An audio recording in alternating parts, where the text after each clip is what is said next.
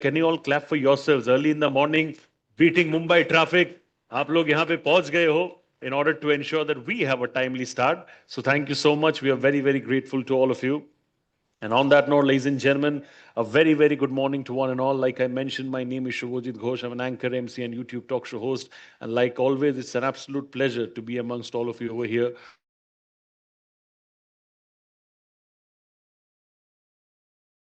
Today, ultimate platform to discuss, celebrate, and illuminate the remarkable journeys of organizations and also pioneers who have been championing facility management strategies.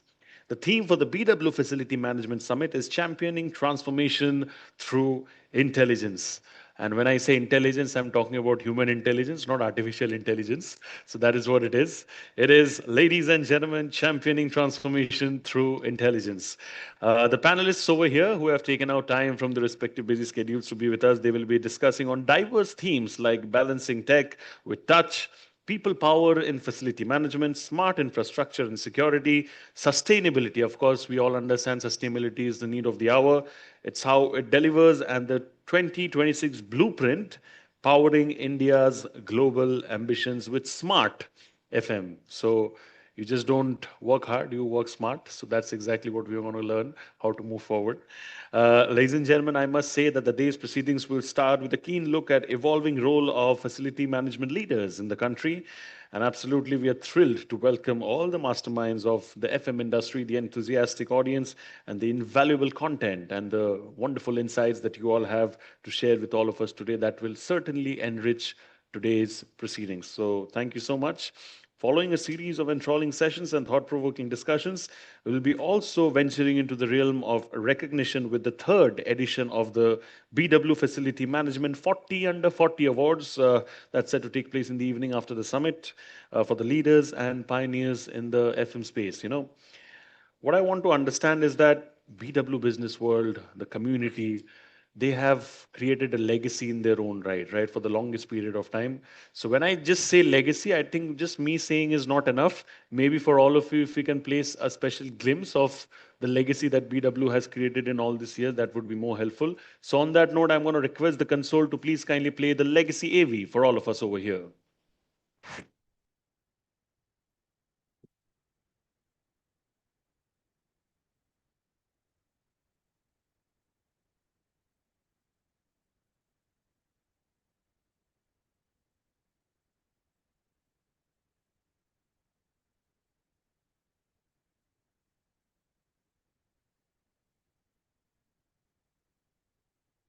5 years, BW Business World has chronicled India's growth story with credibility, transparency, rigor, and courage.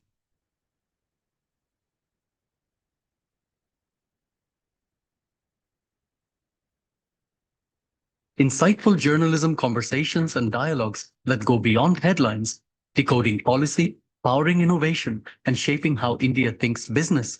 Editorial commentary from industry captains and business leaders.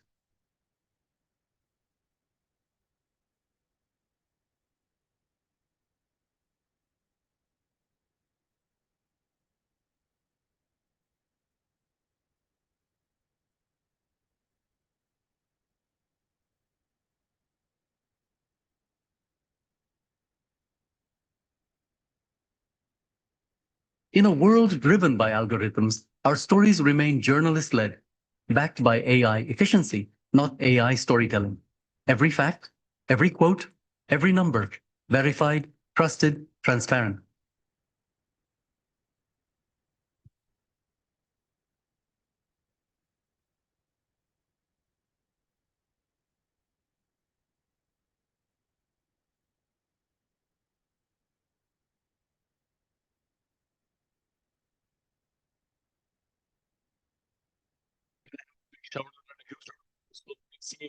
Thank you. As we all understand, ladies and gentlemen, that BW Business World, led by Dr. Anurag Batra, the Honorable Chairman and Editor in Chief of BW Business World, and also the founder of Exchange for Media Group, which is the fastest growing business media house in the country, with a network spanning across 25 niche business communities and 8 magazines. BW Business World is proud to be entrenched in various verticals in the domestic as well as the global business ecosystem. And of course, with changing times, they know how to adapt. That's why BW now has a massive, massive leadership in the digital space as well. BW in its portfolio has 24 niche B2B communities that organize conferences and forums to facilitate conversations like these between sectoral business leaders and create a conducive environment which is fostering collaboration in the best way possible. To keep yourself abreast of development, please subscribe to the Business World Group magazines as well. It would certainly add to your professional development. Offers for the attendees of the events, which you can check out outside near the registration desk as well. Also, watch out for the latest issue of BW Business World, which is covering Gautam Adani ji's global re-rating after the US legal turn inside India's 2 lakh crore creativity, technology, and innovation opportunity. And like I mentioned, for more information, please feel free to reach out at the registration desk. Thank you. Uh, what I would want to move forward is that, as we all understand, this is the world of social media, right? So, before we get going, I must highlight the fact that please, whatever that you are posting, maybe on LinkedIn, maybe on Facebook, maybe on X, Instagram, it can be whatever platform, please do tag Business World and please do tag the community as well so that we can also engage with your posts and maybe Insta stories and whatever on social media as well. We would love to see them, reshare them, share your winning moments and all that. So that's always very, very special. Uh, what I'm going to do is I'm going to also mention to you the hashtag so that everybody can connect with each other socially. The hashtag for the day is hashtag BWFM Leaders Conclave. Everybody understands what the event is about. Of course, you all being experts in the domain, you understand it more than anyone else. But then what we can truly expect from this day is something that we are going to be understanding in the next AV that we play. So can we please have the event team for our audience over here?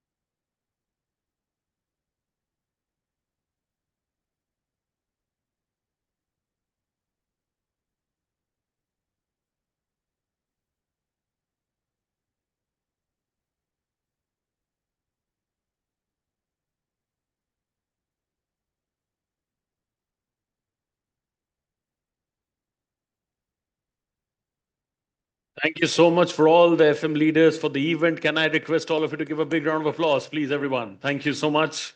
The Josh is always at an all-time high. Is it high? How's the Josh? I don't see it's high. Early in the morning, breakfast, चाय वगैरह सब हुआ है. अभी मैं वापस बोलूंगा. अभी एक बार जब तक आप लोग genuinely high नहीं करोगे तब तक हम चालू नहीं करेंगे. Okay, on a countdown of 1, 2, and 3. How's the Josh? Yes, Abhi बढ़ेंगे आगे. Thank you so much. Before I move forward, what I'm going to do is I'm going to take out a special moment to acknowledge our partners for the day, as without their support, we truly couldn't have pulled this event off. Ladies and gentlemen, today's event is powered by Blue Star, built on trust. Event partner, the Thick Shake Factory, Opal Events, Joy Travels Private Limited, Realty Plus, Exchange for Media, IWM Buzz, Impact Pitch, and Beanley Coffee. Can I have a big round of applause for all our partners, please? And on that note, what I'm going to request is I'm going to request the console to please kindly play the special Blue Star AV for all of you over here. Can we have the AV, please? Yeah, this is gonna go, go, go.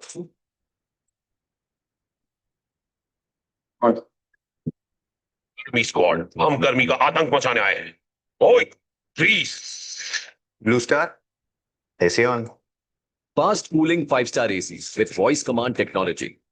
Blue Star गर्मी की छुट्टी. अरे freeze तो आप हो गए. Thank you so much. Garmi ki chutti, Garmi ke time pe, nothing more than that. So that is what it is, ladies and gentlemen. Blue Star, built on trust. And how? Absolutely brilliant. What we are going to do now is that we're going to be going ahead with the first session right now. This is going to be a keynote session on the topic FM Leader as a Strategic Business Partner, Speaking the Language of the C-Suite. I'll repeat the topic for one and all. This is going to be about FM Leader as a Strategic Business Partner, Speaking the Language of the C-Suite. To do the honors on stage, I would like to request the esteemed presence of the Executive Vice President and Head Projects and Properties in the Bank. Clap it up for Mr. Dharminder Arora, please, as he makes his way to the stage. Thank you so much, sir. Very kind of all of you. And can I request all of you to please clap it up a little louder for him, please? He's bolster his own presentation. Please, sir. Most than welcome. And sir, जब आएंगे एक बार, तीसरी बार हम लोग ताली बजाएंगे. एक और बार सर के लिए बजाए जोर से ताली, please. Thank you. And over to you. Thank you. My pleasure. So good morning, everyone. I'm DK.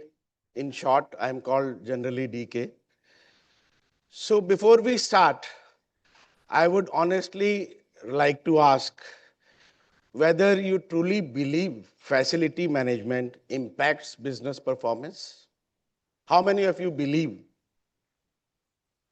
Wow. That's great. So already evolved people here, I would say. In the year 2000, when I joined UTI Bank and in the banking industry, lot of friends and colleagues asked, "Are engineer ka bank mein kya kaam hai?" So difficult at that time for me to answer. But yes, now I realize that yes, there is a lot of things which has evolved from that period when we used to call facility management as support. Today, most of us, as you rightly said, it is not a support. We are a strategic business partner to the business. The workplace also is no longer infrastructure. It is a strategic business asset that drives performance.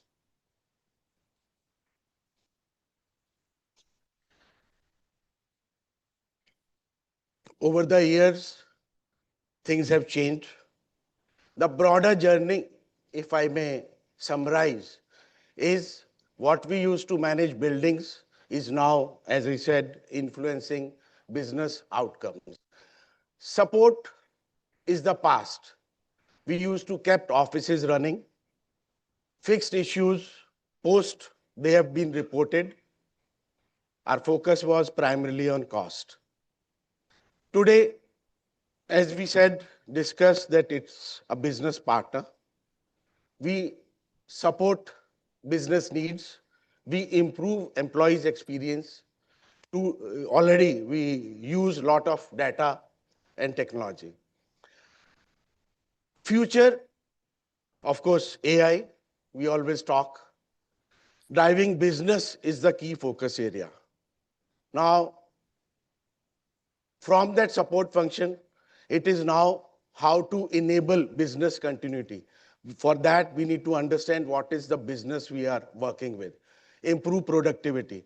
So today's workplace directly influences productivity, culture, sustainability, employee retention, brand perception, and ultimately, collectively, like Blue Star, the sponsor, organization consciousness, building on trust. That's what I think whosoever has titled this would have visualized long ago, building a trust. So if we speak about C-suite, it's not about what FM does. It's about what FM enables.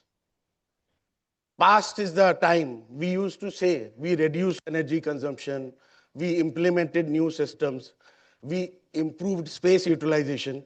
No more. Business hears, and it used to hear in past also. While we used to say we reduce energy consumption, they used to hear reduce cost and improve sustainability. We implemented new system, they used to hear improved uptime and reduced disruption. Now, in such a scenario, what exactly IFM should do. As I said, reports, generation, all that is past. Now we have a real-time data. So we do not assumptions. We talk on real time. We have a centralized energy management system. We have, so I will quote an example that when I joined UTI Bank, many years later, there was an incident of stabilizer burning in a branch because of voltage. Metros, we never used to give stabilizer at all because power was always stabilized. So entire branch was burned. We investigated, we found that it was because of power fluctuation and the fact that we never used to give stabilizer, where stabilized power comes. So we decided that all branches would have a stabilizer. So we came out of step one, post repair. Many years later, again a fire incident, now with a branch having stabilizer. So what went wrong? Good part was we learned from past, the fire was limited to the electrical room because stabilizer was the front of facing such menace. Then what to do? Stabilizer also is a big cost. We started installing on an input side high voltage fluctuation breaker. We evolved. FM creates value only when operations translate into business performance.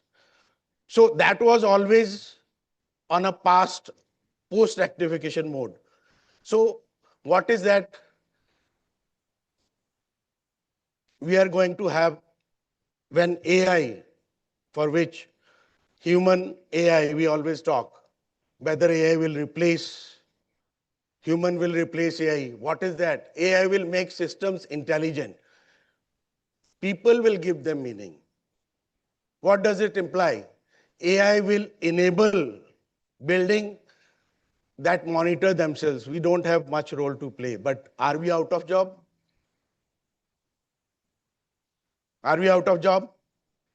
No way. Predict issues before failure. So we have already started, as I said, central monitoring, right from CCTV, our expert, my old friend Sachin. So we have already started. We started centralized monitoring of stabilizers to avoid even those incidents, preventive checks, automate our routine decisions. But then at the back end, humans will still decide what truly matters for business. How to balance cost, experience, and risk. How to build trust. That will still be the backbone of every human indirectly and FM who actually does all this, not on routine matters, but on a overall perspective.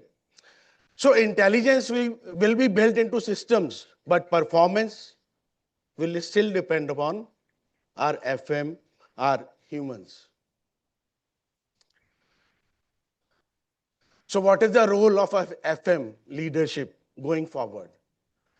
The workplace is now a business tool, not just a physical space. So what is that we expect our FM leaders to do? Move beyond managing infrastructure, earn a place in business discussions. That is critical. Align decision to cost, experience, and growth. So where are we shifting? Every FM is shifting from support to influence decision making, from operations to business impact. FM leaders will not be defined by how well they manage buildings, that's past, but by how strongly they enable business performance. That's the key in upcoming days.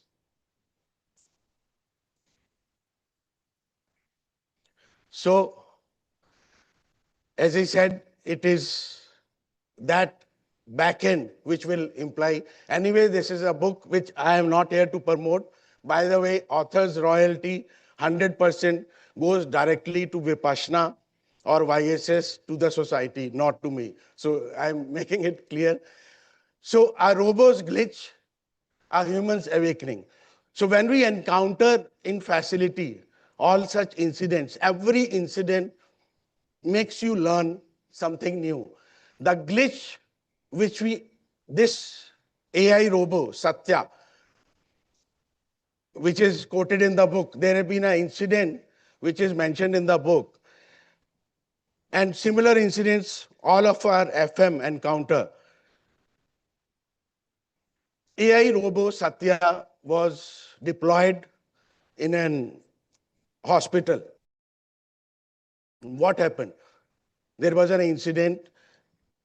Two patients on an emergency ward simultaneously reported at the hospital. Robo got a glitch. Only one ventilator left. So how to decide?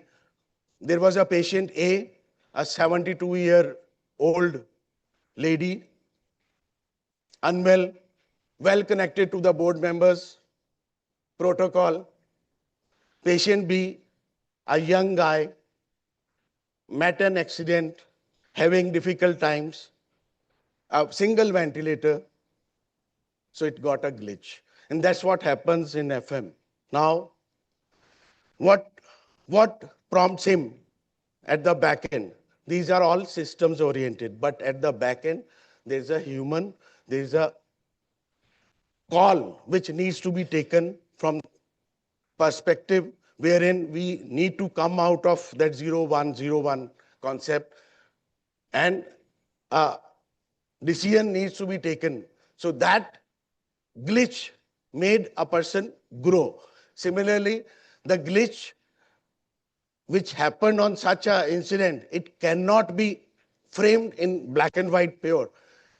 The same shift is now we look at happening in FM, where every glitch we encounter would make us learn, it would make us grow. Every automation, AI is a challenge, and we look forward. So I have put the question ball back to you all, whether AI and human consciousness, it's a club, decision is yours, but that's how FM would be a partner. Thank you. Much to you, sir, for taking out time. Can you all clap a little louder? Come on, early in the morning, Mumbai, we can do a lot better. Thank you so much, sir. And in the next session, sir is going to be taking a U-turn again and coming again for the next one. So in the meantime, I'll request for the chairs to be put up on stage, please. 6 chair kindly laga dijiye. So the next one that we have, that's going to be a panel discussion. Topic for the panel discussion: balancing tech with touch, leading an age of intelligent transformation. I'll repeat the topic for one and all. This is going to be about balancing tech with touch, leading an age of intelligent transformation. We have some fantastic speakers from the FM industry who are going to be sharing their thoughts and insights. So we are just going to be gearing up for that.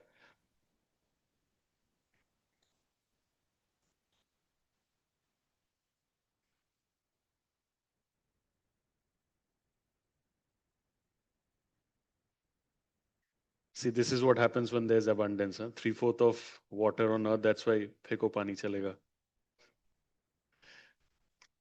It's okay. It's okay. You move this. मैं help करूँ balance करने के लिए. It's okay. Let's get the chairs first so that we can accommodate our speakers. Thank you. And videographer sir, please बता देना ये बहुत ज़्यादा कोने में है मेरे भाई. इसको थोड़ा और उस तरफ we have to do please. हाँ. Inform a U please. उल्टा U.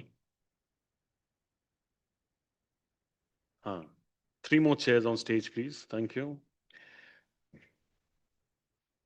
So what I'm going to be doing is I'm going to be first introducing our esteemed moderator and the session chair. And then I'm going to be introducing our speakers. So the session chair who's going to be moderating this incredible session is Dr. Abhijit Sarkar, who's an FRI, CS, CPS, CM, CSM, ADI, Principal Advisor and Head Real Estate, My Branch Services Private Limited. Thank you so much, Mr. Sarkar, for joining us. Can I please request you to come on stage and yeah, amazing. And if you can take this seat. I would stand. Oh, you would stand? Yes. Okay, okay, no problem. So just take one chair away, please, in that case.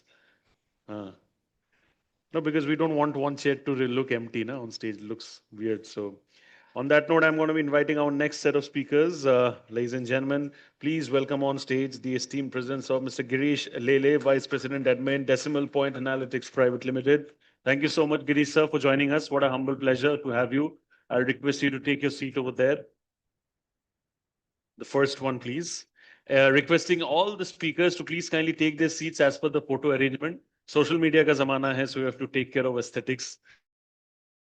My next speaker, ladies and gentlemen, of course, Dharminder sir. Thank you so much. Can I please welcome you back once again? Ladies and gentlemen, Dharminder Karora sir, Executive Vice President and Head Projects and Properties in IndusInd Bank, just gave a very, very brilliant keynote right now. Thank you so much, sir. My next speaker is Mr. Vikas Kumar, VP and Head Asset Management, Intellion Offices, Tata Realty. Thank you so much, sir. बहुत बहुत शुक्रिया for joining us. And my next speaker is Mr. Joy Banerjee, Chief Human Resources Officer and Head of Administration, Central Depository Services, India Limited. Thank you so much, sir. बहुत बहुत शुक्रिया. And my next speaker is Dr. Nilesh Gokhale, Regional FM Lead, Central AMEA Mondelez International. Is it AMEA? AMIA. Learning, sir, learning. Just getting there. Thank you so much.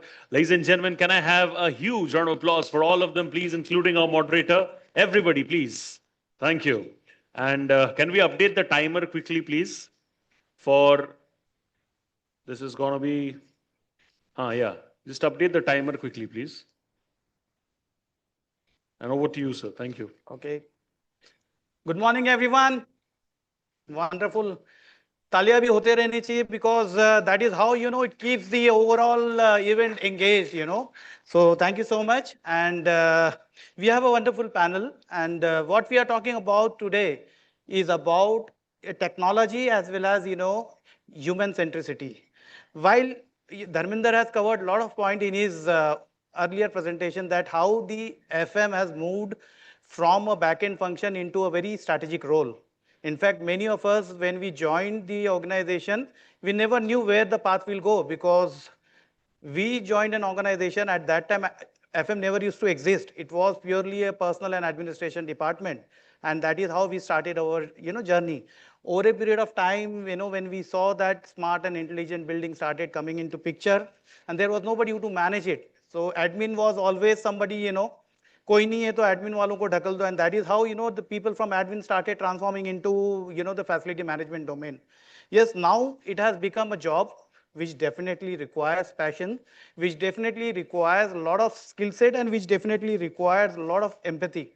And while we talk about technology, yes, technology is playing a key part, and especially over last 4-5 years after COVID, we have seen the demand of technology has gone up.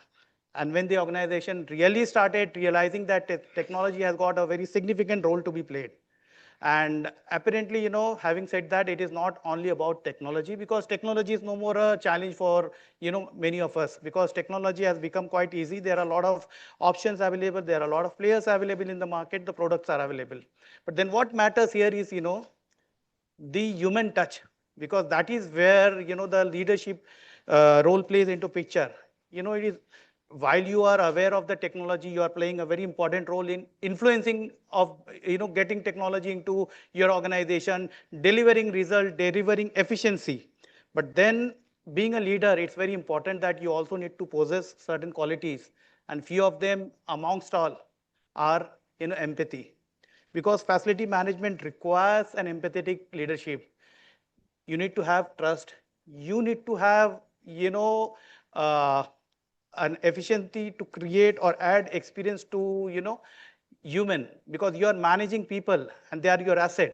So you are responsible for not only, managing the built environment, but you are also responsible for managing the, the productivity, maybe indirectly, but yes, you are responsible. Technology has played a key role. We have seen over a period of last 4 5 years, it has taken a miles and leap. We go to an hotel, apparently, we see there is a robot who is managing a reception. We see there are digital kiosks managed by AI. There are a lot of technology, implemented. But then at the end of the day, what we are looking for is, touch. Robot can play very important role in managing the bookings, the managing the reservation and ensuring that you get your card quickly. But what you will not get from robot is empathy. What you will not get from robot is a smile.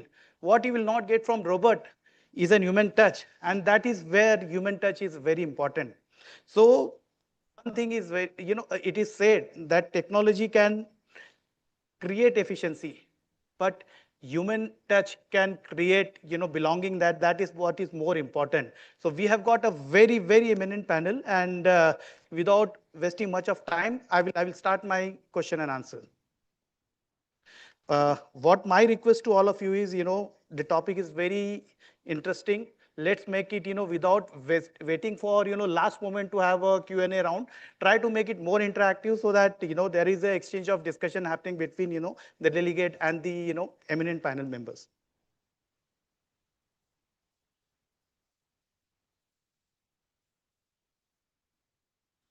So my question to you, it goes to Girish first. As smart workplace today generates enormous amount of operational data. So from your experience, where do you believe that human judgment still matters more than AI-driven insights in facility management?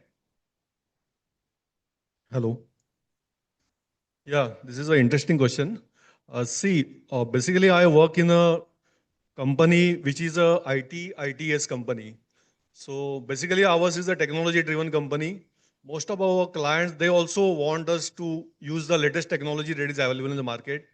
And our senior management, they are also insist us to use the latest technology.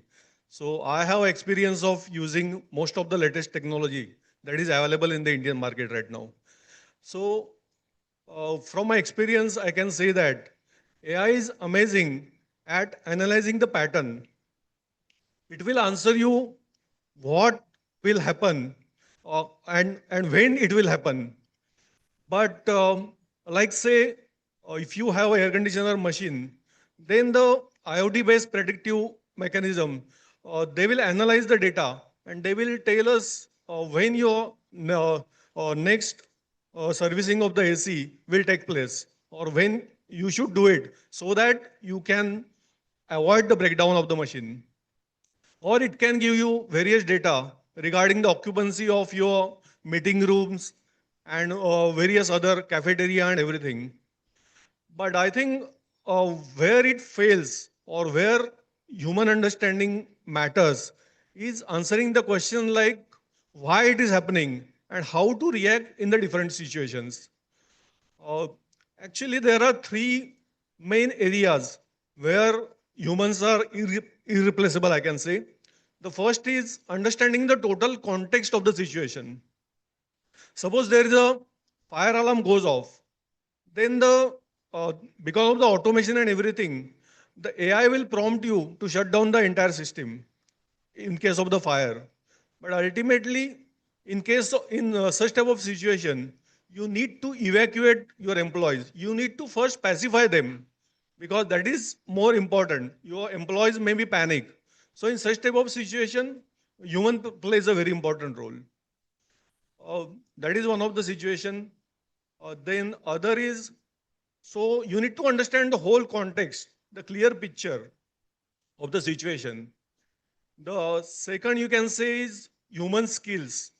While negotiating as a facility manager, we need to deal with or negotiate with various vendors and all. Or there are some employees who have a lot of complaints. So in those conditions, as a facility manager, you need to pacify them. You should have that particular tact, how to handle that situation tactfully. But AI again, that will give you the prompt or a formal template how to deal with such type of situation. But the situations are different. So in that situation, our human mind plays a very important role.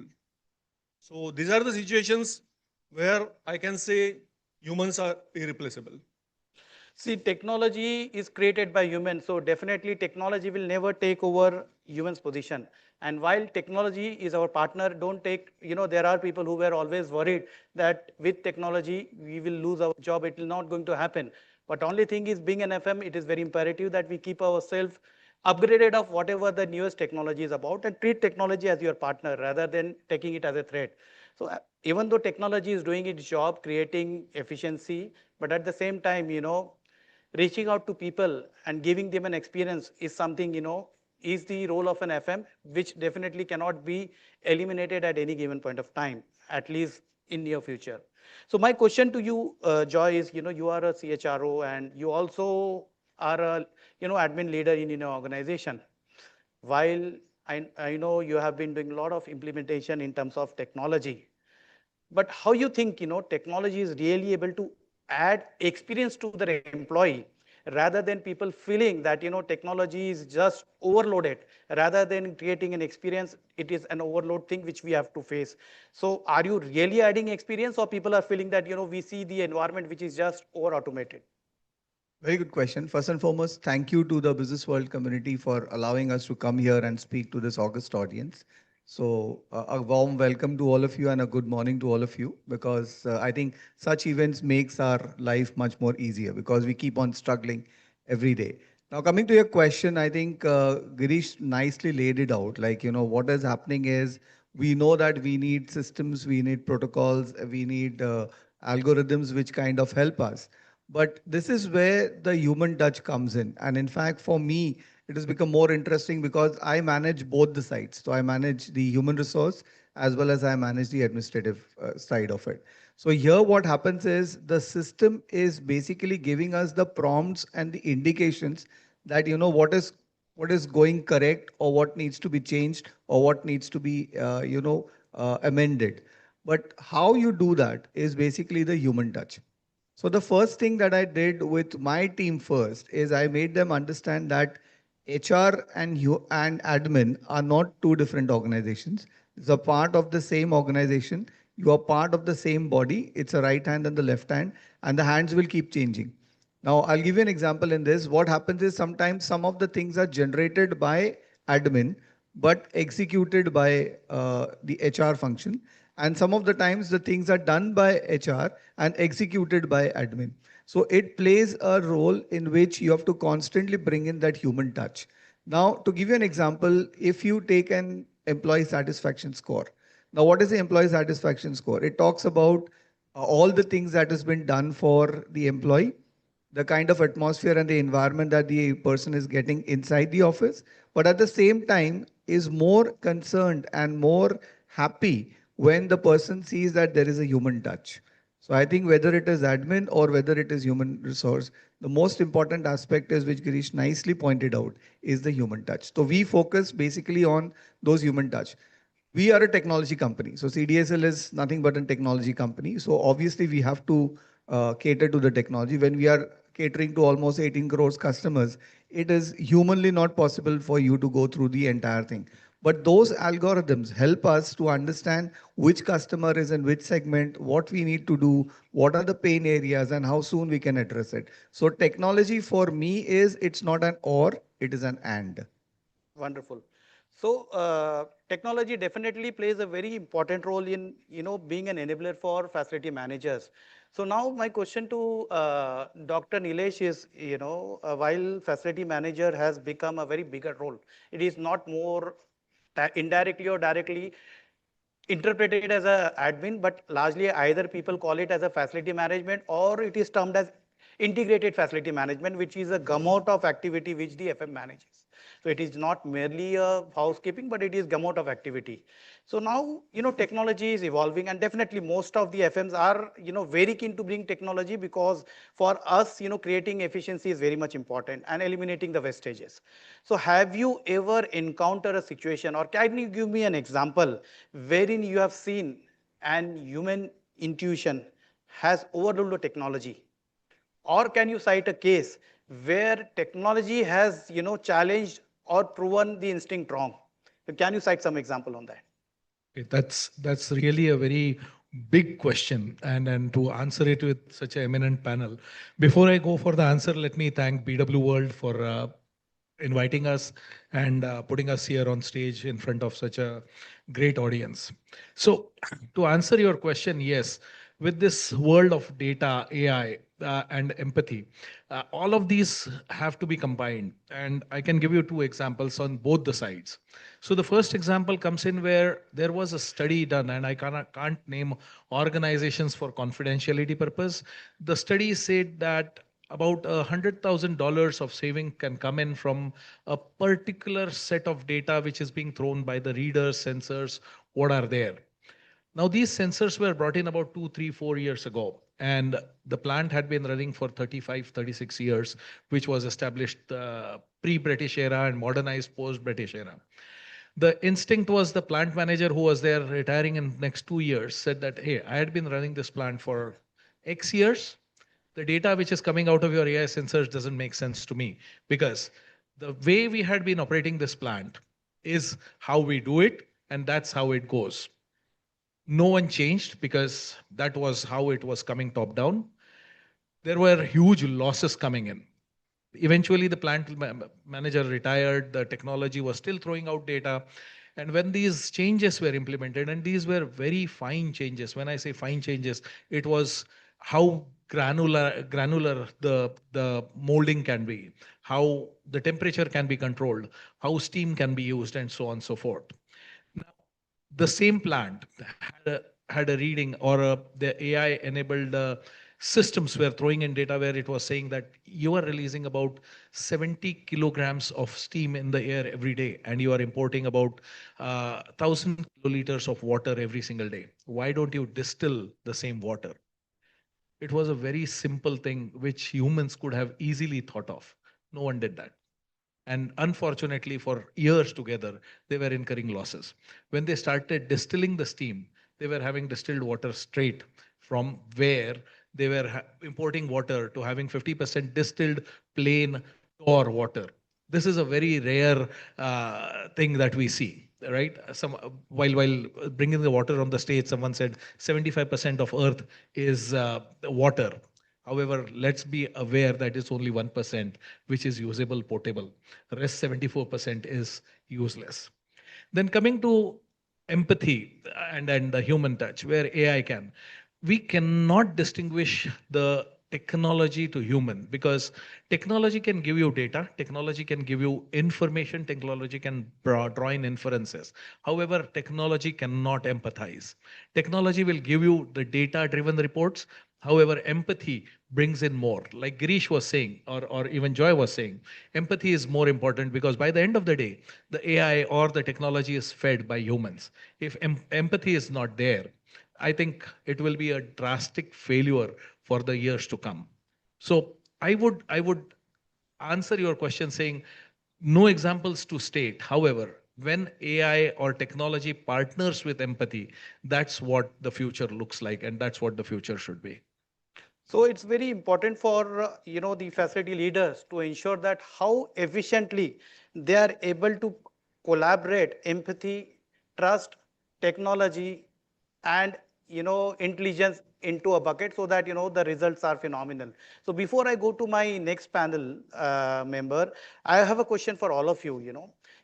As we talk about one thing that technology is important, but human touch is irreplaceable. You cannot replace a human touch, and that is what is more important. But now, can you tell one thing where AI cannot ever, at least with our experience, we see that in near future also, will not replace a one single capability of a human, wherein we feel that this is something where AI cannot replace. Any human leader in the workforce. So starting from maybe Girish, I will go in the sequence. Yeah, as Dr. Oakley has already pointed out, I think deep empathy, that is the irreplaceable thing.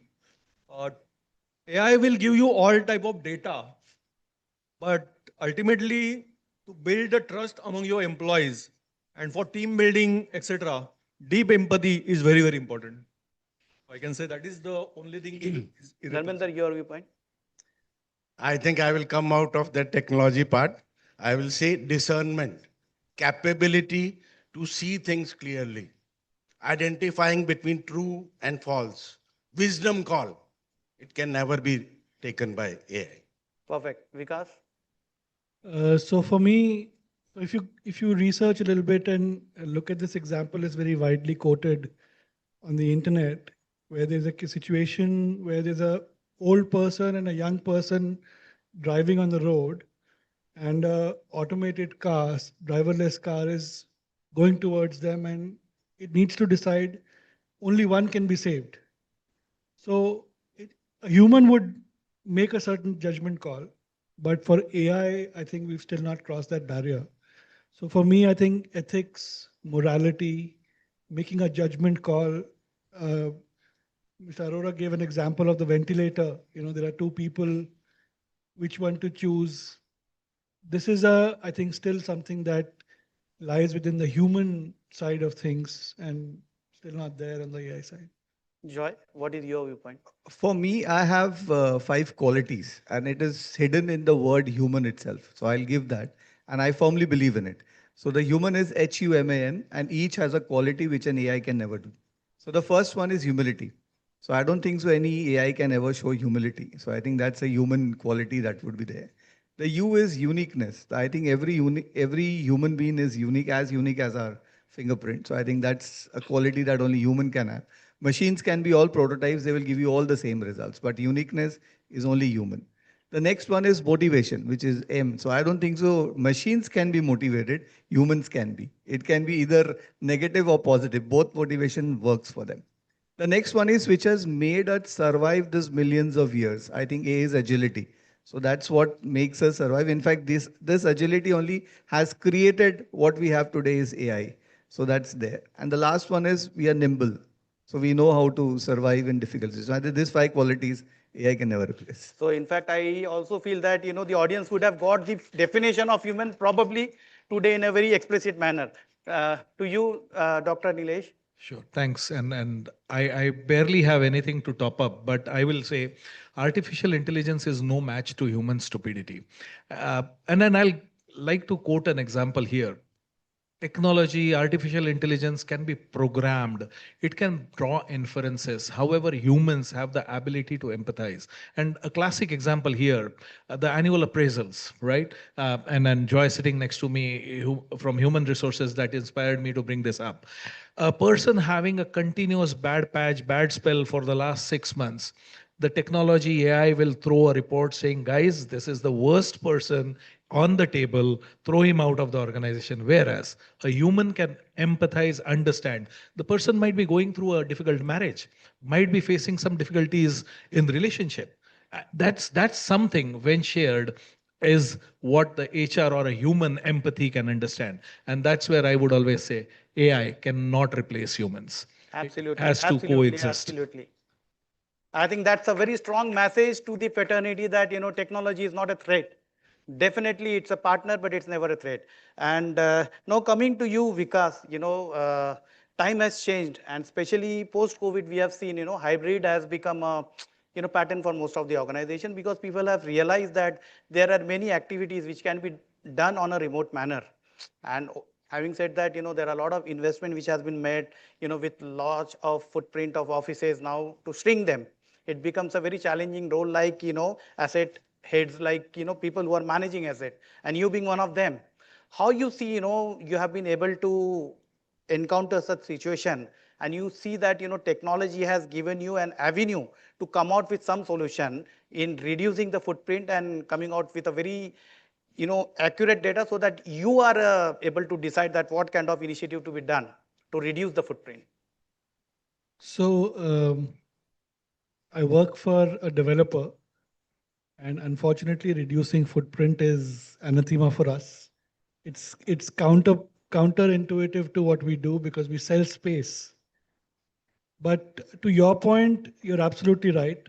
Over the past few years, more so after COVID, hybrid way of working, uh, lower occupancy, remote work, this has become the buzzwords of our industry. So what we are doing at Tata Realty specifically, and a lot of other developers and offices are also focusing on, is more efficient use of space. How can we monetize and use space much more efficiently? Today, if you look at the typical trends in most metro cities, large cities, you've got a little bit of a peak, coming up in the beginning of the week. Then mid of the week, it dips significantly. Then around Thursday, again dips, and then towards the weekends. So it's very, very dynamic. And for us, technology plays a huge role in deciding how we manage our offices, how we manage our spaces, how we provide shuttle services, for example, to our clients and tenants. How do we manage F&B and the other amenities? And also, the biggest factor is how do we manage cost? Because cost is something that you pass on. So if you are cost efficient, you have more stickiness with your occupiers and with tenants. So we are looking at hosting a huge array of IoT sensors, uh, trying to understand how we can dynamically change usage, amenities, and cost with this use of technology to make sure that we are catering for the right size of services to our clients. Similarly, for spaces in offices, you can always have occupancy sensors, understand what the trends are, look at hot desking, look at remote working, look at resource allocation.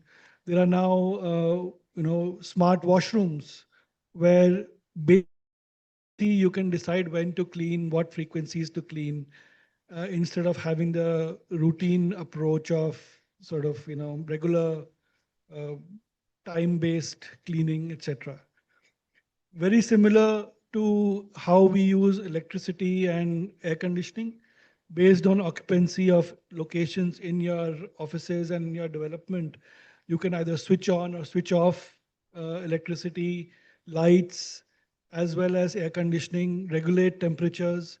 So all these are various gamut of options we have, which we are trying to implement slowly basis, what kind of occupancies we see as a trend through the week. That answers. Yeah. So coming back to you, Dharminder, as you head the project, we have seen that the projects as well as the transformation, workplace transformation is happening at a very uncertain environment. Now, being a leader, it's our responsibility to ensure that our teams are aligned and they are motivated. So, what is your strategy to that? See, I don't get into that detailing of data analytical thing. No, life is changing every time. Do you need motivation? Absolutely. Need Everybody. motivation? If it happens a reverse way, you still need to accept the change. Similarly, I tell my team very clearly, this is the change we are going to bring. Now, the confusion with the team is if they know of the outcome which is attached to the change, they will jolly well do that work. So worry comes only when there is not a clarity as to why we are changing it. If the team knows why we are changing, matter ends. So I feel that's how things will grow, and that's how everyone would accommodate with the changes. Simple. Correct. So, any questions from audience or any suggestions? And ask a question. Or Please. maybe anything to advise? Yes, please. Can we have a mic quickly, please?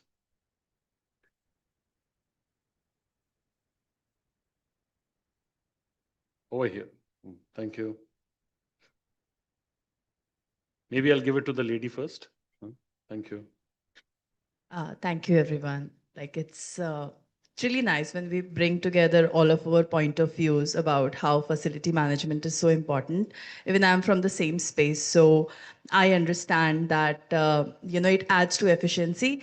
My question is on the cost piece, because while we want AI-driven, data-driven organizations to manage our facilities and to for it to happen in a structured, organized way, but we want to cut cost. We want to say that I want a pan-India facility management company, but because I'm giving pan-India rates, so I want to give you lower than what I pay.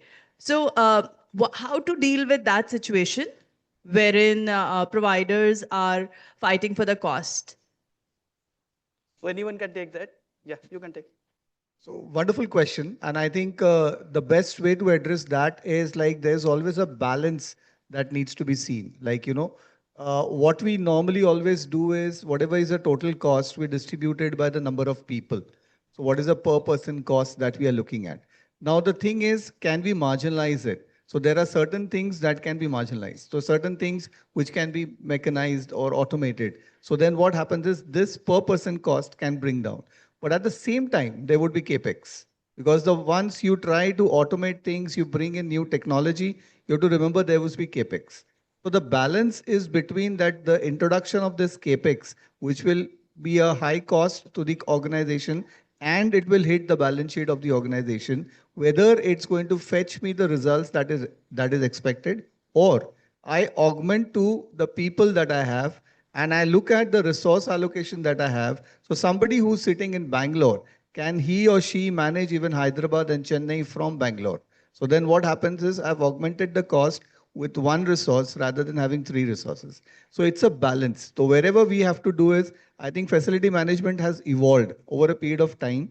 And what we are looking at the facility management is that how we are optimizing the cost so that it gives us the best results. Now, the optimization cannot be at the cost of increasing capex. So it's a balance between maintaining a capex as well as maintaining your marginal cost at the nominal.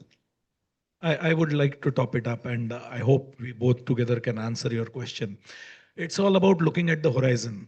When you talk of costs, mostly when you are presenting to the CFOs and the CEOs, it's looking at the profitability or the profit statement of that year. It's about posting it over the years and phasing it out. That's the one factor. And number two, it's about also looking at the notional costs that are incurred. What we see and what we calculate, what we tabulate is all the costs that we see physically coming in. There are notional costs associated. When you talk of IPCs, and I guess the question is coming in from bringing in an integrator and the cost goes up, etc., etc. Parallelly, there are costs which can be saved. So it is looking at the notional costs also, the notional benefits also. Plus, expanding the horizon from a short term to a mid term to a long term, depending on how the cost increases. One of the things that AI cannot do, negotiations and sales. Yeah. Thank you. Thank you so much. You had some questions? Yeah. Yeah, please. Sir, I would, rather than a question, like to share a thought. I have been in industry for a very long period, and after that in the services part, I have realized that technology at best is a great enabler of speed and accuracy. And at the same time, it has made our lives impersonal. Humans have lost the personal touch of warmth, of trust, of relationship thanks to technology. Although technology has enabled connecting with many masses or many groups or many people at the same time, but it is always impersonal. The personal factor is lost.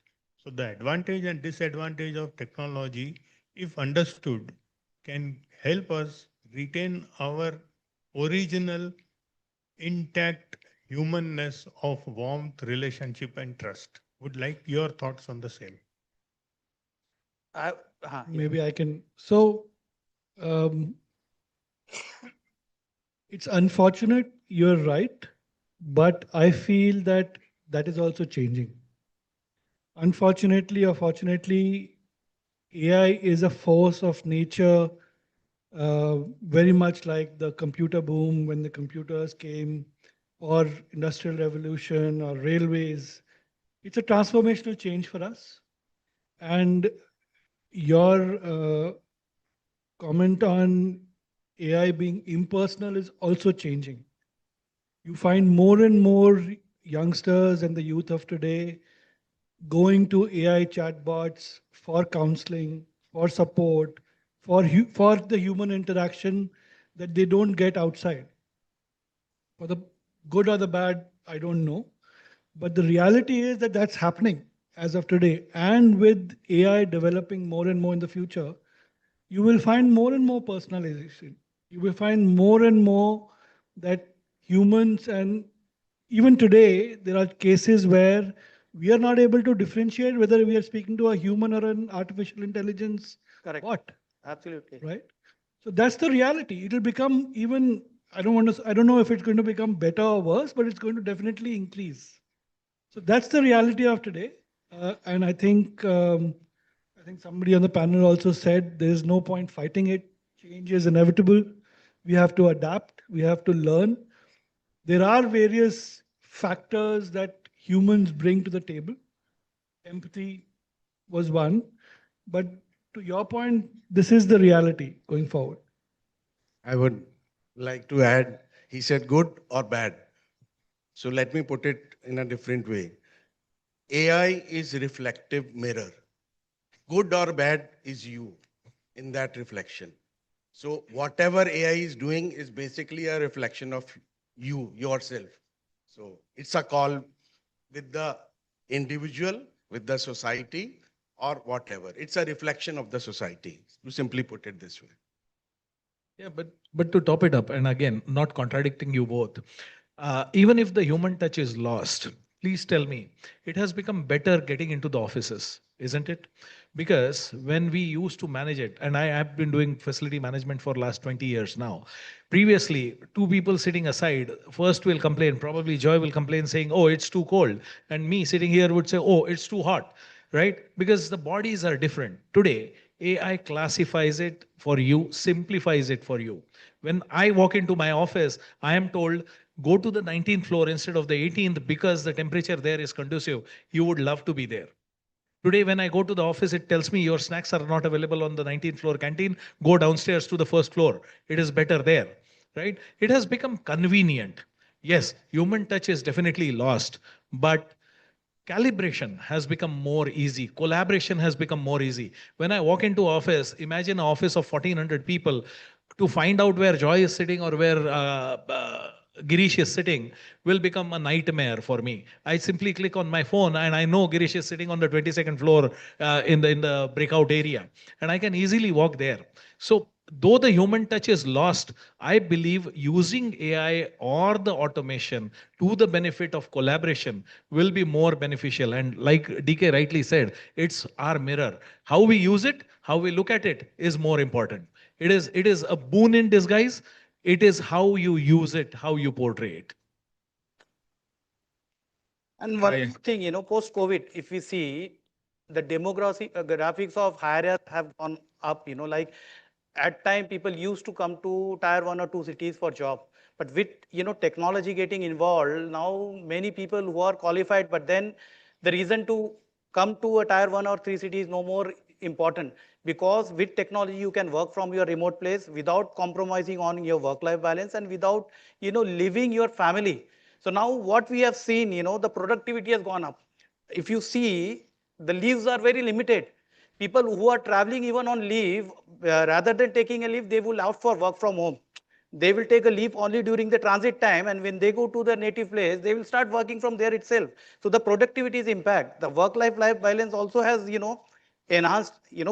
See, there will be always flip side. There will be good, there will be bad, but then you need to be judiciously enough to understand that which is the good side and which is the bad side. That is what is more important. But yes, one thing is uh, very practical, that technology has really added a lot of flavor and value, not only to the FM, but to the whole set of employees in gaining the benefits from the organization. That is what my say is, not generating it to or limiting it to FM itself. So anybody, you had something to say, Dharminder? No, I think you very rightly said. So I think I can, it's, as I said, it's a mirror. So whatever you look at yourself in a mirror, AI will show you your face one day. That's it. Perfect. Thank you. So Joy, coming back to you, one more question. Yeah. So my name is Sumanto. I represent Walnut Brothers as a CEO. And So my question is to all the panelists is primarily we have a mixed work culture here where you have employees coming from different generations. The adaptability also changes from millennium to Gen Zs. Gen Zs are more tech savvy and they adapt the changes very frequently and very easily. But there is a differences when it comes to a change management or adaptability for the millenniums and the other generations. So how does this that there are how to balance this? How you the bottleneck is to get the efficiencies on executional excellence at the same time bringing and taking care of the overall culture and of the organizations. So how do you balance this overall the different generations? That's a that's a yeah, it's HR question. So I'm taking it. It's a brilliant question, and this is something that like all HR leaders are facing every day in and day out. So I think there is no one-stop solution or one pill for it that let's take this and all problems are solved. So I think it's a multi things that needs to be done. So while multi-generation, yes, you're right that Gen Zs would possibly adapt to any technology or anything much faster, whereas the Gen X and the millennials will take a little bit more time. While that is true, but at the same time, let's also understand it is the Gen X and the millennials who have changed, who have seen the change the most. In fact, Gen X has seen, like I'm from Gen X, so I joined organization when there were no computers. So I'm from that age till here where I'm seeing AI. So the change has been a part and parcel of a Gen X quite rapidly. So it's not that they have not adapted, but only thing is their way of adapting or their way of doing it is differently. So as an HR subject, what I can tell you what really works brilliantly is do a reverse mentoring. So rather than always seniors giving you advice or do a reverse mentoring. And trust me, this has happened with us at home. Like at home, if you have a electronic gadget, whom do you go to? You'll go to the youngest person in the room, and that person will solve it in no time, rather than you struggling to find out what is it. It's the same thing. It's the same principle when we applied. And in this, what happens is there is respect on both sides.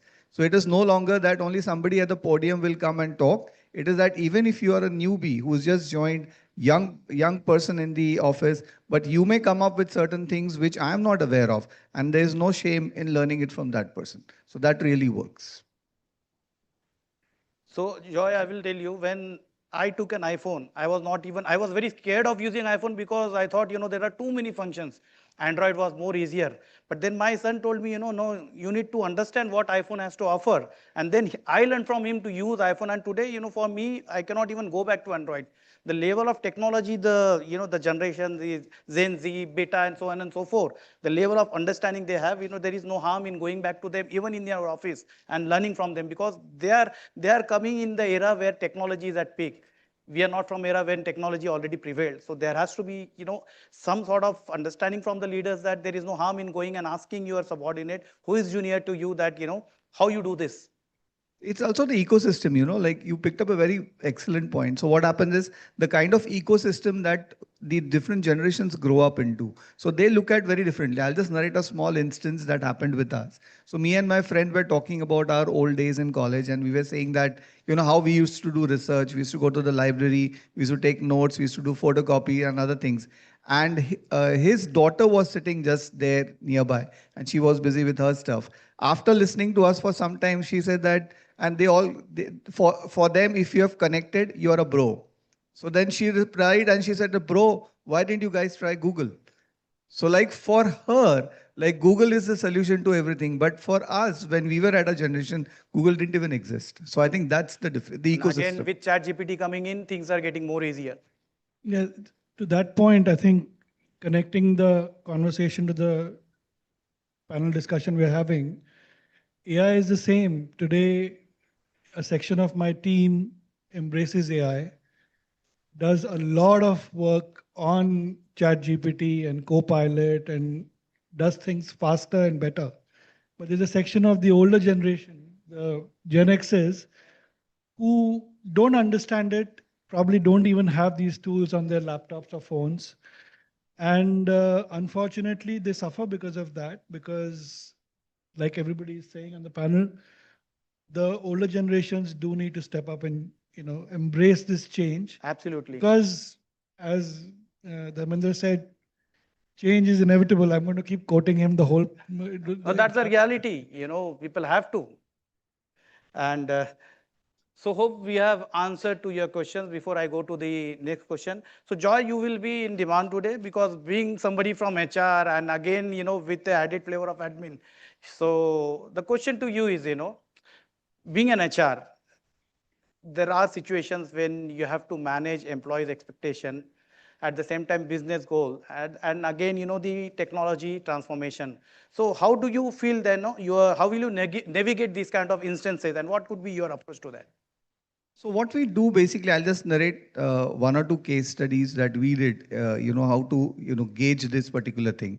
So first and foremost is like, technology is a big help to us. And in terms of technology, earlier the things that we had to manually do it, I think we can use technology and it gets done very fast. So that really helps us. So how much are you able to leverage on the technology? That really helps you to speed up things.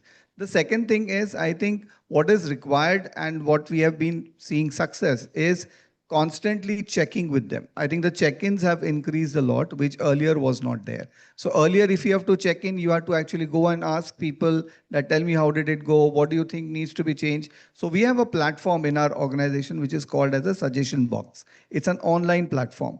Now in this online platform, when we started off, so that people are aware about how it has been done, so we did a physical box, so in which physically people had to put their suggestions, and it was a transparent box, so you can see how many suggestions are there. And we used to constantly, so our turnaround time was 1 day. So in 1 day we used to collect that, and we used to keep on saying that these are the suggestions, and some we could implement immediately, some takes a little bit of time. After some time, what we started seeing is the box initially had 25, 30 chits into it. As we progress, it became zero. So then what we did is we transferred that to a digital platform. So in digital platform, again, we kept the suggestion box. In this, what has happened now is in a quarter, you may get one. So then what is happening is this is the proof of the pudding that, whatever things that an employee is expecting, you are able to deliver. Now, at the same time, I have to always be cautious that my CFO is going to ask me, how much are you spending?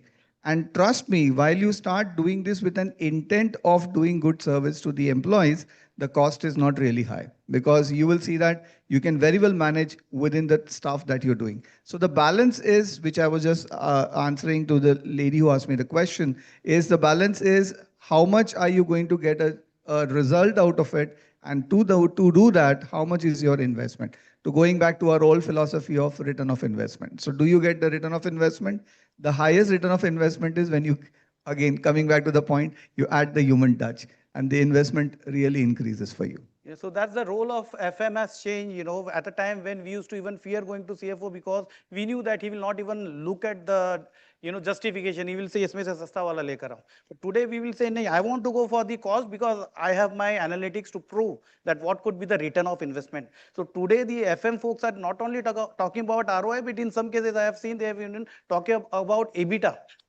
So we are also talking about P&L. That's the level of, transformation happened in FM fraternity. Okay. So now coming to, a common question for all of you, I will start from again, Girish. There is a statement, what do you think?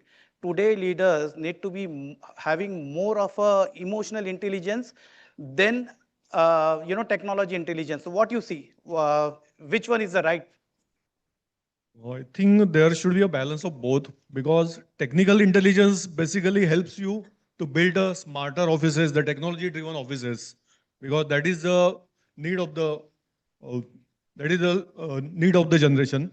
So we need a technical intelligence, but apart from that, we also need a emotional intelligence because as we all know very well, to manage, to inspire our teams, to manage the friction which sometimes happens during the office hours. Uh, at, in those type of situation, emotional intelligence plays a vital role. So I think we should have a balance of both. Dharmender, your? I think I fully agree with that. You complement. These two are complementary to each other. Correct.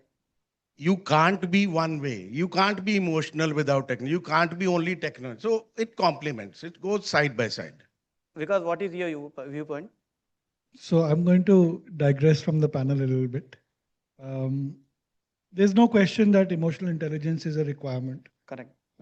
As you grow in the corporate ladder from a fresher junior executive, you're charting your path to a CEO or an MD or whatever your head of your business. Emotional intelligence, EQ, it's a given. You need it. But I think as we look, if you do like a sample of the organizations and the workforce today, there is a huge gap of understanding and embracing technology, especially with the advent of artificial intelligence, robotics, data analytics, big data. These are the buzzwords today. And I find that the leadership or the leaders or the senior workforce have somehow they're somehow lagging behind understanding technology the way or the level to which they should embrace technological advances. So I think there is a gap. I think it needs to be bridged. EQ will always be important, but technology is now, in my opinion, running away from us a little bit. Correct. So we need to kind of step up and embrace and find a way to integrate with the way we work more and more going forward. Joy, what is your? So there's no doubts about it that they complement each other. So that's definitely there. But I think the modern way of science has become such that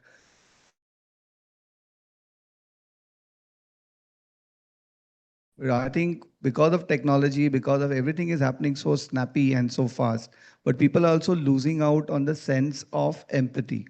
And from that empathy also what comes is like if something goes wrong, like people are become so ruthless, if it is wrong, you're just out. So I think as an organization grows, people also need to start appreciating it that, if something has not happened, understand the root cause rather than just killing that person or taking a very harsh action. So while these two coexist, but I think what is required along with that is as good leaders, as good managers, are you able to understand that if something has not worked, are you able to absorb that? So that absorption is also required. Okay, wonderful. Dr. Nikhil.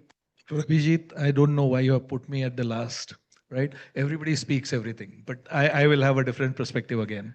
I would not say either of them. I would say situational intelligence takes over everywhere. It's the situation that drives. It's the moment that drives. It is not one size that fits all. It has to be the fit of the moment, it has to fit to the moment, and it has to be adaptable to the moment. So I will always say that the situational intelligence is what I would harp on always. Vikas tried to build on it, I put only a word to that. Wonderful. Emotional, technological, and then situational intelligence. So we have created third more criteria of that. So any questions from the audience? Yeah. Morning to everyone. Yeah, it was truly a learning sessions for us. My name is Partha Ghosh. I represent Microns. We are basically providing the like maintenance solutions across Pan India. So my question is maybe the one of the most foolish question. Like we deploy multiple technical manpower and resources across to the Pan India sites. Approximately, we are managing 1,500 sites of our clients.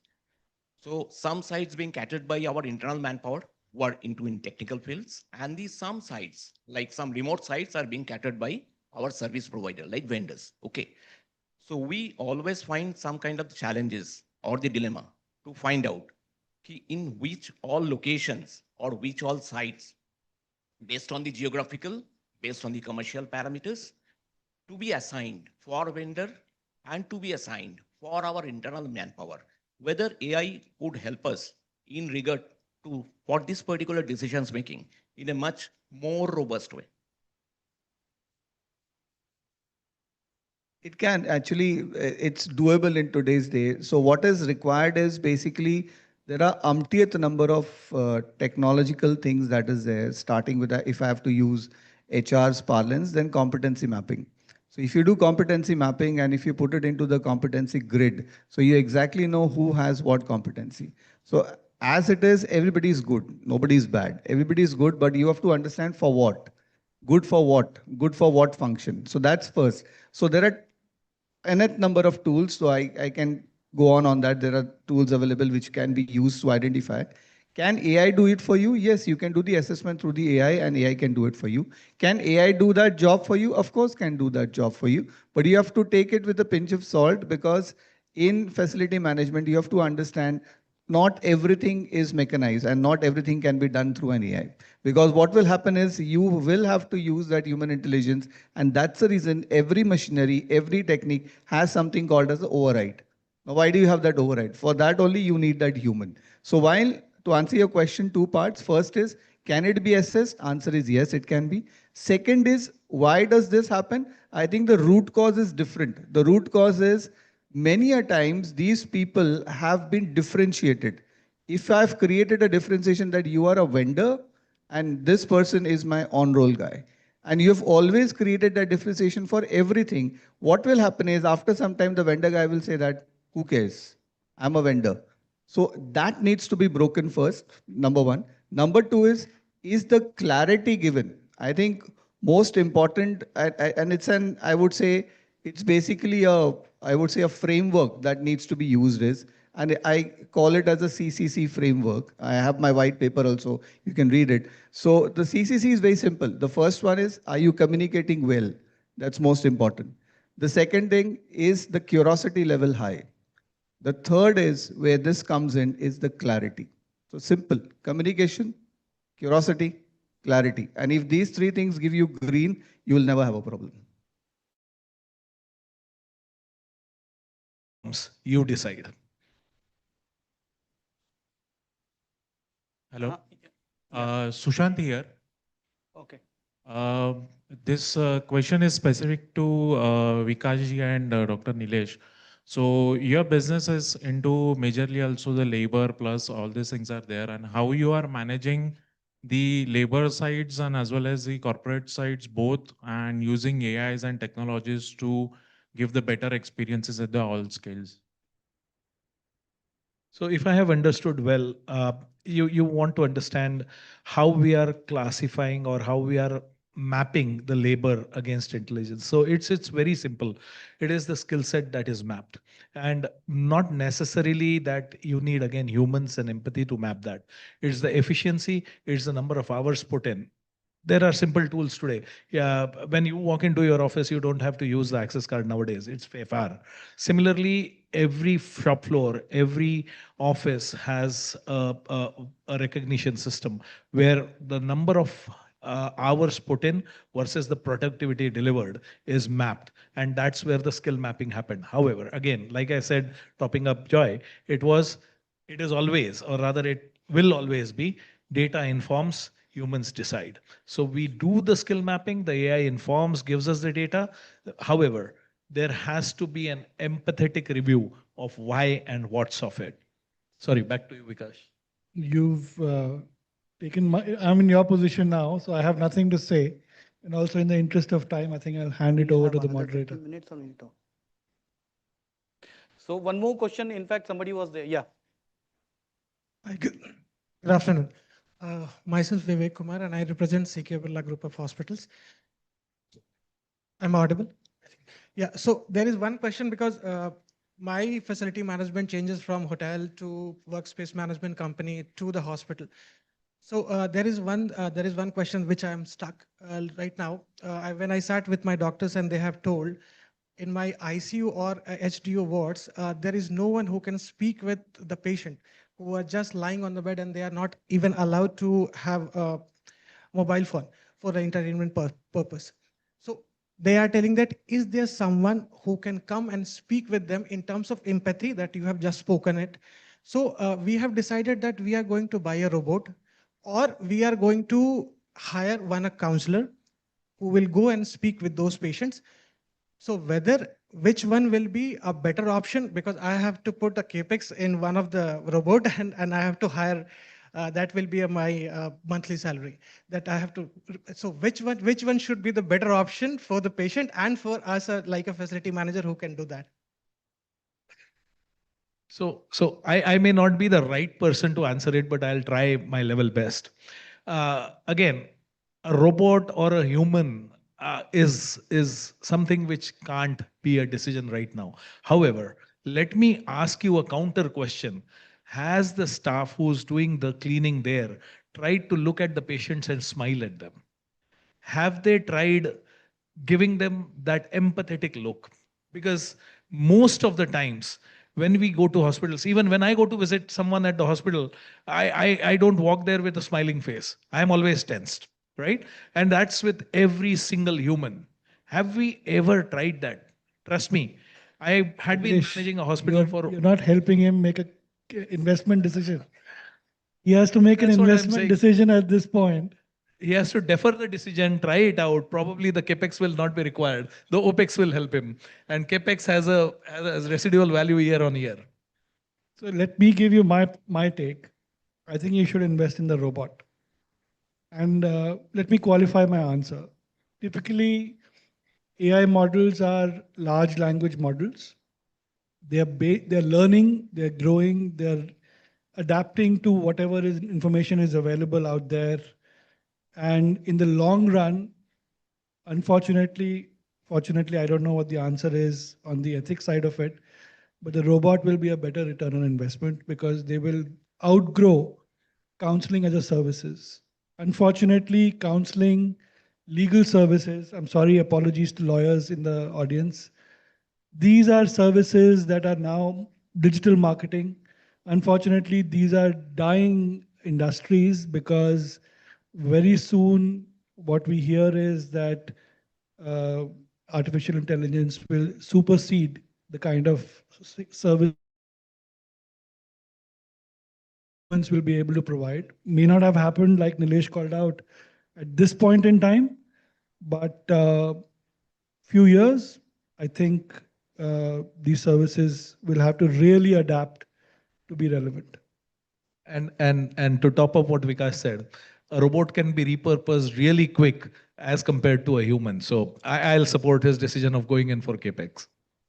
Thanks. Now I have to invest 25 lakhs. So thank you so much. The topic is always an interesting, but the host is already on dais, and I got a warning that I need to stop it because it's a time up. And I had one more round of questions to be asked. My apologies to the eminent panel members that, with the constraint of time, we could not ask because, the topic is such. I would love continue speaking. You would love continue speaking, and we'll never end up. But there are other panels which, we need to offer them to be on dais. So definitely, a big round of applause for all the eminent panel members. They have made the morning so interesting with the crowd sitting here intact is an example for that. And, I have really enjoyed this moderating and listening to their opinion. And I'm sure you would have enjoyed this. So over to you. Thank you so much. And I must thank all of you. I know it's a very vast subject. And given the kind of expertise, knowledge, and experience that you all have, you cannot really finish it in 1 hour. It's not possible. But thank you for being so wonderful and considerate. Can I have a big round of applause for all of them, please? I request all of you to please kindly come forward for a nice group photograph so that we can get going. And जब group photograph होगा, the format is very simple. जितने जोर से हो सके आप लोग please kindly clap it up so that the smiles widen up and the photo turns out to be more memorable. That's exactly the intent and the idea. Thank you so much. Thank you so much. Thank you. We look forward to hearing all of you the next time as well. Thank you, sir. बहुत बहुत शुक्रिया. Thank you, everyone. And of course, in the best interest of time, we couldn't accommodate more questions. But of course, our experts are right over here. So if you want, you can please feel free to ask them questions in the networking zone later on. I mean, they're right over here for us. So on that note, we'll be now moving on to our next panel discussion. This is going to be about people power in FM, upskilling, and soft leadership in tech-heavy era. I'll repeat the topic once again for you all. This is going to be about people power in FM, upskilling, and soft leadership in tech-heavy era. Like always, I'm going to be first announcing our esteemed moderator, and then I'm going to be announcing our speakers in alphabetical order. All right. So on that note, ladies and gentlemen, my first moderator over here for the session. He's the executive vice president and head procurement and projects, Kotak Mahindra Bank. Please clap it up for Mr. Naveen Upadhyay, please, everyone. Can we please have Mr. Upadhyay over here on stage?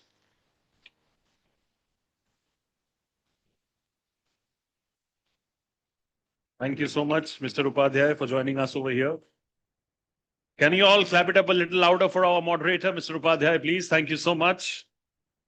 On that note, I'm now going to be calling our speakers. My next speaker is the Head of Facilities and Premises Administration, BNP Paribas.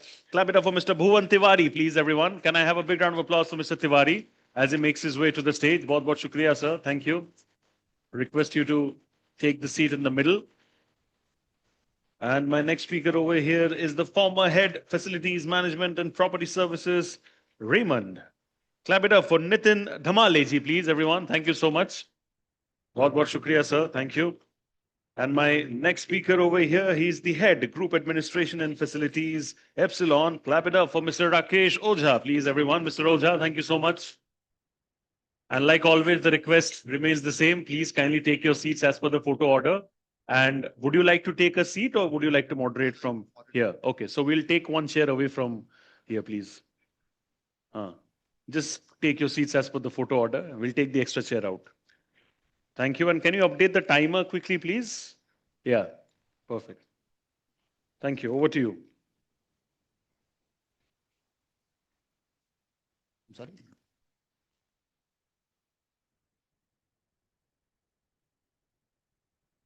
I hope I'm audible to all. Yeah, okay. So good afternoon, everyone, and welcome to this second session, which we are going to talk about people power in facilities management. So it will be a natural next step discussion, what we had some time back, wherein we talked about AI, how it is going to impact, whether it is empathy, or is it technology which is going to take lead. My name is Naveen Upadhyay. I head procurement and projects at Kotak Mahindra Bank. And I'm looking forward to have wonderful discussion with my esteemed panels. To start with, what I would want to summarize is that today, in every aspect, we are fully surrounded by technology.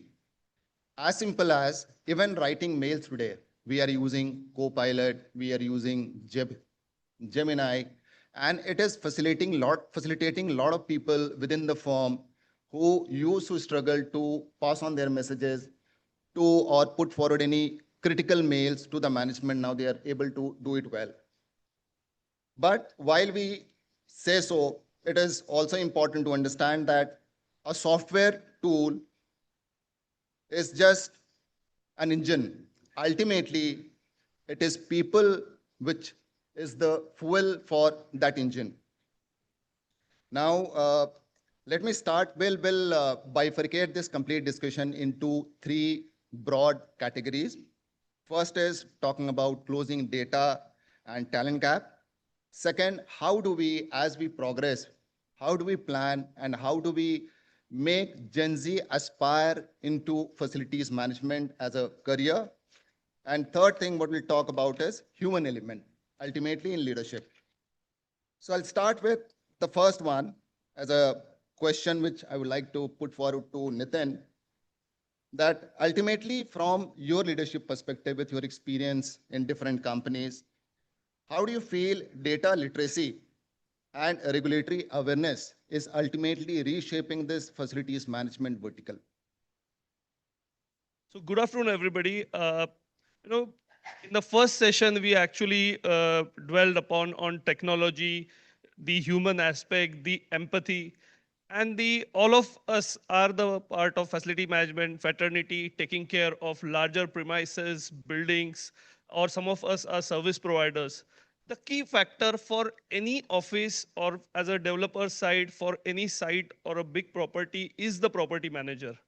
Now, if you look at the trajectory of last 25, 30 years where our buildings are started getting more complex, the skill set what we need today, I mean, we saw COVID where the technology and the remote working excelled. But as we are coming back to the operational as normal scenario, the facility manager is no longer somebody just taking care of maintenance or a support. He's a key member and he's today looking at, like you have many arms to a goddess or a god. He's taking care of data on occupancy, temperature readings, where the transport is happening. Is there an issue in the city with the people coming in on time? He is coordinating with the developers team for ensuring the chilled water is coming, ACs are working, and all of this he is doing on the various data points. So the gone are the days where just somebody who is experienced from something else can come in and just start operating efficiently. He himself needs to understand various metrics, and that's where the technological advantage comes in, where on a dashboard he would have all the assessments done or the sensors data which is there, but at the same time he need to come forward, analyze everything, and then present it to senior management. As somebody rightly pointed out earlier, the CFOs and everybody used to not ask your opinion. Today the facility manager opinion matters in selecting the premises. So as a developer, when we interact with the RE heads and the facility manager, the question is they come up with before selecting a property is so specific, that because it is ensuring wellness of their customers, it is ensuring the FMB is taken care in the building, it is ensuring there is enough greenery in the complex, so that the overall experience they want to give to their employees are the topmost level, the hospitality level. But to become that top facility manager, there are certain competencies which they need to develop over the years. And that is where today the challenge is coming, because we are not getting the right skill set who will get nurture over the few years. Like, I come from hospitality background, and after hotel management, joining a management program in a hotel will put you on a trajectory to become great manager in next 3-4 years. Today, unfortunately, management, we do not have that kind of a, it's more learning on the job. So while he need to be today empowered with AI, he need to be empathetic, he need to take care of all the data. At the same time, he need to excel in his work. So that's where the whole thing is coming. I think if you want to add more to it. Yeah, sure. Just wanted to add to what he mentioned. First of all, I would like to thank Business World for inviting us to this platform. It's indeed a very great opportunity for leaders and for peers alike who want to learn new things or who want to be exposed to what is going on. To answer your question, I just wanted to highlight the fact that data literacy today is helping FM leaders to be more predictive rather than being reactive. So the dashboards are giving information which will help them plan. And as far as the compliance aspect, regulatory aspect is concerned, again, they are turning or helping the FM leaders to be more proactive and to have a risk-assessed based response. So this is really helping. So earlier, to give an example, earlier we had this FM leader or FM manager would probably attend to HVAC problems after a breakdown.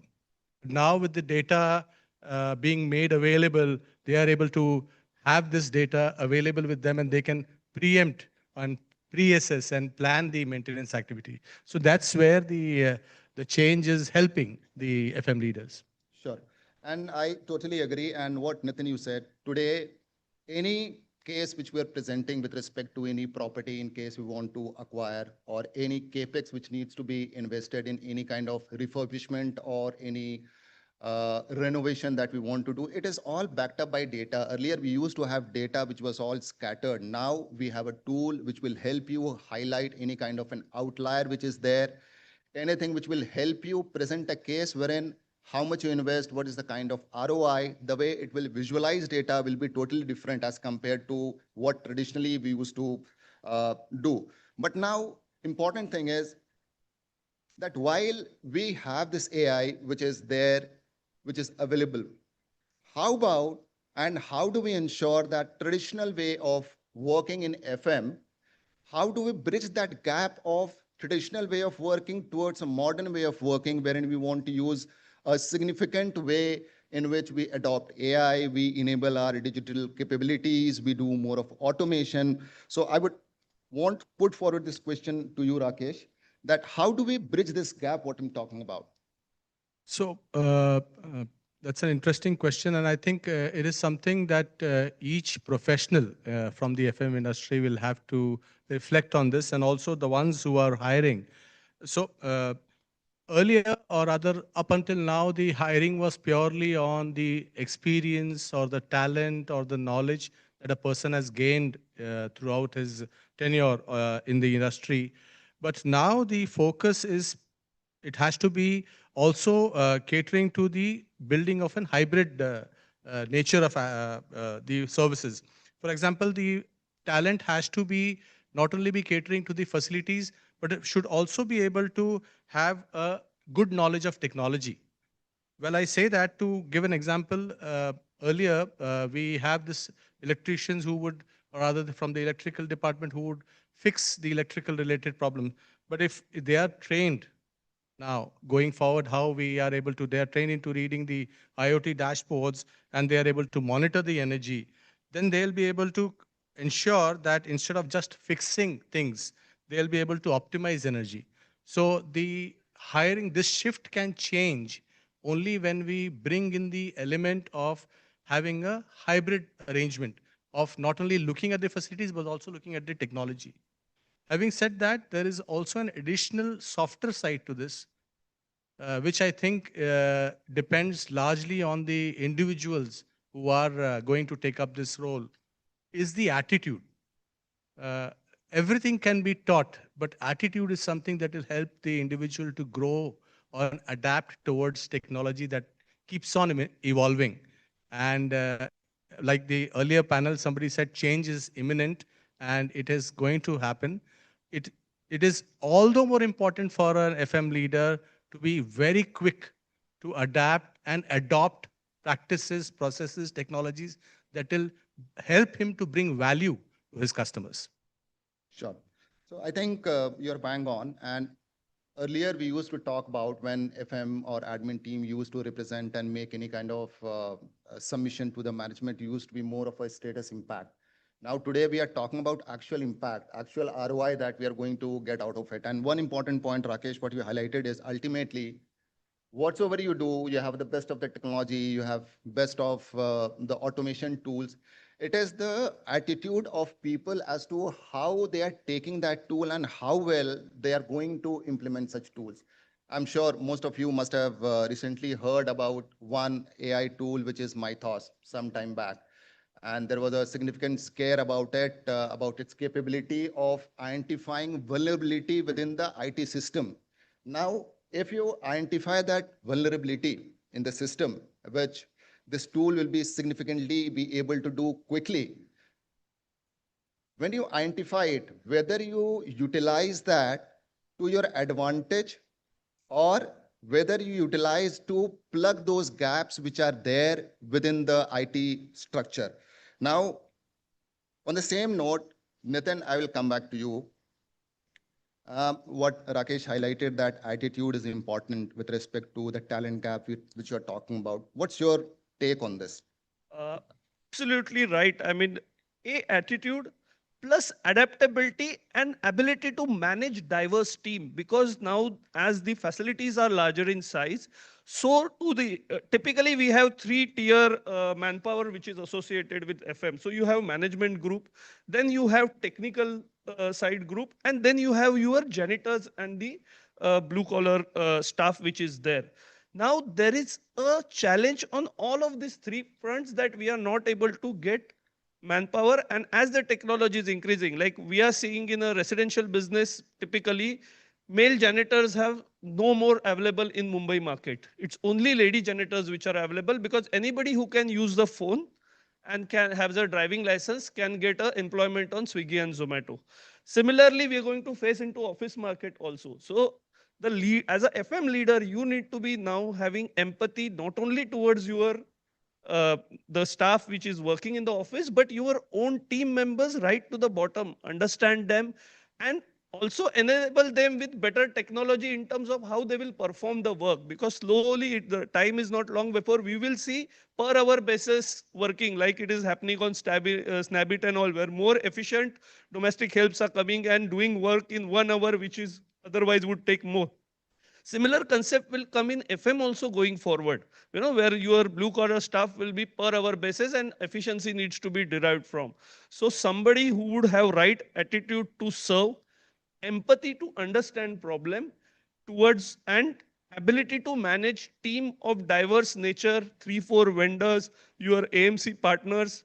So that human factor of handling, while technology is giving you the efficiency and where you can target the right growth or outcome, having right attitude to serve the entire organization and all the stakeholders rightly is a key factor, I feel. Sure. Bhuvan, anything you would like to add on this? Thank you. Thank you, Naveen. Uh, Good afternoon, leaders. I'm not a stage guy, so apologies. And the expertise that I bring is from the Center of Expertise. We are around 15,000 people in India, so and it's largely Gen Z. It's more of a 27 years of average age that I manage. I agree. I think with tech, this is as we've been saying in the previous the panelists that they've been quoting. It is inevitable to avoid the tech. We may see humanoid like behaving like humans in the days ahead, having all the competence that we need to do our work. Uh, the role we've been discussing it yesterday also with some of the great leaders. The pyramid is changing. The pyramid from the triangular shape is changing to a diamond shape. I think the menial job would eventually go to as on a hourly basis or to the tech part. We may need a lot of middle managers in the days ahead, and I think it's more of how we change ourselves to the requirement of the future. And I'm sure humans have that sort of not only the capability, but also the competence to adapt to. And I think we are moving towards a better future. Thank you. Yeah. So now, important thing, while we are talking about data, we are talking about how do we bridge the talent gap, which is more about upskilling, reskilling of people who are there in FM. As we advance in this, it is required that we are able to show FM as a experience-led vertical, wherein people, the new generation, as we call it Gen Z or the millennials, they are attracted to FM as a vertical. Now, my question to you, Rakesh, on this is, what kind of fundamental changes can be done so that we reposition this FM as a future-ready, something which is attracting a lot of talent and people are invested in it? So to answer your question, the FM leader has to be now repositioned as somebody who is tech-enabled, who is sustainability-driven, and who is focused on employee experience and focused on the deliverables to bring value adds. So somebody who, it is not just if I have to give an example, it is not just a maintenance kind of a role, which has been so far when it comes to the FM industry. It is more of an experience that they are able to get with the help of the digital tools while inside a complex or a facility. So it is like operating inside a building is more like it is operating a smart city inside a complex. Or to be more accurate, like an accurate where you have all those apps available, where which level will have the cafeteria zone, how can we get things ordered, or what kind of temperature is available. I think somebody mentioned about in the earlier panel that the dashboards or the customization will help the people. So it's will to which floor the temperature is set, which floor the occupancy is less, or which meeting rooms or conference rooms have pantry facilities available, how we can be place or pre-order all these things without having this, to have a manual intervention and have these facilities made available for the employees to have that experience. So the whole idea is that the FM leader will now, we have to be focused on the experience bit of it. As far as the Gen Zs are concerned, they do not work or they do not think in terms of survival. They think in terms of the experience. I think we had a discussion in the morning earlier that their whole focus is on what is it that they are able to experience. When they come to the office or the facility, what is in it for me? How does it make me feel? How can I deliver the work better if my comforts or if my convenience are taken care of? So I think this is something that will help the FM leaders to be mindful to attract the Gen Z talent. Sure. I see Nitin wants to make a point. Another thing I want to add, when we look at Gen Z or a younger generation, all of us sitting here, we all have managed dynamic situations. A lot of people don't understand the role of facilities manager or this industry. Whenever there is crisis, we are first one to respond. Whenever COVID was there, everybody was doing working from home, you were setting up systems. Whenever there is a flood in the city, you are the one to respond. So for Gen Z also, why traditionally there have been people from hospitality and defense background in this? Because this is a very dynamic role. Lot of people outside of this fraternity don't understand a role which would have new excitement every day. This is a kind of a role it is. And if you look at it, a lot of youngsters, when they see it, because it is not just maintenance, when you are getting top of the technology to handle, one of the top assets in the country you will be managing. So these are things needs to be highlighted from our generation to them, saying, it is not something which is mundane job or administration. It is something very dynamic. Every day it changes, and every situation, whether it's a war or whatever, this role is going to be there for a long term. What I have seen over last 20, 30 years, people who transitioned their skill set from other industries to this industry have actually made better remuneration had they have made in their own industries. So it is an industry which at a leadership level pays well. It is an industry which is dynamic. It's a everyday changing environment which is there. Only thing, we are not able to market it that to Gen Zs in that manner. So if we do that, probably a lot of people will take this up as a dynamic, challenging role than just a mundane job. I think that's where my view is. Sure. So taking that word marketing, how do we, because we are living in an era wherein we want instant gratification for everything. We have the likes of Instamart, Blinkit, you order and you get it. Similar expectation as you see, it is building up within the firm. There are people who expect that request has come and it should be closed within maybe half an hour, 1 hour, responses should be there. How do we bring in those kind of experiences within the facility management vertical, which help us bring that kind of importance to our internal customers? So this I would like to put forward to Bhuvan, you, since you are handling significant number of employees in your vertical. How do you work on this? Thank you. Sorry, I have not come prepared with answers. So anything and everything that is coming is from the experience. I think it's about 3 years ago, while I was working on this project of mapping the employee journey from hire to retire.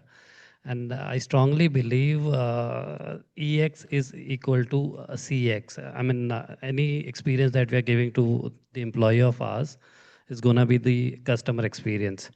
And, you know, while we are expecting our people to treat others, or one of the key metrics for me is the experience metrics, besides the sustainability, cost and compliance metrics that are there.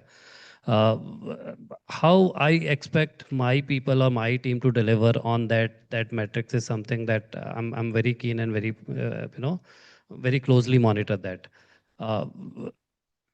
In fact, I heard it in one of the great leadership forum, where there are good managers in all the organizations, but there are very few good leaders. And leadership is all about gratitude. So the discretion, we largely the workforce that is working in the industries, unfortunately, on the minimum wages, and the minimum wages in India, particularly in big cities, barely makes it to the survival, right? So anything that you're expecting, that the discretion would only come with the gratitude, and that gratitude matters.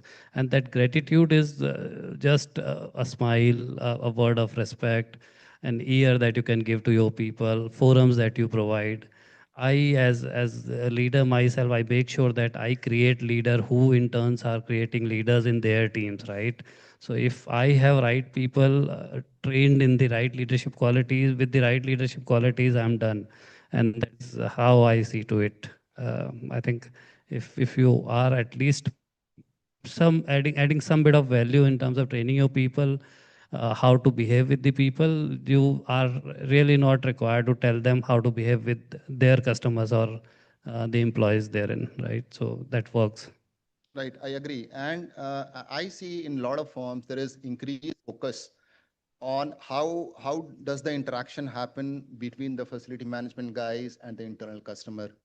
When this interaction is happening, what is the kind of body language, what is the kind of formal wear that this facility team should work on, should wear while they're interacting with any internal customer? How do we make any external visitor who is coming in on the floor so that everything is intuitive, so that when somebody is walking in, it is already pre-announced, somebody knows that so and so important person is coming in, that person is entertained right from the lobby, taken up on the executive floor, and in case that person is waiting, somebody is there to take care of it. So all of this is part of the experience which gets created both for internal and the external customers. Before I move on to this, I would request Nitin or Rakesh, anything you would like to talk about in terms of how to bring in that enhanced customer experience in facilities management? So it changes business to business. However, as a enablers, if there is like you said experience, if we are handling say a building where there is lot of client visit happens, for a core business, ensuring that client visit goes well is very critical. So for that particular team, it is, and that client visit starts from how he starts from his hotel, how the transport which is given. So these are all small factors, but they built into that experience. Whenever that person, right from is your transport driver is having those 2 cold bottle of water in the there, when the vehicle comes in, how seamless the entire security check and protocol procedure is. If the client is from certain nation, if the team has ordered certain type of lunch for them, has that hospitality been taken care? So I'm talking from one general example, but every small step as a facility manager, if we take care. So one of the facilities we were managing, we identified that these 10 key stakeholders, they always have foreign visitors, and that actually translate into a significant revenue for the organization. So those visits going well, and some of them could be from Japan, from US. So we used to sit with their teams beforehand. Okay, let us curate a standard SOP for our foreign visitors. These things will be mandatory from a FM side, whether it is ensuring lift is kept for them, this, and ensuring the other operations also run smoothly. So these are small things. As a facility manager, you will have to think through that a smaller gesture would make a big difference for that team and in turn to the business. Because business leaders or anybody, you know if a visitor is coming to your office and then he's talking, it was a great experience, that translates. Secondly, most of us manage MNCs where what standard is followed across the world needs to be followed in India or multiple cities across India. So the SOPs, if you set well, there are incidences where if a FM team has done a wonderful job, the appreciation comes from their European team or the US team saying, if you go to India, it is managed so well, we don't see those standards in our countries. So that is where we'll have to work, stepping away from our day-to-day roles into how do we handle visitors, how do we handle events like town halls are there, team events there, meetings are there. These are the times where the business is expecting more from you and going beyond your this. If you can do that well and support them on them, then most of the time it happen. If a business leader is a leader for say 8th floor, he has a team of 500 people, and there was some things, it's a bad day, something goes, small thing goes wrong in terms of housekeeping or something. But because you have supported his overall event well last week, he will say, okay, this is, the team will also understand, okay, things go wrong. But because you're managing it well on the other part, they will support you on that front. So it's a give and take, and that's where the going beyond your duty comes. That's what I will feel that. Yeah. You want to add some point, I think. Yeah, sorry. Just wanted to add quickly, I completely agree with what he shared. So to summarize it, it's the experience that a visitor or a guest has. So if I have to, I have to put myself in that visitors or guest shoes, what would I like? What will make me feel wow? Or what will make me feel happy that, okay, I've come and visited a space. When we start thinking in those lines as FM people, maybe then the mind will start thinking that how can I give that kind of an experience? So when it comes to whether handling events or, arranging for cars, as he mentioned, what is it that extra that I can give? So there are arrangements already in place, whether it's in terms of food, whether it is in terms of the, the spread and everything. But looking into minute details as to what is the kind of desserts, what is the kind of, the kind of food spread that is available, will it cater to the kind of guests that we are having? Also, when you are having events, you have a lot of people who are checking into hotels. Can we have some experience where they are access cards are made available without standing in queue and line? So these are some small things which will help them to bring an enhanced experience. Sure.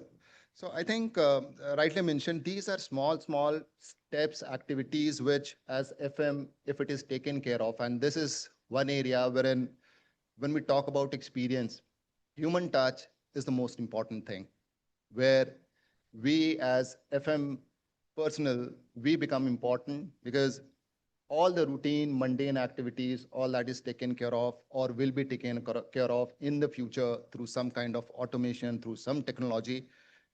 Now, a follow-up question, since Nitin, you elaborated so well on the experience side of it. How, and you briefly touched upon it, that with enhanced technology, FM will be more of a department which will bring in human touch, influence with the stakeholders, managing the stakeholders will become all the more important because with high-end technology, you will have soft leadership which will be required. So how do you think the role of FM will evolve with enhanced technology in routine activities and as FM gets more into stakeholder and influence management? So what is going to happen from a FM to enabler of a business? No, that's the transition what we are going to see going forward. And if you typically look at any organization, their rental costs, electricity cost are one of the top cost. Okay, while experience has to be great and all this has to be optimized, so it adds to bottom line. This is the concept which all the FF industry is started to work on, that we are no more just the cost center but enabler. Secondly, what we have seen is with Gen Z's kind of who are looking at experience at workplace also, a workplace for us from a developer side, a IT park or a office park where we can give maximum interaction, connectivity, or the events. We have seen overall the retention levels of those IT parks are much better than others. These are the studies which are done by certain foreign organizations, which we have realized a office complex or a IT park where there is more engagement of staff, right from developer, right from the occupier, and where there is increasingly young staff, which is there for them, they consider this factor before moving jobs also, that this is the place, it is good to commute, it takes care of wellness, it has a good gym, it has a pickleball court maybe, so all these aspects. So as a FM, we need to look at all these experiences, and with the management saying, this is something as a whole, when we look at the matrix, it is going to enhance the overall productivity and the overall efficiency of the organization itself. Sure. Bhuvan, anything you would like to add? No, indeed. I think, in terms of experience, the expectations of the young generation is different, actually. I heard this line last week itself, the office feels like Tuesday. I still don't know what does it mean. I mean, they for them AC, food, transport, desk, chair is given, right? They are looking for the vibe, that energy, that Instagrammable, the overall scenario to be curated as per their wish. And in fact, one interesting aspect that I would want to add while I was talking to some of the great leaders, some of the CHROs, rather the pioneers in the industry, are even considering to extend the retirement age in India, given the kind of temperament that is there in the generation that has come to work now. So while AI is coming, I think there is a lot that requires to be, human adoption, as we always say, even in the industrialization area, that was the biggest problem, and this problem continues today as well. And we as a leader, I'll share the story. I was this early May, I was traveling to Uttarakhand, that is my hometown from Mumbai. I drove my Jeep and there was some issue with that. So I thought of getting in Ahmedabad to get that repaired and checked into to Hotel Leela. And I found general manager was greeting at the lobby area itself. And for me, it was little surprising. A person like him would have been in other important tasks, right? And could have handled, more important tasks. I asked him why you are here. He says, the dashboard, the data, the reports, anything that is coming to me gives me how it worked yesterday. How it is happening right now is something that I get here only. So as a leader, we need to be present at the site. While we are in a hybrid mode, most of us, I would love to be on the floors and interact with people to get the real vibe, and those are the real feedbacks, right? The feedbacks that we're getting on the app are, averaged in terms of millions, right? So 4.5 out of 5 may be a very good rating, but eventually, if you really look at it, there are still hundreds of people who may not be happy with the services that we provide. So, and the expectation is like offices should be like airports, something that we see in the Netflix, and I think industry is evolving towards that. Thanks. Right. So now that we know that ultimately all the operations on ground detailing which is required will mostly be automated, but you can't, the field staff cannot be away from on ground operations. They have to remain connected, right? How do you build that leadership at the top level that while they are focused on the automation part of it, they don't miss the on ground connecting part which the FM needs to have? I think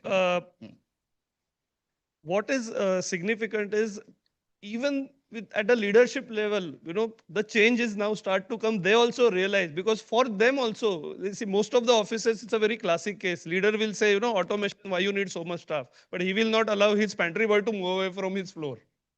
Okay, so they are also realizing that, and we need to put it with a lot of empathy that there is somebody needs to be on floor at various level. The FM needs to be a human aspect and somebody who is very empathizing with everybody. Then only the whole thing will fall in place. Just data is there to give you edge, but the sword has to be the team which is doing the work. That's how I see it. So just want to quickly add to what he mentioned, and earlier Bhuvan also mentioned it. A retail store manager will probably have the data of the sales and the footfall and other things. But when he will want to balance it with visiting the stores in person at the time, the peak hours, the sales, the weekends, because that is the time then he'll get the real feel and he can analyze that, okay, this is what the real data is, this is what the data that I got. Then he can plan what should be the next steps. So likewise, for an FM leader to be on the ground during peak hours, to have those data, to understand them while being at, early before the office starts or after the office ends. So those things, or even going on weekends to find out what kind of the deep clean activities are going on. All these things will require them to be on ground to have the understanding. Thanks. Thanks so much. So I'm getting reminders to finish it off.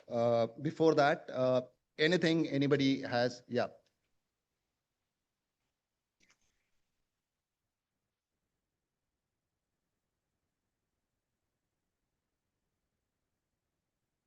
So my name is Sumanto Sarkar, and I represent Warner Brothers as a company from very different as a CEO. I was fortunately to be here in India. I am basically based in Dubai. So I have a very simple question, but it's basically what's more important as for upscaling, ups, it is learning or unlearning or relearning. Can you direct whom your question is to? Because we have I limited am time. directing it to the panel. Anyone can take it up. What is more important, learning, unlearning, or learning, or relearning, or all of them? You want to take it? Yeah, Any I one of can. you I can. can. I think the phrases are can be any actually. All three aspects are important if you'd ask me. And unfortunately for this industry, there are no professional schools and colleges that are there from where we get the ready-made graduates or trained staff. Those can come and just start the job. It's all on the job learning. And we used to have a lot of military leaders who are good at handling people. But the kind of crowd that is coming, the temperament is one bit, discipline, you find it almost absent. And respect for colleague is the new buzzword that you see across. So I think even those leaders are to mold it. So yes, learning and then unlearning what you have already learned to really deliver on the ground, and then embrace how you are to really so what and why may be important. How is equally or rather more important at times, how you are really addressing it to the crowd that is there. So as a leader, for us, it is equally important how we are curating or how we are sort of making our team. Today, I have a data scientist in my team. I have a CA who's a finance expert. I have a compliance expert. I have a hotel management expert. I have an engineer. So it is about all about adding complementary skills, and we are learning each day from each one of us. Even people who are serving tea and coffee can add to the learning. So it's a continual approach, I would say. Thank you. Hope I could answer. Thank you, sir. Sir, can we take that question offline as we're really short on time? We're short on time, so we'll take that question offline. Anyway, it's going to be lunch post this. You have any concluding statements, sir? Yeah. So I think I have a lot of points to make, but since you are just behind my back, quite literally, I'll just say that the tech-heavy era, while it will not diminish the role of humans, but it will certainly enhance the speed at which humans, we as FM, need to upskill and keep on upskilling our soft leadership. So this is what I summarize as a overall discussion. And thanks so much to my panelists. And thank you so much. Thank you so much, sir. Thank you. Thank you so much, sir. Within such a short period of time, you could cover and touch base on so many things. I'll request all of you to please kindly come forward for a nice group photograph. And ladies and gentlemen, can we please acknowledge their incredible session with a huge round of applause? I request all of you, and जब photo खींचा जाएगा तब और जोर से आप लोग ताली बजाओगे और मजा आएगा और फोटो बेहतरीन आएगा. And that's exactly what we want. Thank you so much. And also, I'll request all four of you to please kindly proceed to the speaker's lounge for the speaker bites. So I'll request all of you to please kindly go forward for that. Thank you so much. Bahut bahut shukriya. And on that note, ladies and gentlemen, we'll now be breaking for lunch. And post lunch, we'll be coming back shortly with the second half of the FM Leaders Conclave 2026. And this is going to be a 45 minutes break for lunch, and then we resume immediately. So thank you so much. Please do enjoy your meals, and I'll see you all on the other side.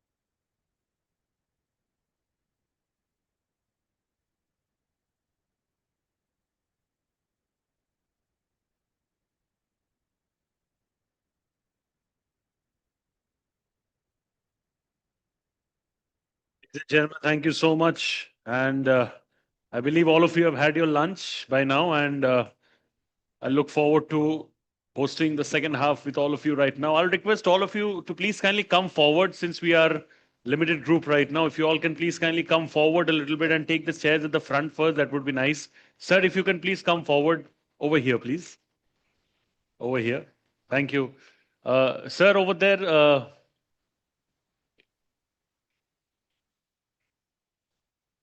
बुलाइए हाँ correct. He's trying to call him. He's not seeing.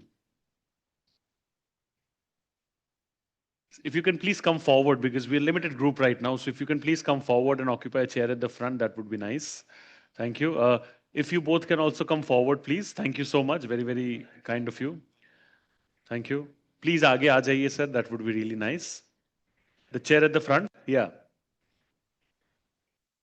No, you can come over here and sit as well. That's fine.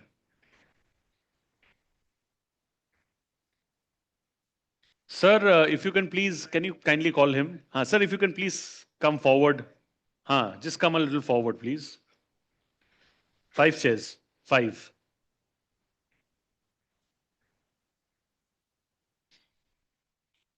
ये पास कीजिए ना मुझे paper sorry thank you तो मैं help कर देता हूँ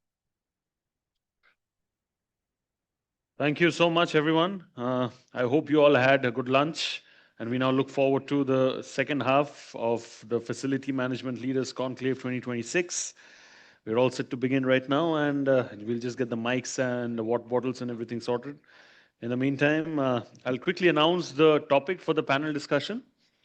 This is going to be the third panel of the day, and the topic for the moment that we are going to be discussing right now is Smart Infrastructure and Security Protecting the Connected Building. I'll repeat the topic for you all once again. This is about smart infrastructure and security protecting the connected building. Like always, I'm going to be first introducing our esteemed moderator, and then I'm going to be introducing our speakers, and then I'll request all of them to please kindly join me on stage. Ladies and gentlemen, for this particular panel on smart infrastructure and security protecting the connected building, my moderator is the head of infrastructure, facility, CRE and administration, Z Entertainment Enterprises Limited. Clap it up for Sriram Kumbhareji, please, everybody. Can I please have Mr. Sriram Kumbhareji over here on stage? Thank you so much. Thank you so much, sir. Thank you. You would be taking a seat over there. So this is the moderator's hot seat. Like Bachchanji says, hot seat. Thank you. My first speaker for the session, ladies and gentlemen, he's the head of administration at Total Energies. Please clap it up for Mr. Vikram Dixit, please, everyone. Thank you so much, Mr. Dixit. Thank you. We'll request you to take the seat beside Mr. Kumbhare. On that note, my next esteemed speaker is the former SVP of KTPL, Captain Shakil Ahmed ji ke liye bajaye zor se taali, please. Thank you so much, Shakil sir. बहुत shukriya for joining us over here. What a pleasure to have you. I'll request you to please take your seat over here. My next speaker, ladies and gentlemen, he's the head IFM and Security Corporate Real Estate and Services, IDFC First Bank. Please make some noise for Mr. Sachin Sharma. Thank you so much, Mr. Sharma, for joining us. What a pleasure to have you. I request you to take the seat over there. And my next speaker over here is the Senior Manager Administration at L'Oreal India Private Limited.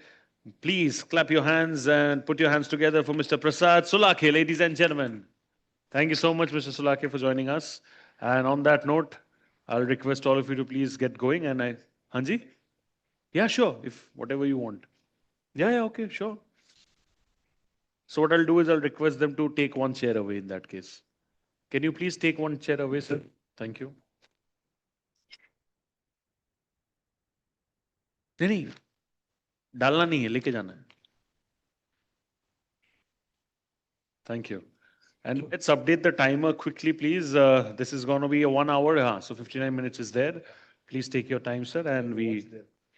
Yeah, correct. That's the time. And of course, I'm there as the human part element. Thank you. Shall we go ahead? Yeah, please begin, sir. Thank you.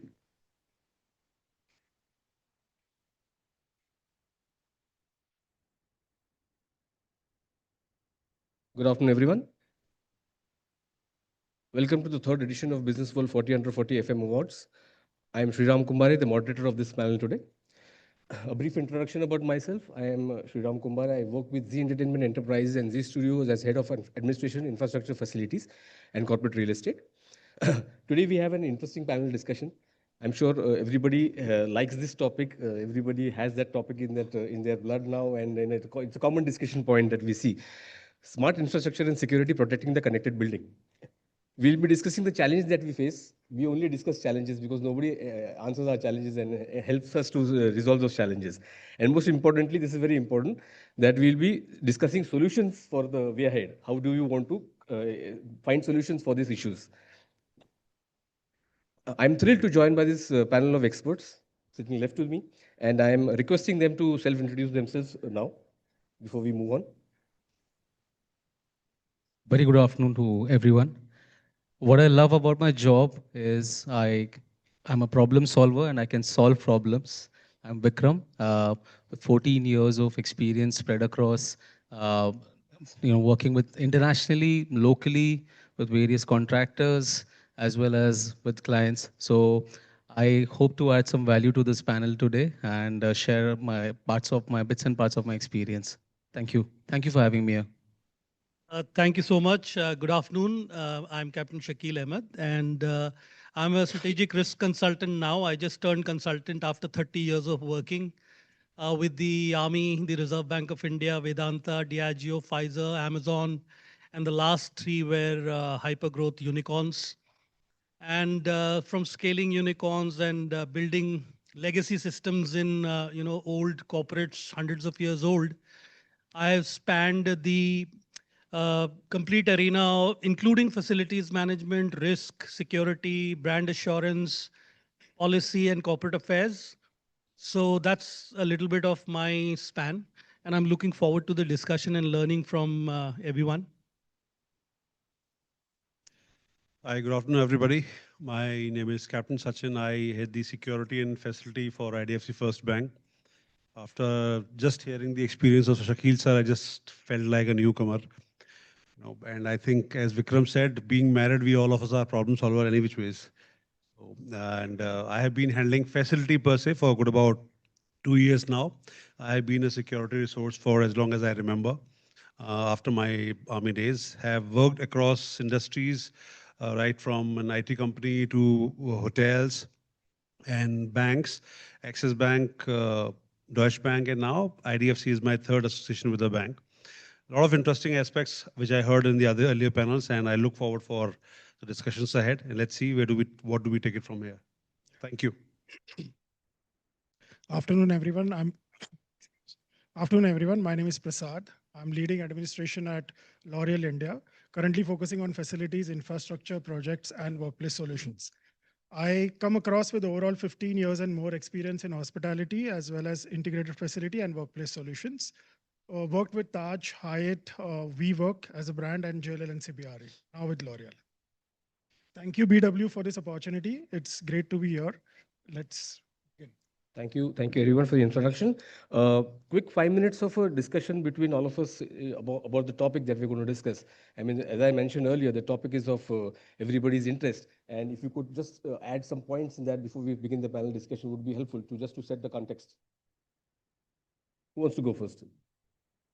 I feel the topic is extremely relevant in today's day and world, especially because I would also point out that post-COVID, everything moved to smart because the whole world was exposed to a situation where you couldn't really get manpower at all. So you couldn't shut down the businesses, so people were made to think. And overall, even the move of AI and this new wave, the new buzzword, I feel this is a very relevant topic, and I'm really looking forward to it. Yeah. So when we are talking about smart infrastructure, what I feel and what we're going to talk about is all like different functions, verticals working in silos. Like basically, how do we integrate all together in one? Then the smart solutions dashboards which we could implement, and with regards to the data compliance and also with regards to the cybersecurity, how are we going to phase it out, and what would be the best approach is something that we're going to relate to, and we're going to talk about it today. So to me, in this entire topic, the most important, the aspect is the smart infrastructure, because what we have been more or less, concentrating is on how to evolve our department or other facility as a function to get it integrated with the business. But I think we need to really have a look at a way wherein the business also integrates towards this side. They create some infrastructure wherein we could optimize the resources so to achieve a better efficiency at a similar cost, because at the end of the day, we all understand this is a very manpower heavy, vertical. Over a period of time, we need to understand, we need to work on something, create infrastructure wherein we could optimize that availability and the deployment of the resources to achieve this similar efficiency what we have right now. Yeah. So initial thoughts, basically, if you're looking at a holistic picture about AI, and the last two panels also, what I was hearing was a lot of need to implement AI. I'm a little bit of a, I'm very confused actually, because in the last 30 years, I've seen very, very established legacy organizations, and then I have moved to unicorns, which have like been hyper growth and technology led with less manpower and more of technology. I think that India is in a very big paradox right now. We don't have sovereign AI. So whatever AI you are using is for short-term gains. The money is flowing outside. Whatever money you use in AI today is flowing outside of the country. That is the first thing that we need to remember. Whether the need is there to implement AI also is a much bigger question than what we are all discussing today. Smart buildings, smart systems, intelligent systems. The skill gap also is another factor, which is like 93% skill gap in the ground forces, and specific to facilities management and administration that we talk about. Our people are not ready for, that kind of use. Another part, which is that we have millions of young people whose first job, they're going to get into their first jobs. And we are going to be taking away those jobs by use of AI. My personal feeling, I mean, we'll come to the topic specific and answer the questions of the moderator on the connected buildings and security and safety and emergency response. But these are my initial thoughts. And I also feel that people need to be very pragmatic, and at the leadership levels that we are here, in our organizations, we need to be really, really pragmatic of implementation of the AI that is taking away jobs. In a country which is so populous, it will increase the crime, it will increase unemployment, and it will have a reverse impact on us very soon, very shortly. It will not take more than 5 to 10 years to see that kind of a disturbing trend. When we are talking about AI implementation, we are looking at metros, and we are looking at very smart buildings in Mumbai, Gurgaon, Bangalore and all. Go to the tier 2 cities, look at the infrastructure. Where is the infrastructure? Where is our local governance models? Have they moved to AI? Are they doing systems that are helping us out? There are so many thoughts in my mind, but I'll restrict myself a little bit. I'm in a very big paradox thinking about the entire money flow from India, especially because we don't own any sovereign AI. And all the models and data that we are plugging into AI is only benefiting people abroad. We work with MNCs, but do those MNCs need, or can we customize those things in India as per Indian conditions? That's a question I leave for everyone. Captain, one point here, while I was listening to you, the skill gap that really caught my attention, because right now, like one of the panelists in the previous talks mentioned that there is administration and facilities, even though there are certain degrees available in UK, but not the first choice of graduation here in Mumbai or in India for that matter. So there is a skill gap. Now, as a counterintuitive, devil's advocate, Captain, if I may be, so I mean, why wouldn't MNC think of getting in AI instead of investing in a human resource? Maybe that is the driving factor, that maybe the skill gap is there and we don't really need to invest maybe in a payroll headcount, maybe in a contractor headcount. Why not? Maybe that is one of the driving factors. We'll delve into that soon. Yeah. Thank you so much for setting up the context. Now, next 45 minutes, the clock is in front of you. We will discuss on the topic and leave the 5 minutes for the question and answers. I hope we are in agreement with each other. So without doing too much of ado, let's begin the panel discussion. I reiterate, the panel discussion today is about smart infrastructure and security, protecting the connected building. We have broken up this into three sessions basically. Focus area 1, that is convergence of physical and digital security. Focus area 2, emergency preparedness 2.0. And focus area 3, single system of record. So let's begin with the discussion of the convergence of physical and security, physical and digital security. Vikram, this question comes to you. How is the convergence of physical access control and cybersecurity reshaping risk management in modern facilities? That's thank you for that question. Initially, when I started out my career, I came in India. I started out in the Middle East in Dubai. I spent a good 7 8 years learning everything from scratch, with anything to do with real estate, facility management, and everything. So, cut to I came back in 2018. So there was an unlearning phase, a big one, a big shock. So when I came in, there were no smart buildings. There was nothing to do with anything to do with cybersecurity. I'll give you a small, example. Not that I'm, something that anyone in this room can relate to, since we are all from the same background. I walked in, I saw that the security guard is allowing all the guests coming in the property that I was managing then with his own access card.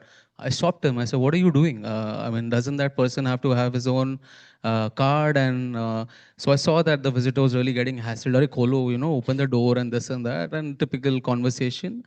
And he opened the door. And when I asked him why, the answer that I got was, sir वो तो IT वालों का काम है, card तो हमें दिया नहीं and वो आईटी वालों ने किया नहीं. What I'm trying to highlight here is that in 2017-18, when I experienced this, it was clearly everything was working in silos. So IT responsible for cybersecurity, physical access security managed by someone else, and they were not talking to each other, and there was tremendous amount of gaps. And fast forward 24, 25, I had an opportunity. I'm with Total Energies. It's a French oil and gas major. So there was a project that came through to my way of understanding, of setting up the Singapore office in Fraser Towers. So when I was a part of that entire process, I realized that they're moving towards a smart building. Just one access card, okay, that's programmed for the visitor even before the visitor arrives at their door. It allows him to access through the gate, and the card designated, a lot of elevators are there right now in India, to the designated floor so that they don't run around. There was 7 floors building. Allows him or her to open only that particular meeting room that is designated to him. One card. As Captain was mentioning about the skill gap and how it's eating away, I mean, I could imagine around 3 shifts of security guards gone. There is no housekeeping around or no office boys, nobody to man the doors, nothing. So they brought it all down to one card. So now there is a huge risk involved in it. Let us not get carried away, because one breach of that card, one technical, one cybersecurity breach, your information of visitor is gone. It's stolen. Access to all the doors, like you must have noticed in all the high-tech movies, Mission Impossible. So they get to enter your building, enter into your database, anyone who's hacking into it. So what the point I'm trying to make here is that there is a convergence happening right now in India. We are at a very nascent stage. However, we can literally break it down into two parts. One is a physical security and one is a cyber security piece. That also will bring in a lot of management of change, a lot of addressing that I think Prasad will cover at a later stage. That brings me to one of the other projects that we are recently doing, wherein we had to automate all the attendance across. So we have about 6 factories across the country that is taken care, apart from the corporate offices. So we wanted to have one single security product which allowed punching in, punching out. So why am I bringing this to the forum? Because that itself was a classic topic of how cybersecurity was getting merged with physical security. In that case, current company that I'm working for, Total, it's way ahead of its time when it comes to cybersecurity. They drill down to the actual access reader that was approved only in Paris, because they had done penetration tests for that access reader. They had done all possible hackability tests to ensure that the readers or the app that is on the environment of the company is not hackable. So that is the other point that I wanted to make. There are a lot of demands of bigger properties, which are like banks and others who are spread further across and have larger number of employees in terms of like 2,000, 3,000 numbers, wherein In those properties, it's extremely important that you have a central command center where you already have one point of contact where all of them are talking to each other, linking it back to the first example that I shared, that they don't work in silos. The IT guy knows, the cybersecurity guy knows that a particular visitor was issued a card, and they're all sitting together and monitoring. There is a lot of predictive AI that's coming through for CCTVs, wherein there's facial recognition that comes in. You can map that, and literally it gives you an alarm that, oh, yeah, there's this person who is not supposed to be in this premise, and he's in. And that is something that we have implemented within within our one of the properties, and it's working fantastic. It comes with red marks to so whoever is the operator for the CCTV, he can who's also security, he can easily map it out. So there is a lot of predictive analysis. Then there is workspace management, where again a lot of predictive analysis is coming through in terms of. I'm sure he will share about WeWork and all of the other space. Where the cost is very space centered. How many workstations are occupied today? How many are absent? How many are vacant? How much is the overall consumption of the space? So all of that is also tied into the security piece, as well as it's again AI, and it is again cyber related information that can be used for analysis. That's some of the points that I would like to make. Thank you, Vikram. I have a question for you. While we mentioned about cybersecurity, which is of course ongoing, and physical security, I'm sure everybody would agree with me. We still see our employees playing with a card. They don't like to wear their card. Educated person and a less educated person, a guard wants to correct them. How do you think you're going to bridge this gap? That's a very good and very valid and very relevant question. I can see a lot of people smiling here. So genuinely, what I do is we identify Vikram, just a minute. I'm happy to hear this question because I'm receiving at the receiving end every time. So I just want to hear. All of us are. All of us are. That's why the smiles across the room. What my other colleagues are feeling, I want to hear that. So one of the very, things that has worked for me, maybe a strategy that might be useful, or probably some of you using it. I really identify those guys, and I've noticed that it's usually one group and most of them are not aware of the importance of that card. So the first thing, again, bringing back to my question of predictive analysis, and remote access through cyber. So we shut the access of such people who are identified, because automatically when the card stops working, we get the opportunity to counsel them one-on-one, instead of making it a big topic of hue and cry and pointing out people, embarrassing them. That is not the intent is to really educate them. And the moment the card doesn't work, automatically the importance of the card yaad aa jata hai. So you can't enter the office. So you've started policing on them, right? No, it was one-on-one counseling. Okay, good. Thank you so much, Vikram, for your inputs on physical cyber security and the cyber security, reshaping the risk management. Prasad, would like to hear your views on the next question. What strategic framework is needed to align FM, IT, and security functions into a unified security system? Okay, so if we talk about unified security system, it's not an option now. It's basically a must for all the buildings. In fact, if you look at, because if you look at, it's not only a securities vertical or a securities job, but if you look at like admin, facilities, projects, even your operations and your security involves into it. Take an example of access control. If access control is down, it is not only securities or administration's issue, it is also something related to the network. If you talk about CCTV downtime is a business problem. It's a business risk, which we can't afford. Also in certain parameters, when it comes to IT infrastructure also, there are complications which arises from the business compliances. Now talking about frameworks, here the biggest problem and what in fact Vikram and Captain touched upon is not only about technology and also not only about access. It's about the awareness. It's about breaking that silo. Because if you look at currently, most of the companies are trying to move away from that structure where they are working, like facilities is working in their own vertical, admin is working in their own vertical, like security, IT, they all work in different frameworks. So the biggest challenge now is like getting all together on one page, like integrating everything into one integral part. That's the first thing that we are discussing upon. And that's the framework which has to be implemented. And once this framework is in place, then your next steps follow down. Those are your standard policies, like what you implement, then your vendor dependability, then your channel partner initiatives, whatever they could bring in. And then it's basically having an integral portal, like overall. So I think the framework, what ideally an organizations are aware of, the organizations want to implement, or the organizations currently still facing challenges are related to all this framework. If all these frameworks are integrated into one portal or maybe in a one vertical, I think the building or the organizations become like a safer and a smarter and a resilient place to operate from an users, employees, as well as critical systems and equipments compliances, like I could say, security and Thank you, Prasad. Both the captains, since you're ex-servicemen, you want to add some light on this? I think what Prasad I think what Prasad just said is quite relevant.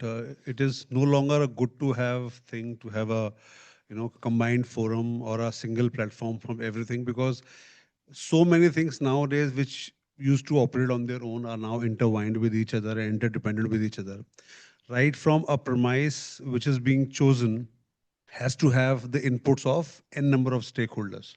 So till the time you have a buy-in from them, and they have their own parameters and criteria. You as an RE expert might have a separate criteria.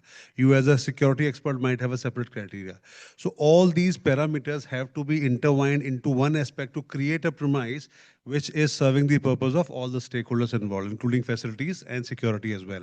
So it is imperative that as a system, we need to grow to create a system which is available for everybody to see, rather than creating a requirement piece every now and then when we create a property.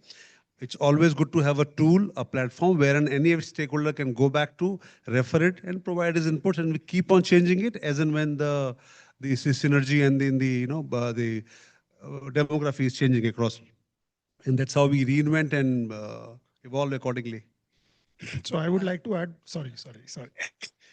I was actually relating to your point, like what Captain Shakil mentioned about AI.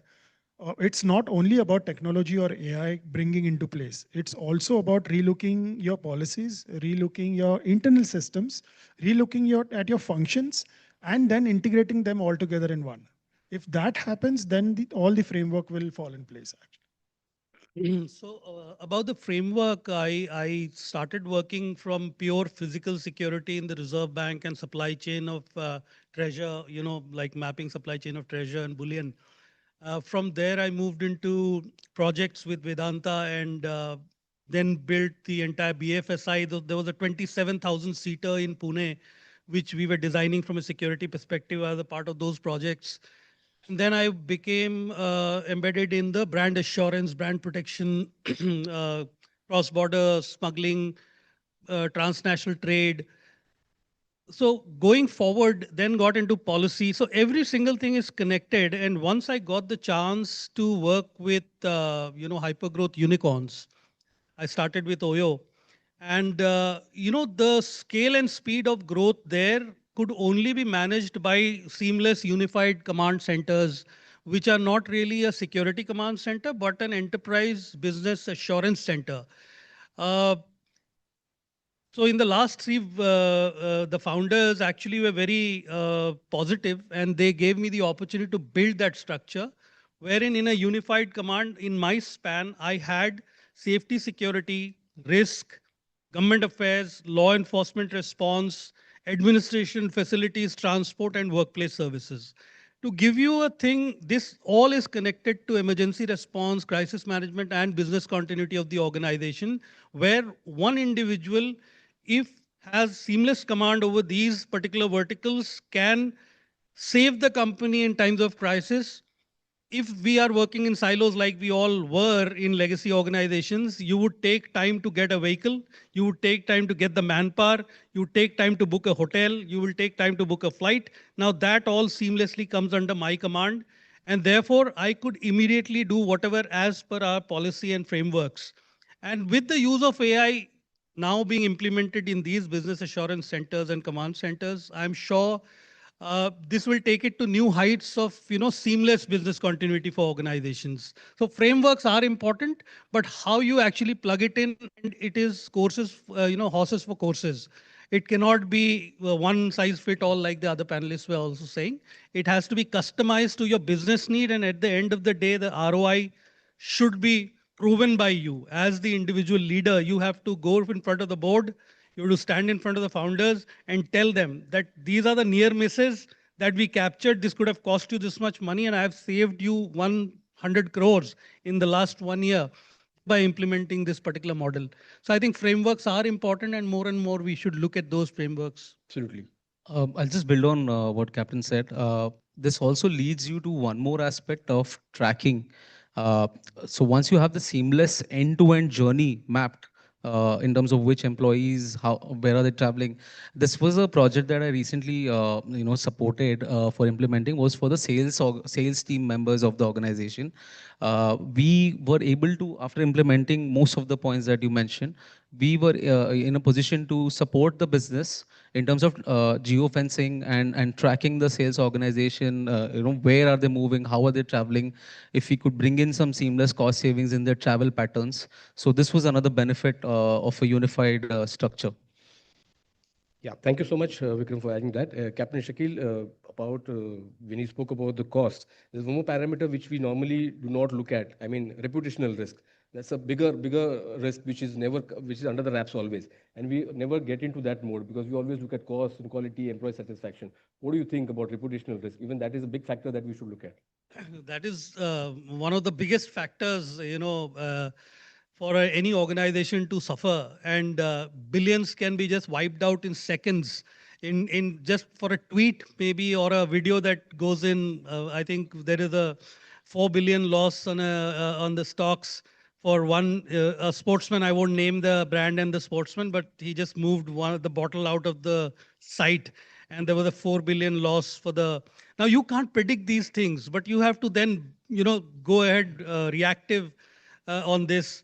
So as I don't know if the facilities management vertical per se will have that kind of capability and the endorsement from the board and the management to look after these reputational matters, but they should be cognizant of the risks that emanate out of reputation. If your people, if your teams have not delivered the goods, the company can be in big trouble. They can actually, so I think being aware of the risks for facilities management leaders and administrative leaders is very important.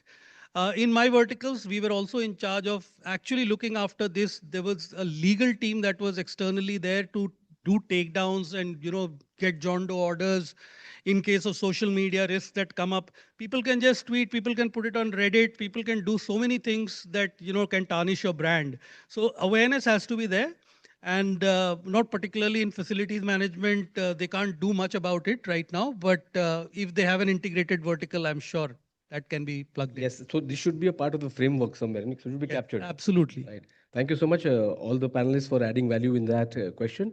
Now, as we move to the focus area 2, emergency preparedness 2.0, that leads perfectly to my next question for Captain Shakil again. How is real-time data and smart infrastructure transforming incident response and crisis management in today's facilities? Yes. So in the traditional formats, you have these three layers of, if you have done, so I was a lead auditor for BS 25999, which is the business continuity management. And then I did my ERM, 31,000. Now, what happens is you build on emergency response systems, which are the basics. Like if we have to evacuate from here, if there's a fire alarm system, the response teams and, the management acts accordingly. You have protocols. From the emergency response, if the emergency goes beyond a particular timeline, it becomes a crisis for the organization. And then we have those, time periods where you have teams to intervene there. And if it becomes a business continuity crisis where you have your recovery time objectives and your RPOs, recovery point objectives, in that you map every single process that is critical to your organization and then give it a risk rating and then figure out the mitigation measures also. All these three are now actually merging together. It is no longer, these three verticals that need to be really, you need to do a lead auditor's course and all that. With AI, I think this would be one of the bigger things that I would be looking at organizations implementing, that emergency response, crisis management, and business continuity seamlessly come together.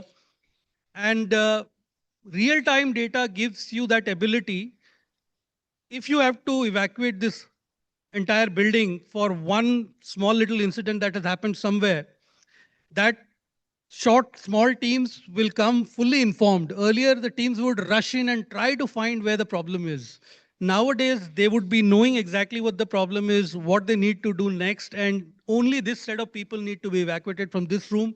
If there is a thing, rest of the building, the business continues as it is. I think that's one of the biggest positives of getting AI into these kind of frameworks and systems. Then there is another thing that our leadership communication. I think one of the biggest breakdowns that take place during emergency situations is the communication aspect. People are not on the same page. They don't have nowadays with a set of mobile, maybe an app you have, or you have a group on WhatsApp. That's simpler things like group on WhatsApp. Everybody is updated on the same thing. That WhatsApp group is connected to your command center as well.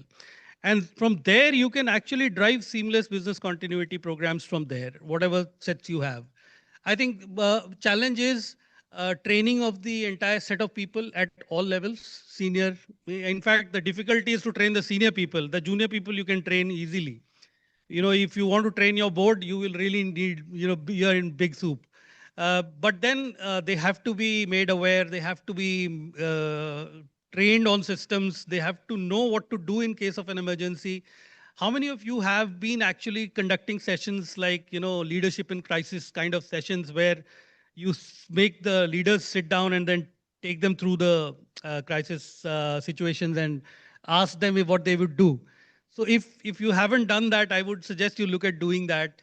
For the last 3 unicorns, I did that for the leadership, got an external team because घर की मुर्गी दाल बराबर होती है, तो you get an external team, a good senior, ex-law enforcement guy who's a DGP level rank, and get him to sit all these people down and tell them that what will happen if you get into this kind of a crisis. So you do scenarios, tabletop exercises. Junior staff, I think, for the ground staff, all of them have mobiles these days. Most of them, I don't know the company rules now. I'm out of the operations for a long time, but most of them would be watching reels at their free time when they're sitting and there's no employee. I think gamifying training programs and putting it into their mobile phones and get them mandatorily to train on various situations and react to them accordingly will go a long way. So a lot of good things coming out from this. Emergency response 2.0 definitely means that we are in a better shape. I agree. So as facility members, we are gearing up with AI, technology, platforms. What about the people, the employees, the board, management, awareness? They're not interested. I mean, if there is a fire alarm, they say, I have an important call. I have a meeting. They don't know that the next meeting can be with God, right? If they don't evacuate on time. So that awareness, that responsibility has to be within. If your family is stuck in a fire, do you think you will give this response to me? You'll be the first person to run out. So that's a big challenge you're talking about. I've faced it in all organizations, in all 11 organizations. I think some more than the others. The younger the crowd, they are belligerent, they are rebels. They don't want to leave their bags. They want to carry their coffee down the stairs. It has been like I have personally, when I was an operational head of security and risk, I would stand in front of 700 people and give them a piece of my mind, because that's the only way people understand. I don't think that is going to change in any way with AI or whatever super AI or agentic AI you will get. Okay, you have to tackle human to human. You have to put these people in place that you are risking the life of others. So our jobs will be there for next 10 years at least. Yes, of course, your jobs are there. I'm also going to give you an example. Most of them do it now, but I started a long time ago in Reserve Bank in 2003. And imagine dealing with people who had 20, 30 years of experience in the bank itself, and they don't care. Like the iCard thing you said, I've had multiple fights with senior leaders. I have told my regional director, I don't care, you're not going to be, I am the regional director, why don't you allow me in, captain? I said, no, I don't recognize you. Show me your card. So that's the kind of fights I've been into. And as a facility security, administrative leader, you most of the times get into conflict with the people. AI probably is going to solve those key facial recognition हो गया तो अभी आपका वो झमेला नहीं है. You don't have to interact with people. The door opens on its own and all that. You have to look at the emergency responses now. Another thing, evacuation drills. I videographed the entire evacuation. especially those who were not following the rules and then sent the video into everybody's inbox. Those moments that these are the not to do stuff, carrying coffee, chit chatting, blocking people, taking bags out. So these are things we have to do as, leaders. Of course, I think participation is also one important area. People don't 100%. participate. They don't participate. Before the drill, they walk away at the sound of alarm. They never return back to the office. Yeah. God knows where they go. And yeah, the managers don't question them. I mean, that's a The other lighter note, the other aspect is the team as well. So when you're doing mock drills, so the security team sometimes tries to also check how well prepared is are the security guards and everyone. So they don't even tell them ke kal drill hai. They don't tell them. And suddenly I get calls. So there's one person telling me there's a fire. कह रहे हैं कि आपको phone ना करे, लेकिन निकलना है यहाँ से. What to do? So these are the, you have to really go down to that last mile, like, Captain mentioned, and then tell them that if this scenario happens, this is what you're supposed to do. And the shifts keep changing, the staff keeps changing. So whoever, or they leave, so there's a lot of attrition sometimes, and most of them are clueless when they're on the job. So the other rule that we've implemented is unless a person is trained for all the HSC norms when they step in the property, they're not allowed to be even deployed, because agencies, just to ensure that they have those mandates ticked, they will just ensure whoever is available on the bench, they just send them across. So that is one piece that I can share, that just stick to the basics, that unless they go through these trainings, they're not allowed on this property. Thank you, Vikram, for that valuable input. As we move to the focus area 3, single system of record, let's drill down a little bit more, deeper. Captain Sachin, this question is for you. How critical is the shift towards unified platform that integrates visitor management, security, and maintenance data? Thanks, Ram. I think it's a very, very valid and important question. This is one aspect which we have been discussing since morning. Just moments back, Captain Shakil just mentioned the seamless integration of incident management, business continuity, and emergency response. I mean, I can't put it in a better way why a single platform is required. Because as I was mentioning earlier, there are so many stakeholders involved into every aspect of business, whether it is normal operations, whether it is emergency response, or administration facilities, irrespective. So first and foremost, why exactly a single platform is required? As earlier Vikram also mentioned, knowing exactly which person is where, that information is very critical. So first and foremost, your security posture gets better, because information and data is the king. Once there is a single platform, then you have the right information available at your disposal real time. That helps you to take a decision probably. And now, as we all understand, we go through that grind every day through internal audit, through ORs, and asking many of the time, all of us feel, yaar, kyun pooch raha hai is file? Maine to kuch kiya nahi hai. We might not be able to make head and tail out of it. So once we have the single platform, but probably from the compliance perspective, every question is answered. Okay. Now again, since you have a single platform, you don't have to rely on that delay of the information. You may get it tomorrow, the person is on leave. So your operational efficiency takes it to the next level. The first and the foremost thing you improve immediately, you can see the difference is your ops efficiency. And then the intelligence you need to drive out of the data, that is driven through the single platform. So data intelligence aspect of all your operations becomes so easy, and then you can concentrate on some other aspects of your business rather than the entire bandwidth being choked by mundane tasks of preparing reports and sharing information. I'll like to quote an example, like for example, people who are into the RE and all, so they will relate to it. It's a huge process of finding a property, interacting with the landlord, negotiating with the landlord, getting it registered, the agreement, the first rent released, then letting the landlord do its own work, and then you start your RE people getting in, the project people getting in. It's a huge life cycle. What we did at IDFC was automate this entire process. I'm just quoting an example of how a single platform for all these activities has helped us. Now, only thing RE guy needs to do is find out a property and punch in the few details of the property and the landlord. The lock-in period, the rent-free period, the rent release, everything is immediately associated with a certain date. The project manager gets to know it. So the lag and the time delay which might have happened because of everything not being available has minimized.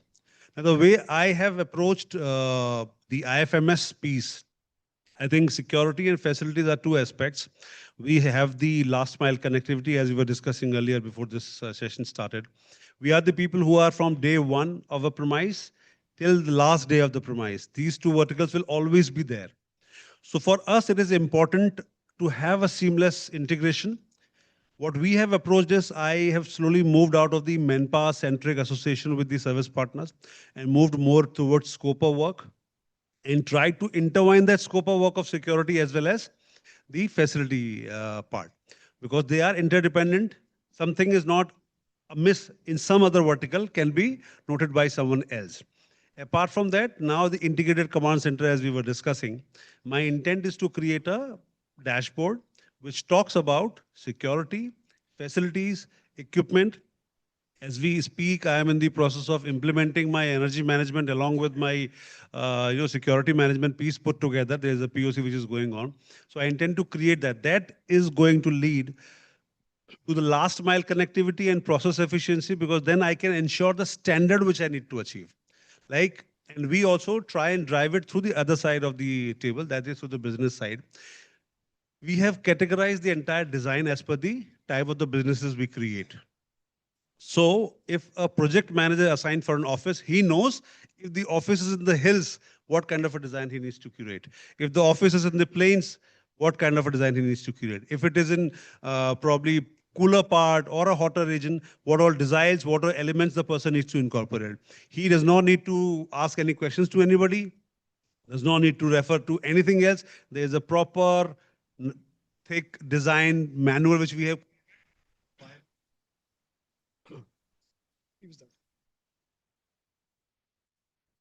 So it's a Bible for every project which is being created. In the similar fashion, we are just about to create a facilities and a security manual. So once these manuals are created, they are individual agnostic. I may or may not be there in the system. The system will have similar standards, no matter if we have to drive these standards. The standards requires a single platform. So that's how critical nowadays is to have those platforms to drive that excellence, to drive that emergency response, to have a fantastic incidents management and business continuity. Thank you, Captain Sachin. Anybody would like to add any points on this? Yeah, so we are mostly looking at corporate offices. Would also like to add that warehouses and data centers, these are the other types of properties, if I may call them, who would want a particular unified system in terms of security as well as it's smart in nature. It may not be very heavy on human resources. So I think just to add to your points, Captain, those unified projects will be very useful in that sphere of properties as well. Yeah, absolutely. I think the more digitalized we are getting, we are still overlooking at certain problems which are still on manual mode. For example, when you spoke about corporate real estate, we still look at registering our documents in a manual mode. While your biometrics is digital, your retina capture is digital, but your agreements are signed, every page has to be signed. So that we're not going to get rid of that. So I think we have to live with it for some more time till we get So it. Bangalore has moved to the e-Khata system, where all the landlords are supposed to create their own digital footprint. So you can no longer, in Bangalore, if you want to register a leave-in license, it's mandated that the landlord has his own digital khata where everything is mapped online for the Bangalore registration, wherein the square foot, I mean, the entire property documents, they're all online now. So you just can't register physically anymore. Thanks, Vikram. Okay, this is getting a little interesting, I think. We're getting into deeper dives. Now, Prasad, I have a question for you. What are the key challenges and leadership decisions required to move on from fragmented systems to a single source of truth? Okay. So if I have to talk about fragmented systems, I would like to touch upon the silos, what we observe usually.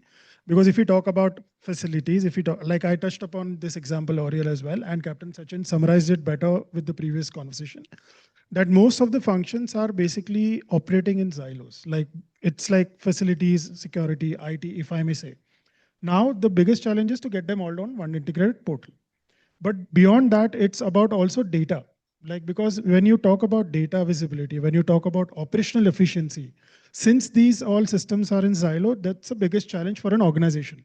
And most of the organizations are currently kind of aware of these challenges, maybe working on these challenges, and have approached even partners and channel partners to basically better it.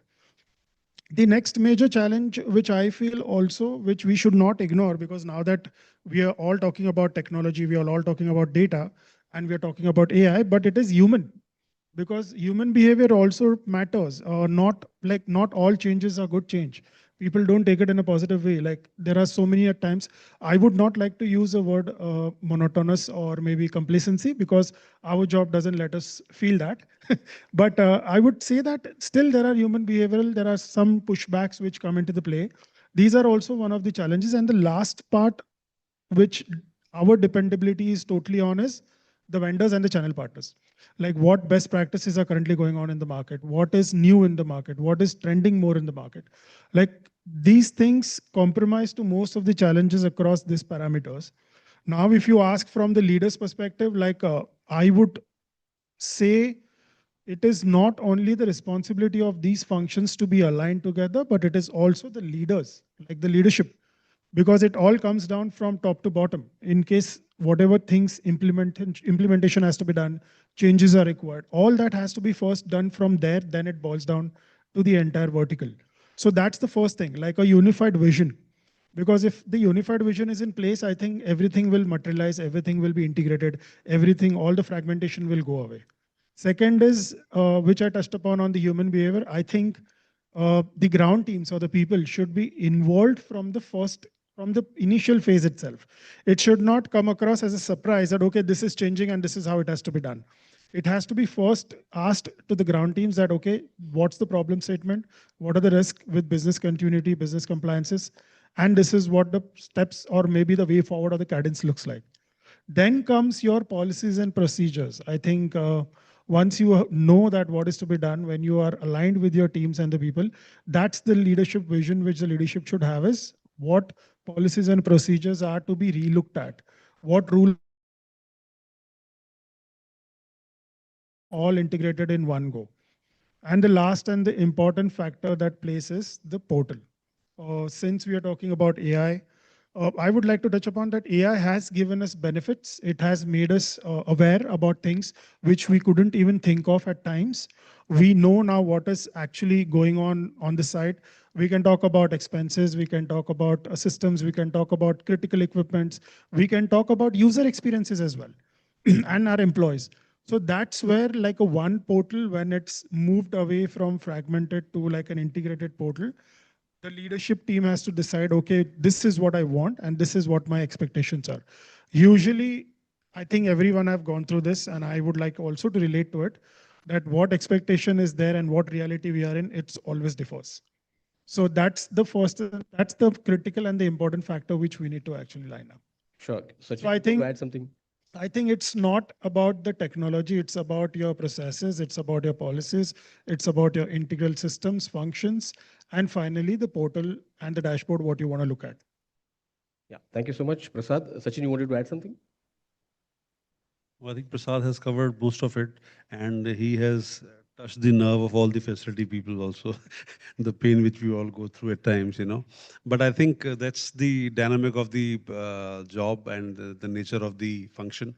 It'll always be like that, because your way of doing certain things and finding solutions, and the goal is probably something else, and the larger picture is like having a view at 3,000 feet and 30,000 feet.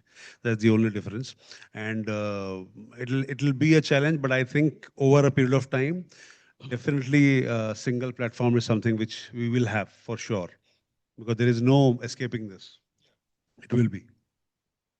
Even I think I would just take a step back and really mention about one example where infrastructure and even security, as well as the top leaders come together, converge. One example classically is the crisis management committee, which I think most of the companies or larger companies have in place, which is not driven by AI. It is purely driven by people. Generally, the configuration of this particular CMC, as we call it, has the head of HR, has the head of communication, head of safety, HSE, all together on the same table. And this committee is a classic example if you really want to see how security and infrastructure can be combined and they work together towards managing a crisis. I think that should be a good example that we can run the place without AI and target specific problems and have the right decision makers across the table who can enable that decision making. Thanks, Vikram. That was a very important information that you shared. As we go to the last question of the panel discussion, Captain Shakil, this is for you. What capabilities must organizations build to move on from reactive response to predictive and proactive risk mitigation? Yeah, so I touched upon this a little bit while talking about training of our ground staff, which is the most. They are the first responders. They will, help save lives, and they are the people who matter. So they need to be treated accordingly and given much more status and value that we currently do. I've always been an advocate of, uplifting the last mile through various ways. And for the larger organization, the middle management and the senior management, my thing is let's let go of the chalta hai attitude. Absolutely, it does. वो चलता ही नहीं है आजकल, because जो impact होता है उसका, that's very big and it is detrimental to the organization and to jobs. Uh, in this, basically, AI driven skill leveling is something that I would advocate, and especially for the entire organization. Like Vikram mentioned that, and also others, that mandatory training LMS है सबके पास, but mandatory training का वो कितना करते हैं, कोई किसी दूसरे से करवा रहा होता है, cyber security का, POSH का, and other stuff that we, fire safety, cyber security. I think uspe there is not enough, and that is the first thing to go. Actually, I am very surprised that that is the first thing that organizations do away with when they are hit by sort of a budget issue or something. Training is the first thing that they do away with, and I am like totally aghast that that shouldn't be. That should be the last that needs to be touched. But anyway, I'm not the CEO or CFO or the board, but later on, those companies actually suffer. One is instant digital crowdsourcing, which is basically all your real-time data from different, IoTs and all your feeds that come in. So you can actually map out exactly what's going on and where to respond and how much to respond. That's a very key, and we have talked. Captain, about that point you mentioned earlier, you can gamify those. Absolutely. I think we did that one CPR training, and literally it was so much fun because someone was, acting dead, and someone was trying to pump the heart. And I know it sounds funny, but it's a very serious subject that really pushed through, and people asked for it again. Absolutely. कब हो रहा है CPR training? We in almost every organization that I have worked with, I've got St. John's ambulance come in and certify people in CPR and first aid. There were volunteers, like very hearteningly, there were youngsters who wanted to learn that particular skill. And if from say 1,000 people, you can get 10 volunteers also, that is a big achievement to have. Uh, the other one is obviously multilingual and low-tech interface, which I wrote a certain point where it can bridge the skill gap. Our, if you know, in Mumbai, the guards are from probably Orissa and Assam. There would be people from Bihar. Chennai has guards from Assam mostly. Uh, so you have people who don't understand the local language also. You have to empower them by giving them kind of multilingual apps where they can actually learn and get skilled. Uh, Others are obviously predictive environmental threats. You can predict those things going forward, and I think mostly covered. Unified command is something that we have all been talking about, and I think it is more to do. If I have to give an example of say an Amazon, where I was there when I was handling the middle mile supply chain, and everything in transit, in air, in rail, in road is out there in front of you. The vehicle stops for 20 minutes, so then there are standards that you implement on top of that, which is the TSR and FSR. So I did that TSR, FSR also. So, a lot of studies to be done. Uh, with AI, I think all these standards can come together. And that's the good part that I look at. So I've been instrumental in building such 3 command centers, which have not been only security safety, knock and socks, but they have been business command centers where you can. So in one of the startups, they had a dark store and food delivery app as well. So all of that also is there. Your dark store inventory is mapped. So if somebody wants to pull out, the CEO wants to pull out a dashboard, you can pull out those things and see how many people are in transit at one point of time. You can see where there is a crisis happening, there's a red flag, you can see, and you can take those decisions. Yeah, like the attacks that happened, suddenly we had to find out where are our sales guys? Are they in that location right now or no? So I think we've come to the end of the session. And if you want to sum up something quickly on the points that we've discussed, that will be helpful for everybody, all of you. I think one aspect which Captain Shakil touched upon is the training of the last mile. It's quite important. Just share an incident because when I got the training done for the women safety training from the police I conducted in Rajasthan, in Kolkata, I was surprised when they were giving the relevant training to all the attendees. There were so many fathers, making the videos out of it and then taking it home. I have personal messages received from them. So the point is that this is something which is non-negotiable, and this training does definitely impact, if not your organization, but that training is akin to the location, and it could be used anywhere. I have seen cases where people being trained in the offices have saved lives while traveling in a local train. So the training, the importance of training does not restrict to your office environment. It definitely goes way beyond, creating a safer environment all around. So I think that's a very, very valid point. My last points would be AI is there to stay, we know, but we should use it very judiciously given the nature of our country and the demographics we have. We have to look at that point very intelligently.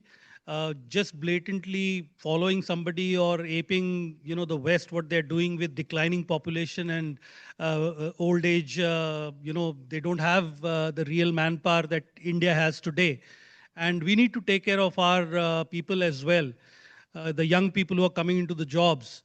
That's one very big mind as leaders. The other part is like, so to give you an example of what Sachin said is, I was the National Head Safety Security for TCS BFSI right here in Nirlon Knowledge Park and 25 other sites in India and abroad. So we had about 30,000 people, and all the guards were Maharashtra Guard Board here. What we did was we did a program called Hello.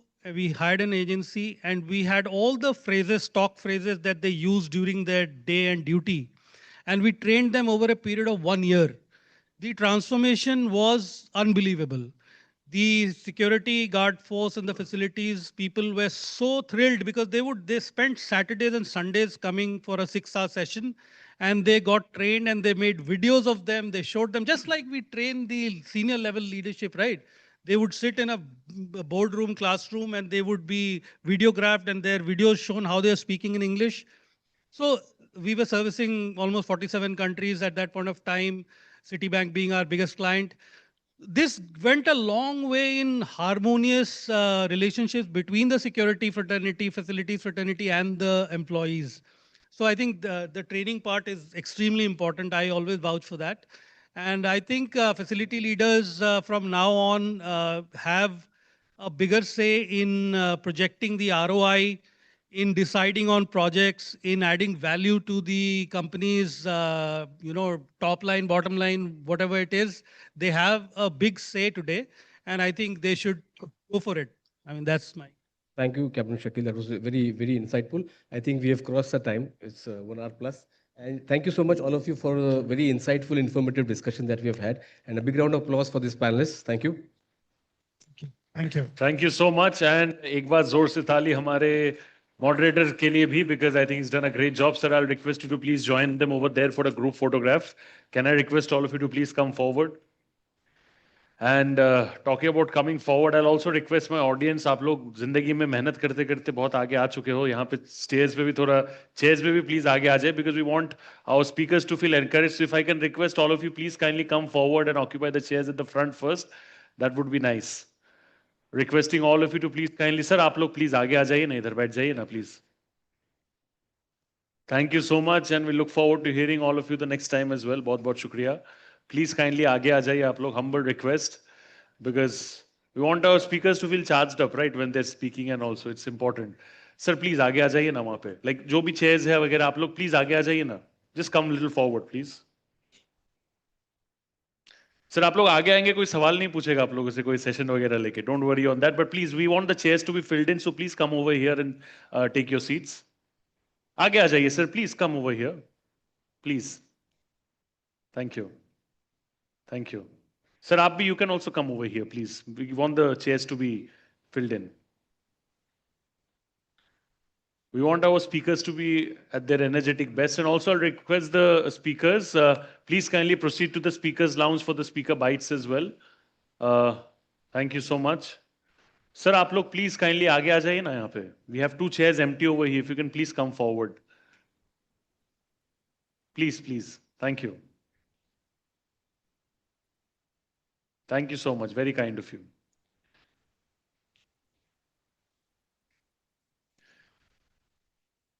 All right, so I'm going to be quickly moving on to the next session, and to do the honors, we are going to be talking about the next panel discussion. This is going to be a panel discussion on sustainability that delivers, the ROI Playbook 2026.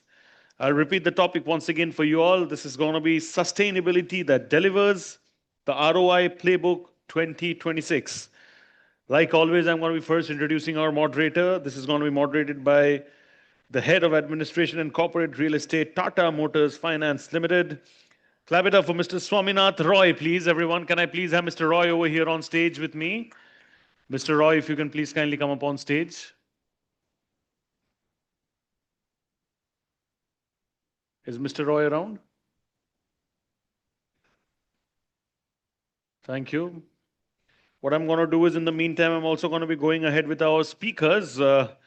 My first speaker for the session, he's the Deputy General Manager, Sales and Marketing, Scroll and Screw Chillers, Blue Star India. Please clap it up for Mr. Srinivasan Mani. Can I please have Mr. Srinivasan Mani over here? Good to see you. Meeting very frequently. Last met him in event. Great man, great presentation skills. Thank you so much. We also have Mr. Swaminath, who has already joined us. Thank you so much. Hi, and you would want to do the moderation from here, or want to take a chair? If you want me to do, I will do. Sir, no, but we want, I'm there. You want to do it from here. Okay, cool. My next speaker over here is Head of Facilities and Workplace Services, First American India. Please make some noise for Major Anita Vinod, please. Thank you so much, Major. Thank you. My next speaker over here is the Head of Corporate Real Estate Services, Credila Financial Services Limited. Please make some noise for Darshana Dang. Thank you. Dange. How do you spell it? D-N-G. So, oh, yeah. So they missed out in typing the printing. I'm so sorry. It's Darshana Dange, right? And my next speaker over here is the Head HR and Administration, Supriya Life Science Limited. Please make some noise for Captain Manoj Bhamareji, please. Thank you so much, sir. And sir, over to you. Thank you. Can we update the timer quickly?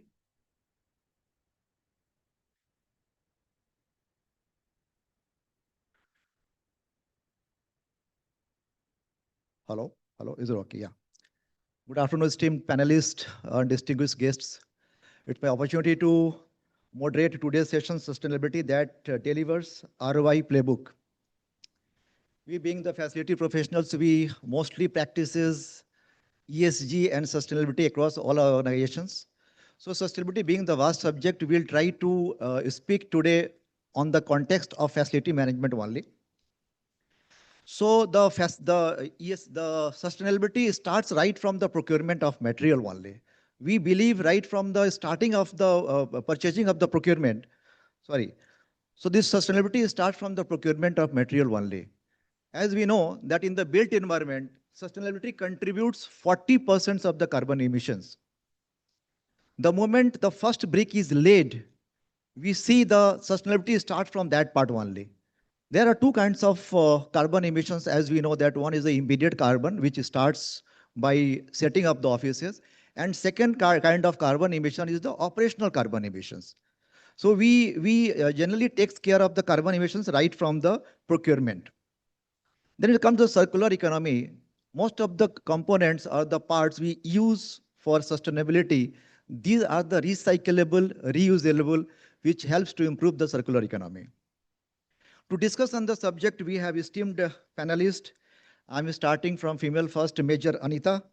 Major Anita was a part of Corps of Electrical and Mechanical Engineering in the Indian Army and was responsible for maintenance of the entire gamut of electromechanical equipment.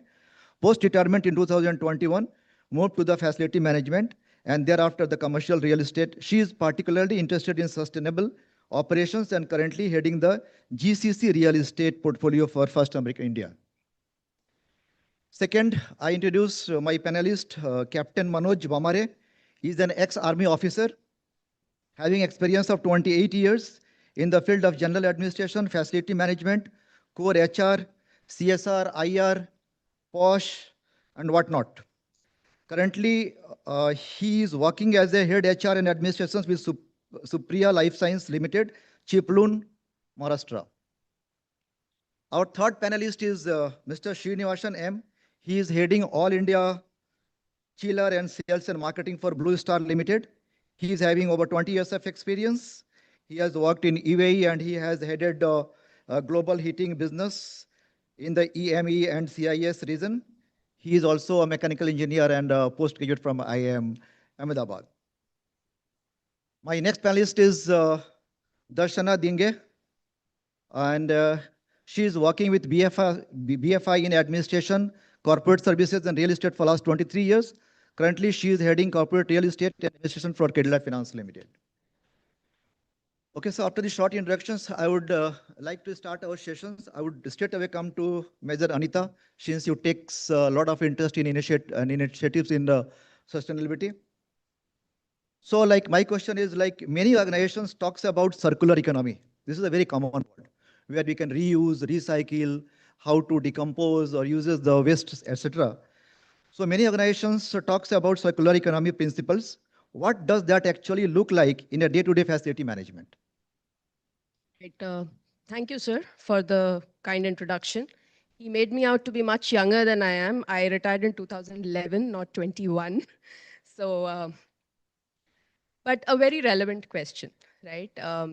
In my opinion, circular economy in facility management is actually a change in mindset from use and replace to optimize and extend the life cycle. And in day-to-day facility operations, there are some surprisingly practical applications. So like Swami sir mentioned, there are post-COVID and once hybrid came into the picture, most corporates underwent a lot of refurbishment projects, still ongoing.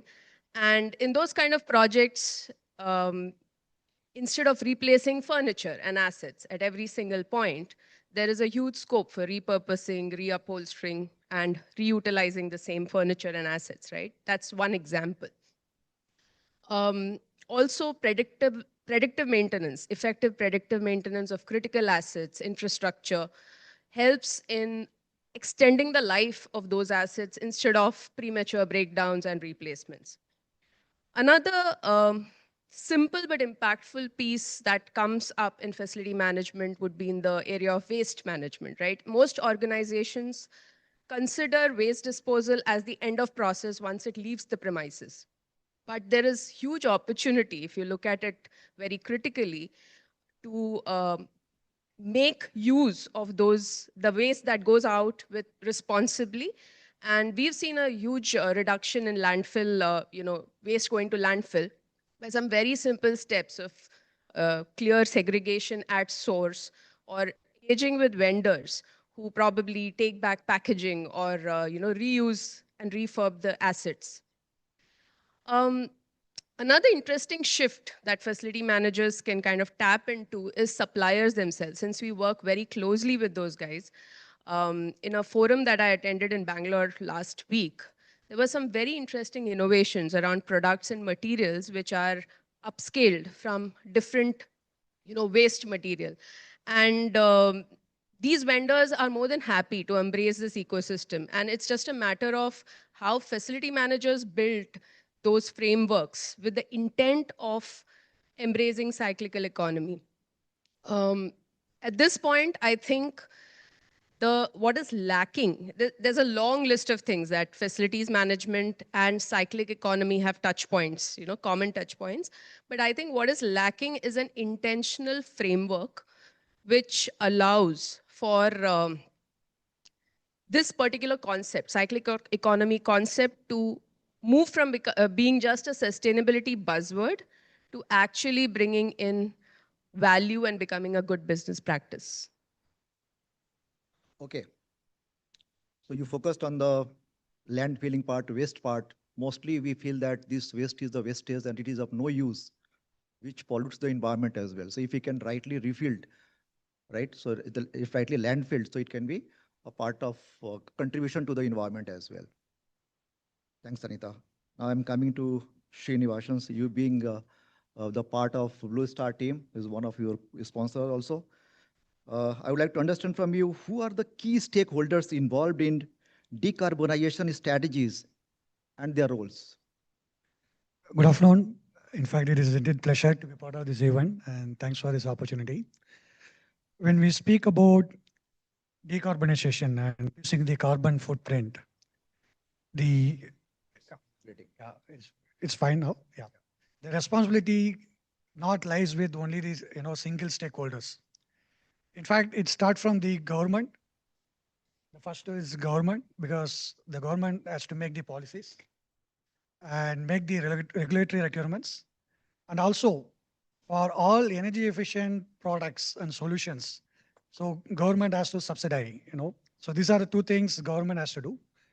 And when it comes to manufacturers, being a manufacturer, what we do is we comply to the regulatory requirements, and we manufacture the energy efficient product. The third one comes to the consultants or project management consultants or HVAC consultants.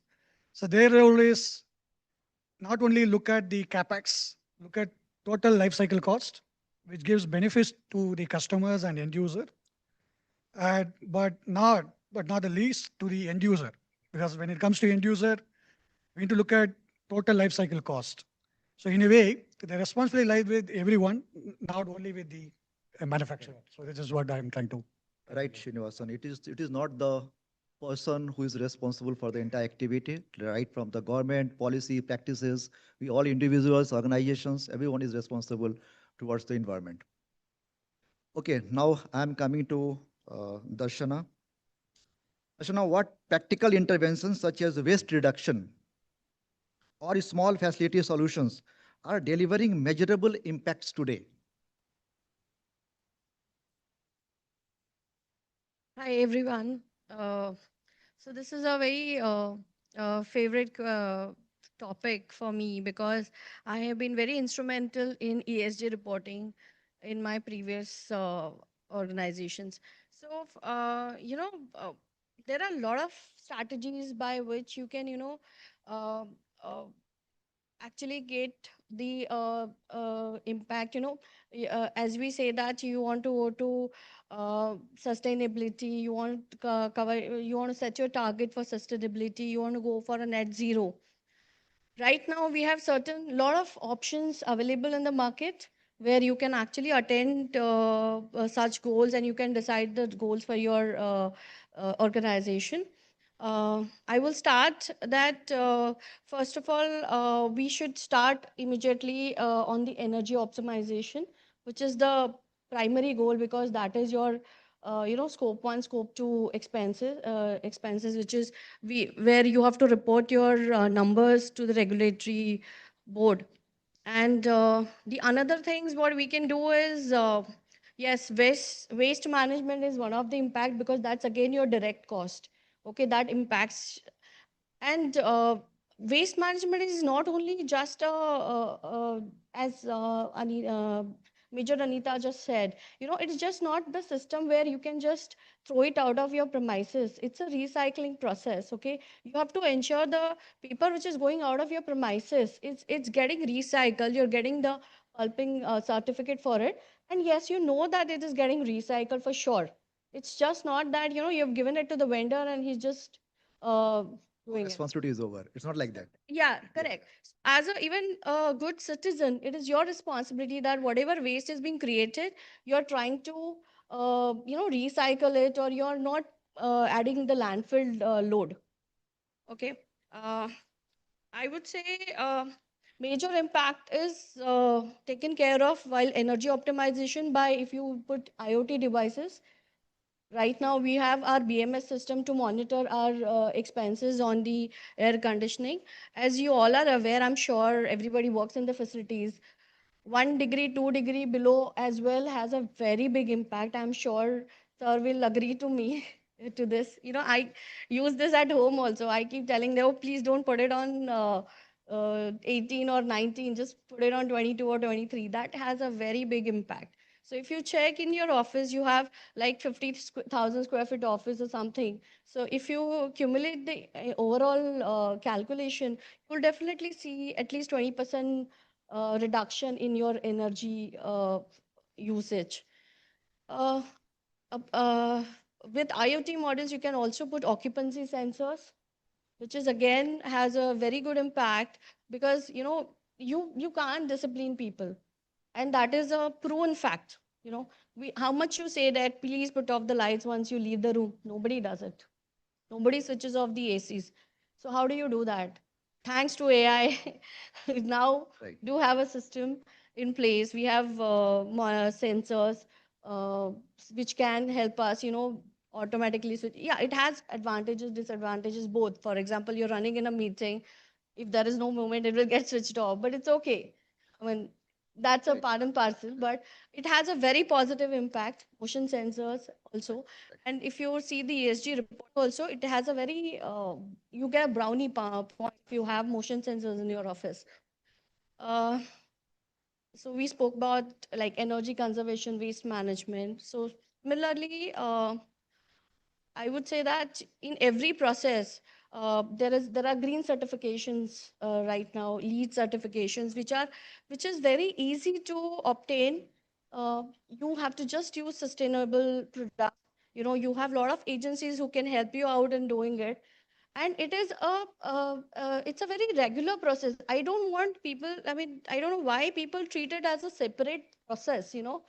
By default we should actually go for green certification because government has also given some exemptions to all these agencies, so there is not much of a monetary impact because of it. But what you get down the line, you see the reduction in your energy by 20%. Okay, then it is sustainable material. Okay, about the sustainable material, I have a very interesting feedback about it. I had attended one forum and I asked them, you keep saying that it's sustainable. How is it sustainable? By paper cut, use कर पेड़ तो काटा ही है ना आपने. How are you claiming it as a sustainable? So they briefed that why they call it as a sustainable or a CSR approved project, because they actually cultivate the whole land. They grow trees and then they use that product. That's how they call it as a sustainable. So they are not actually randomly cutting any jungles and all and then creating all these products. Right, Dasana, right. So it is interconnected with everything, right? Exactly. So you touched upon this e-waste. Circular economy. So that's how it should be. Right. Like, our raw material should be somebody's main product. Correct. So Darshana, you touched upon e-waste not pertaining to the infrastructure, which is can be landfill. Rather, you touched upon other day-to-day operational e-waste, which is consumed during our day-to-day operations, and it starts from the procurement itself. Yes, Right. absolutely. So our procurement department must be environment sensitive, and there must be sustainability, point of view. They should procure these assets. Okay. You also touched upon this energy conservations. So energy conservation is one of the area which is the fixed cost center, and we all talk about energy. Even a single light extra on during office, or management thinks that admin team is not very serious and they are not understanding the value of money, and they are not caring about the admin enablers. Okay. Now I would like to come to Captain Manoj Bamare. So Captain sir, see, in the offices, occupancies keeps varying, and especially in a hybrid work culture, sometimes we find this office is overoccupied, and sometimes we find the strength is below than the occupancy is, capacity. So just I want to understand from you that what is occupancy data changing? How is occupancy data changing the way facility consumes energy? So firstly, thanks for giving us the opportunity to, uh, give our views and showcase of whatever we have learned so far, and face the audience, expert audience who are already well trained and well groomed in this field. So thanks for that. So coming to the occupancy data part, so as you rightly said, correct. Earlier it is a very conventional way, traditional way. The occupancy was assumed. How much will be the occupancy of that particular area or particular offices. So based on that, the load calculation, everything was done from the energy perspective, HVAC or whatever different gadgets or electricity related consumables were used based on that. But as the time came into a new phases in the current environment or post-COVID like scenarios, and in the current environment also, so occupancy keep on varying based on various factors, or based on various business specific requirements. So occupancy data plays a very important role. Even if and it depends upon various scenarios also. You should not say this particular thumb rule or any particular assumptions are made in a particular sector or offices, so that will be fit for another sector. That will be also not there. So occupancy data varies from sectors to sectors, and based on the occupancy data, whatever assumptions are there, that may change and vary. Like you rightly said, occupancy also varies because of the hybrid environment or work from home like scenarios and all that stuff. So based on that, whatever is the even traditionally we have already calculated, and that particular capex we can't change immediately, or the module which we have already fixed, that cannot be changed. So whatever is the current scenario, based on that you have to take care of all these modern ways and AI and other IoT related things and all the smart gadgets and smart scenarios, or the IBMS like type of scenarios or conditions, where based on the occupancy data, whatever the available resources you have, whatever the already fixed gadgets or capex related items you have, that has to be in line with the requirement based on the occupancy data. So once you get the occupancy data by various sources like AI or smart offices or smart gadgets and stuff like that, so based on that you have to re-evaluate the entire things which are already in place, and how to put them in a automation mode. Basic office automation is very important in that phase, because as someone already said, manually it is very difficult, and it is very difficult to convince the people also switch off the lights, switch on the lights or something like that. So once it is occupancy database scenario, automatically the AI or smart office gadgets, they will or the IBMS teams will monitor the entire occupancy, and based on that automatically it will retune the whether it should be up or down, whether it should be switch on or in a switch off mode or something like that, or it should be have some timers kind of thing. So that is where this occupancy data is playing very important role, and for energy consumption and for optimization of the resources and for getting the desired effects, it plays a very important role. So occupancy data is really important. Yeah, thanks. Thank you, Captain. So Captain, one thing you rightly said, that occupancy may vary any point of time as per the business requirement. But the capex which we have already put in, it is not possible always to change based on the day-to-day requirement of workstations, right? Like HBSC system, what we have finalized in a certain work environment, that will remain the same. But again, to meet this requirement, see, mostly admin team reports to CFO and CHRO.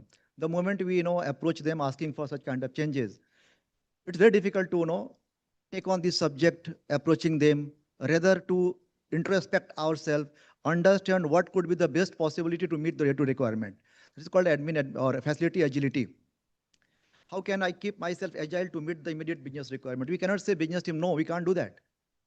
Maybe a new vertical is coming up, they want 20 workstations immediately, and we don't have space. Can we ask that, sir, mujhe 10 lakh dijiye, 20 lakh dijiye, so that we can do it? No, we can't.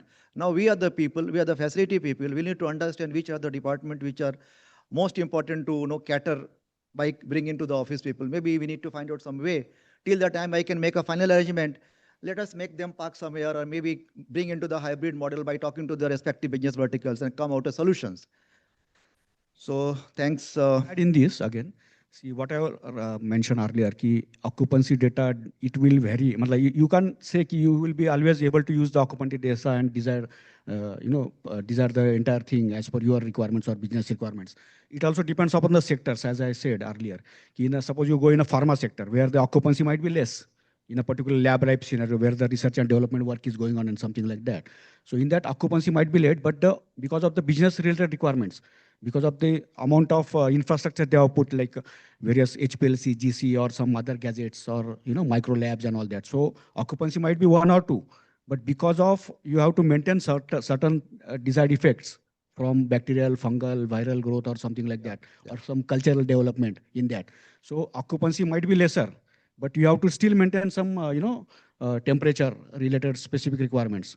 So that is also one of the important factors. Secondly, in a current scenario where most of the people just because of the requests or making them understand the energy conservation and other aspects or occupancy related data, even showing after them, we were just discussing a while ago, some of the, some senior people, because of their whims and fancies, or some particular department who are getting, more weightage in that particular sector. Suppose a finance sector. So finance guys or sales guys are more giving weightage in that. So if they say, no, we want 20 degrees centigrade. So occupancy data, irrespective of whatever you show, you are helpless. You have to just, so human factor is also important. That is what I am trying to tell. Ki occupancy data, human behavior, that also needs to be changed if we want to desired effect. Yeah. Thank you, Captain. Thank you. Thank you. Okay. So the one thing we'll agree that sustainable products are a bit costlier. So convincing to the management really is a tough job, as we mostly report to CFO and CHRO. Mostly they understand the cost is, cost impacts every organizations, and it adds a valuable component as a organizations. So how can we convince to the CFO and CHROs that these components are really environment friendly, and we must have in the organizations to meet our ESG goals? So I'm coming back to again to Major Anita. In a changing economic environment, how do you convince leadership to invest in sustainability initiatives? What metrics resonates most of the boards and CFO when evaluating ESG products? The toughest part of our job, right, is this. I'm sure everybody will agree on this. Convincing business. But I found that conversations around ESG initiatives cannot just be grounded in the sustainability angle. It has to have a relevance to business outcomes. So leadership and CFOs would obviously and naturally look at cost, risk, resilience, payoff period, those kind of metrics, right? But so when we position ESG initiatives in line with operational outcomes, that's when the overall narrative gets some kind of weightage. So I'll pick an example of one of the most popular energy saving projects that most of us must have done, which is your LED retrofit. Most organizations must have already gone through it or would be in the process. Now, if you go with a proposal saying that I want to do this LED retrofit and it will save some carbon emissions, it's going to fly out the door. I mean, no one's going to pay any heed to it. So the narrative has to change. If we are able to share a proposal which gives a clear narrative saying that this project will pay off for itself under X number of years and thereby save so much in OPEX, it will extend the life of the asset, reduce your maintenance cost, and so on and so forth, I think it would be a much more compelling conversation, right? And with respect to metrics that resonate, so typically, you would look at reduction in energy consumption, in payoff period, in ROI, in reduction of asset cost, and those kind of hard numbers, which would like be music to the leadership's ears. But of late, there has also been an interesting shift where companies are paying more attention to softer, but more importantly, matrices such as employee well-being or things like compliance readiness, indoor air quality matrices. So these are also equally important. And all of us can build a narrative around that, around all these metrics put together to build a case that is strong enough for leadership to sign off on. So typically an ESG initiative, um, if it is directly connected to the core business performance, and if the finance, the operation, and the sustainability teams are able to look at the project but see value from their own perspectives, that's when I think ESG stops becoming a discretionary spend and starts being woven into the overall business strategy long term. Right. Right, Major Anita. Uh, CFO or CHRO understands compliances, regulatories. On the name of regulatory and compliances, company can spend any amount, right? We all agree. The moment we talk about such kind of situations, so something comes, okay, we can try to do next, or something can be worked out. But it again depends on us how we are taking up this to the management to convince them. As you rightly told, that these ESG and sustainable products, the sustainable products are somehow impacting on good health of the people. Procuring the low quality of assets, to the management, it seems that, okay, at the lower cost, I erected an office and did some kind of activities. But how it is impacting on the health of the employees, there is no such kind of evaluation matrix. And even if something comes or somebody is coughing or somebody having some kind of sneezing and something, we think, okay, some kind of allergy is there, you can take care of it. But it is very difficult to convince to the management, sir, the kind of sneezing or some kind of itching or some issues is coming up, that is being contributed by the kind of assets we have taken up for setting up these offices. See, rightly told that it is the way how can we convince to the management so that they can adopt the quality material, and they should understand this is not an expenses, rather it is an investment in terms of good governance and in the brand image of the organizations. Right. I am coming back to Srini again. Srini, what are some recent and relevant decarbonization strategies that companies can adopt to deliver tangible results? In general, if you take any facility, HVAC is, consumes close to 45% plus energy, right? So as a manufacturer, we have more responsibility to reduce the carbon footprint. So we will focus on 4 verticals, starting from the designing of the manufacturing equipments. Second is on the operational efficiency. Third one is control strategy. We spoke about the varying occupancy load in the building. So what kind of control strategy and with AI we can adapt and we can reduce the carbon footprint. And last but not the least, on the technology front. So if we start with the design, so each project for us unique because there's no one solution fits for all. So those days are gone. So the customers are demanding, the facilities are demanding, hospital, healthcare, the requirements are different when it comes to HVAC. So we adapt mix and match concept. So with the variable frequency drive, changing the different evaporator and condensers, which save energy. So traditionally we will be using some DX evaporator. From there we have gone to flooded and falling flame. So which save the energy close to 25 to 30%. Yeah. And from fixed speed machines to variable speed, which again reduces energy by 15 to 20% and reduce the carbon footprint. When it comes to technology, so Blue Star, in the manufacturing of the HVAC equipments for more than 8 decades, we started in 1940, and we introduced first scroll chiller technology or scroll equipment technology in Indian markets. And we also introduced oil-free chillers magnetic bearing chillers. The compressors works on magnetic levitations. So that we introduced in 2010. So what does it mean? The chiller or equipments which doesn't require any oil. Why do we need oil? Oil we need for lubrication. But when it comes to oil, the oil and the refrigerant which cools the space, it's got different chemical properties. So over a period of time, this oil migrates to evaporators, the heat exchangers, which hampers the efficiency. So as per the ASTRAE study, so 3 to 4 years old machines, if you take, the oil migration from the compressors to these heat exchangers reduces efficiency by around 8%. And if you're using the equipments for some 10 to 15 years, the efficiency drops in the tune of 20%. That means we think that the equipment is delivering the required capacity, but it's not so, because your equipment is under delivering. That means the machine has to work for longer time. So considering this, Blue Star introduced oil-free magnetic bearing chillers, which does not have any oil. That means the efficiency is almost constant through the entire life cycle. So this we focus on technology front.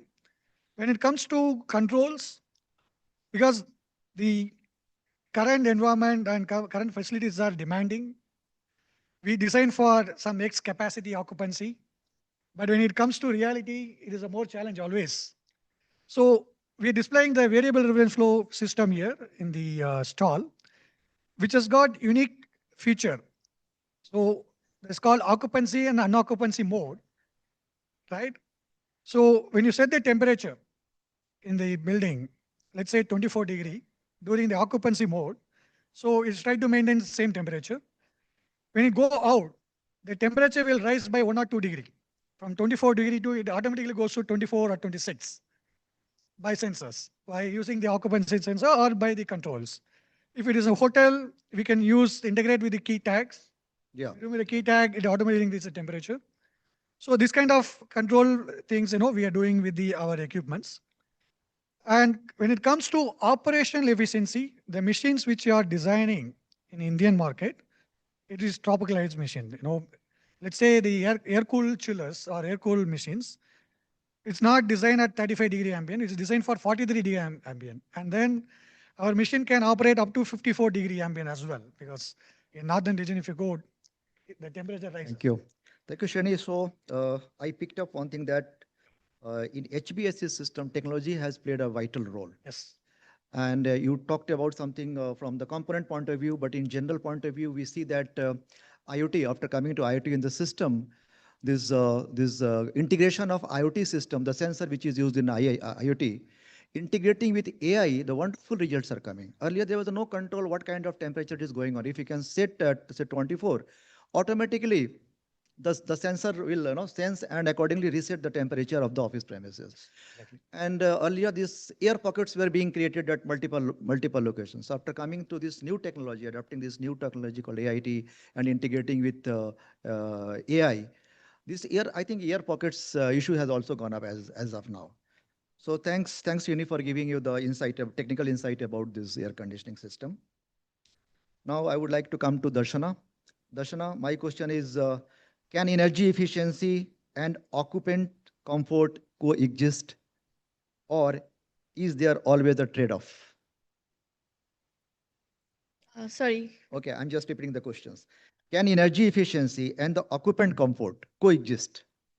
Is it possible to maintain the energy efficiencies and the comfort of the employees at the same time? Absolutely possible. Uh, See, this is only a mindset. Okay. There are always exceptions. There are certain people who always feel extremely hot, even if you keep the temperature even at the 20 or 21. But then, of course, both things can coexist. In fact, we have to come to the one median point where you have to maintain that temperature. And as I said, as sir has said, that they have introduced this model along with the occupancy sensor, which will definitely reduce our capex also, because then we don't have to buy two different models. But because of this, you will definitely achieve a sustainable results as well as employee comfort as well. I do not see any reason why it cannot coexist for everything. For example, tomorrow we go for an EV bus than the regular bus. That is actually not going to change much for people. Right. If I today use low VOC paint for my office, it's really not going to change the end results. So any sustainable product, in today's scenario, I would also want to say that point that it is not expensive. It is Yeah. slightly expensive, but it is not that much. If you compare that with your ROI of whatever results you're going to get, or what Product life savings cycle. you're going to get, what points you're going to get from the ESG reporting perspective, it's definitely workable and it's quite doable. Thanks, Darshana. So you mean to say that the product life cycle goes up if the product is costlier at the beginning, but if you consider the tenure of the product, the efficiency of the product, you will find that it's far better to go for sustainable and bit expensive product than going for the normal price products, right? To add what the Shang was saying, in HVAC, normally what happens if you take any building, we use electrical water heaters. Because we are talking about occupancy versus technology, where the Yes. coexists. So the same job of whatever water heater is doing, you can do it with a heat pump. So though it is expensive, right? So almost double, but the energy saving which you get from the heat pumps or solar thermal systems is huge. So even the life of the machine is close to 20 years. The water heaters, you have to change every 5 years because due to the, the maintenance and things. So I completely agree. The technology and occupancy, it's coexist. So using the right technology, it gives better ROI and total life cycle. Yeah, thanks, Srinivasan. Just want to add in that, besides whatever the technological inventions and occupancy related things and equipment, so mindset also needs to be tuned. Then only will you achieve this coexistence of both. Right. Mindset of the people. Yeah. Thanks, Captain. Okay, so Captain, till now we talked about what to do to ensure that organizations practice sustainability and ESG. Now my question to you, Captain, that what should not we do? Just the question is a bit reverse. Like, what is the biggest mistake organizations make when trying to demonstrate ESG ROI? Right. So firstly, the biggest mistake which we do is we are not, trying to project as a ROI. That is the biggest mistake. Like we are just trying to showcase what are the best things, what are the interventions, technological interventions, what are the innovations made in these products. But we are not convincing at the first point itself what is the ROI we are going to achieve. So ROI is a very important factor where you can say CFO, CEO, all the business people, they are not interested in what is going to happen related to the technology or, the other, or these ESG related products or, equipments. So what they are interested in, what I am going to get out of this, how much business benefits, how much cost I am going to save. So we are not able to convince them at that very point of view because it takes a lot of time. It's not a key, you have to just sow the seed and immediately you will reap the benefits or the fruits. It's not like that. So they want at the earliest, कि आज लगा दिया पैसा तो मेरे को अगले साल में कितना पैसा मिलेगा वापस, how much money I will save. So that is not happened. So we are not able to convince them that this is not only it's a patience game based on the whatever calculations and research undergone for getting into this level on the ESG front. So we have to project not only on this front, but we have to project more on, we have already discussed on this, compliance. This is really very important from compliance point of view. Compliance is not only just filling the sheets. What we are doing, just filling the sheets and taking care of, taking some consultant and trying to project this is what is going to happen, EcoVadis or something like that, or some audit requirements or some certification requirements. That is what the lower aim we are projecting first point of view, or not we, but the business, the CFO, CEO, they have this only limited aim or the final product what is there in mind is only to get some certification, get some data work filled. That is the only aim they have. But in the longer term, if we project compliance not only for the sake of compliance, but it is having the long-term effects, like in the long term, we may have the brand image, we may get various customers who are very, very cautious on, especially the UK or European customers who are very, very specific on this, and they want to check first whether you have the ESG initiatives in place or ESG related products are in place, whether you have some certification like green building or some norms like that, how much sustainable energy effects you have, how much really you are interested and trying to get some carbon footprints or recycle RRR concept, 3R, whether you are really implementing on that and you are really following up on that things and sustaining those effects, they are interested in that. So you will get more benefits, not only the benefit of installing some equipment and after 10 years you will going to get so much energy savings. Not only that, but you are getting more customers. So with more customers, you will get more business. So with that, you will get more business and more money.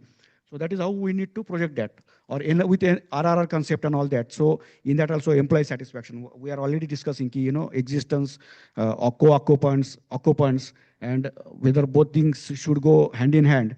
So without hampering the employee experiences, employee satisfaction level, we have to project this to the business in the right way so that they can implement this and contribute basically positively. So it is from the top to bottom. So once they convince, then people will also follow and will desired benefit and things will definitely going to achieve. Yeah. Thank you, Captain, for your wonderful insights. Before we sum up, would like to request from you all whether you have any questions. Yes, sir.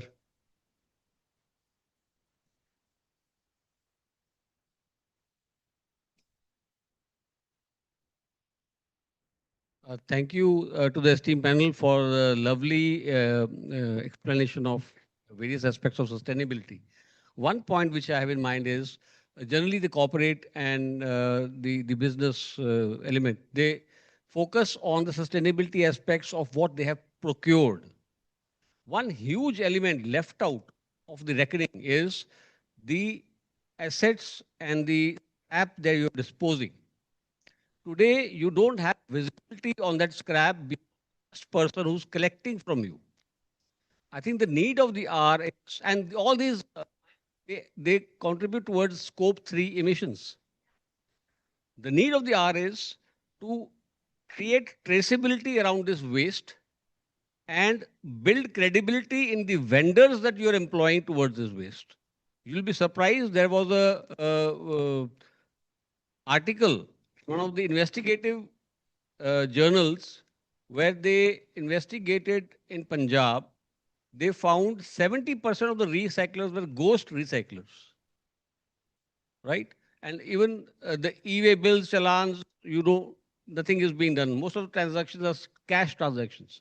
So it's a very, very gray area, and with government coming out with very strict norms towards the waste recycling percentages and other things, I think it's high time that we, focus towards this also. Another aspect is when we speak about sustainability, we forget about the social element of this. The people of the pyramid who are involved. So somewhere that kind of a sense of inclusiveness about child labor, all the things should also form part of our, somewhere our planning and our business documents. Thank you so much. Right, Narang sir, your point are well taken. Can I add one point? Yeah, please. So just to, ramp up, like Indians were always sustainable. Okay. They were always sustainable. Then we moved towards the change and we have become non-sustainable. Now, again, we are moving towards sustainability. What is the biggest mistake which people do is they only do it from the reporting point of view and they do not have heart into it. They'll buy RECs, okay, our work is done. We are going towards net zero. By 2040, we'll reach that. But you're actually not conserving the resources. So that's what we need to do. Right. So is time up? Just to add in that, sorry, Okay. I'll just take 1 minute. Indians, we are very familiar of, sir, 1 minute, sir, if you don't mind. Yeah, please. या कि जब तक हम foreign वाला उसको prove नहीं करके देता या बताता नहीं, तब तक we are not ready to accept. कि earlier also in the earlier days we used to have all these practices in place, frankly speaking, कि जैसे अपना घर बनाते थे वो सब सॉइल का यूज होता था. Their roofs are also use the same way.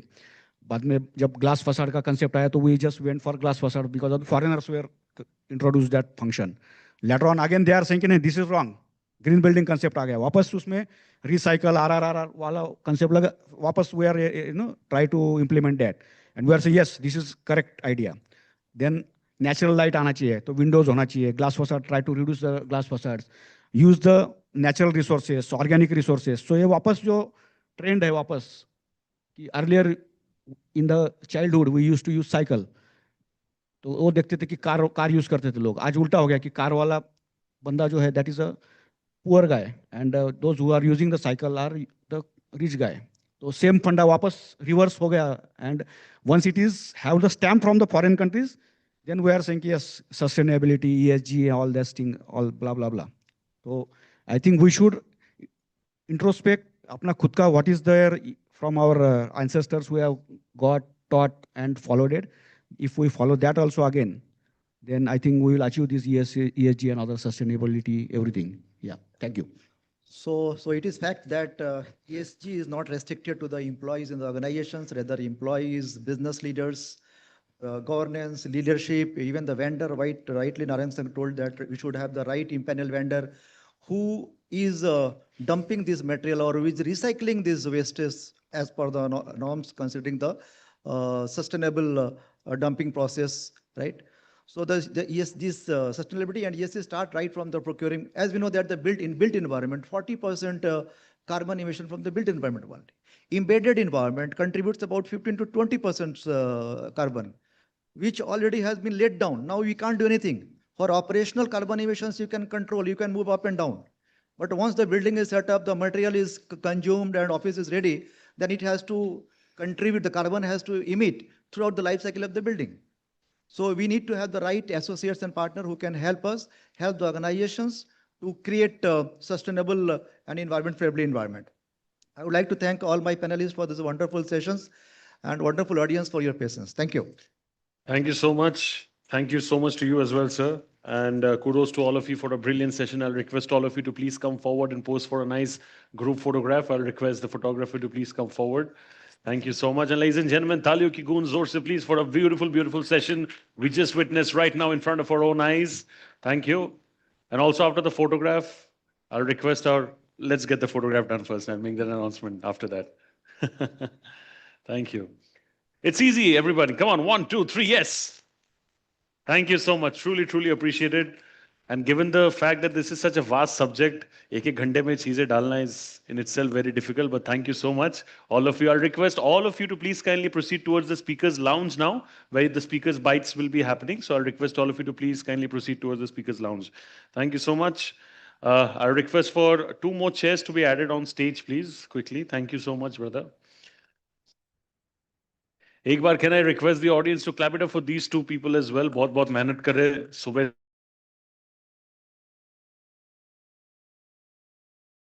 Next session is going to be a panel discussion. This is going to be the 2026 Blueprint for a Billion, powering India's global ambitions with smart FM.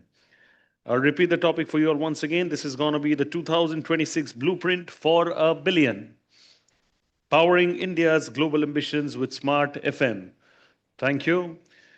I'm going to be first introducing and inviting our esteemed moderator on the stage, and then I'll be requesting my speakers to come on stage. My moderator for the session is the Group Head of Corporate Services, Infrastructure, ESG and Enterprise Services, Godrej Industries Group. Please clap it up for Mr. Ajay Bhatt, please. Thank you so much, Mr. Bhatt, for joining us. Can you all clap it up a little louder for Mr. Bhatt, please? Thank you so much. My first speaker over here is the Head of Corporate Real Estate and Services, Zurich Kotak General Insurance. Please make some noise for Pranjal Saxena, please, everyone. Thank you so much. Bahut shukriya. Thank you. I'll request my next speaker. She's the lead administration, ArcelorMittal, or is it Arcelor? Or is it Arcelor? Arcelor, right? Mittal Nippon Steel India Private Limited. Harshala Mahaleji, can I please have you on stage? Thank you so much. Please clap it up for Ms. Mahale. My next speaker is the head of corporate administration, Tata Projects, Captain Anup Sharma, retired. Thank you so much, sir. Bahut bahut shukriya. Can you all clap it up a little louder for him as well? My next speaker is the founder of Avaran Circular Solutions Private Limited and an industry leader in facilities management, Navindan Narang. Thank you so much, sir. Brilliant question as well earlier, taking it forward to the session. My next guest is the Vice President and Group Head Administration, Bajaj Finserv. Make some noise for Tanmay Khareji, please. Thank you so much. Bahut bahut shukriya. And my next speaker is the Senior Vice President Administration and Infrastructure, Reliance Capital, Reliance Group, Captain Sudeep Ghoshal. Make some noise for Mr. Sudeep Ghoshal as well, please. Thank you so much, Captain. And I believe this is going to be a session for 1 hour. So can we set the timer? And sir, over to you. Thank you.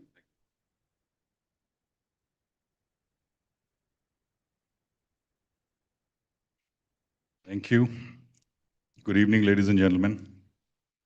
I think our panel has a maximum number of the 4Gs, right? 3 of them. Previous had 2, I think, and the previous one had 1. So the most patriotic panel. Great. So India today stands, at a defining moment in the growth of its own various verticals, various sectors, with rapid urbanization, massive infrastructure investments, expanding manufacturing ecosystem, digital transformation, and the rise of smart cities. We as a country are positioning itself to become one of the world's most influential economic power. But behind every world-class airport, smart workplace, hospital, manufacturing units, data center, or urban ecosystem often stands an underappreciated force, which is called the facilities management. Facilities management is no longer, so far as what we think, just about maintenance and operations. It is evolving into a strategic business enabler, powered by technology, AI, IoT, automation, predictive analysis, analytics, digital twins, and sustainability intelligence. Smart FM today has the potential to directly influence productivity, operational resilience, employee experience, energy efficiency, ESG outcomes, and ultimately India's global competitiveness. So as India builds infrastructure at unprecedented scale, the real question is not just how fast we build, but how intelligently we manage and sustain what we build. And that's what we are discussing today, the 2026 Blueprint for Billion, powering India's global ambitions with Smart FM. We will explore how Smart FM becomes a strategic enabler for India's next phase of growth across technology, business impact, sustainability, workforce transformation, and future readiness. For that, the first question I'll put across is to Colonel Navindan Narang. India is scaling infrastructure at an unprecedented pace. With technologies, AI,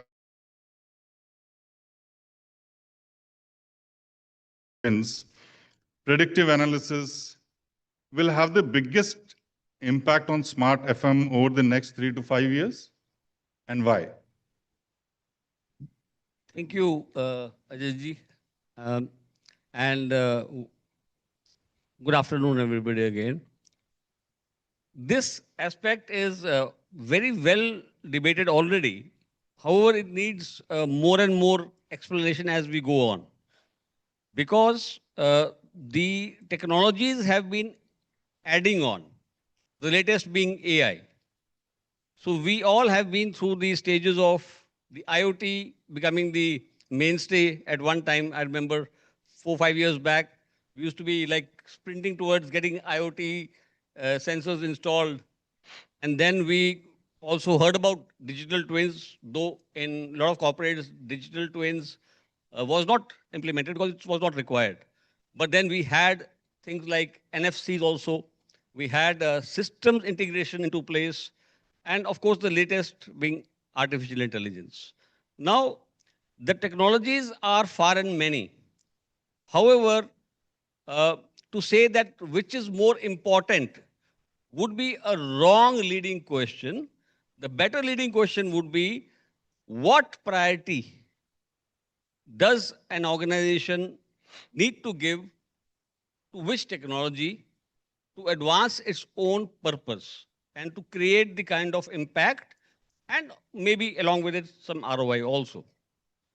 For example, you see airports, metros, all these places, they require constant supervision of the human population, the systems, the equipment.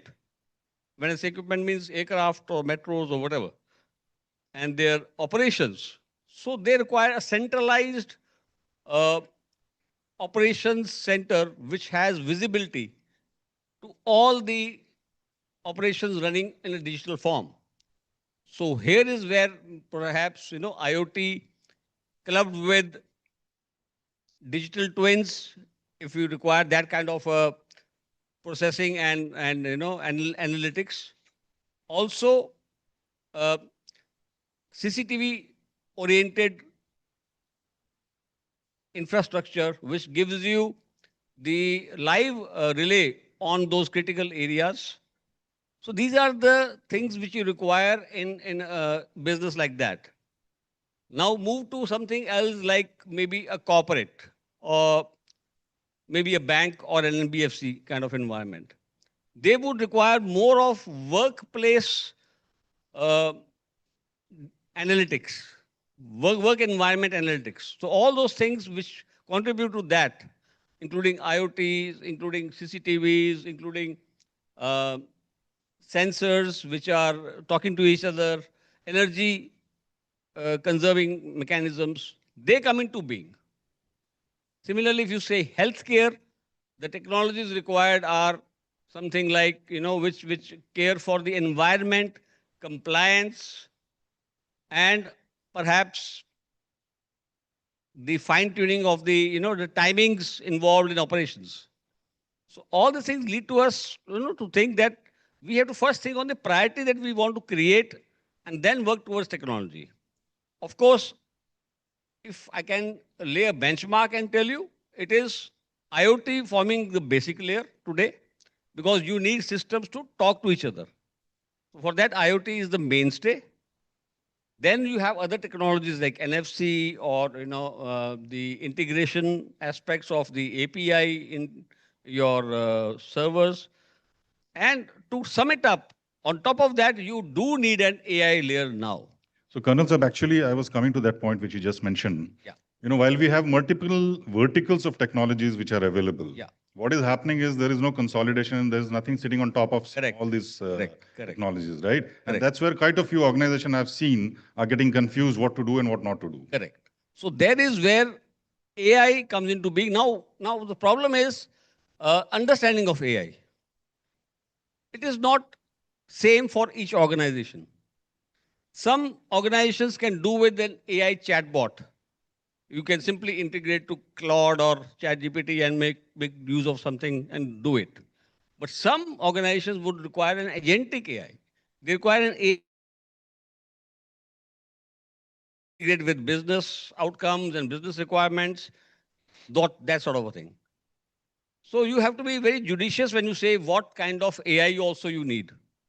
But definitely the kind of advent and kind of things which are there in store for us, AI is the layer which will finally culminate in integrating all these different technologies like you said. One catch point is there. We should be very cautious not to overdo it, as some of the speakers in the earlier sessions brought out. There is a human aspect, there is a practical aspect.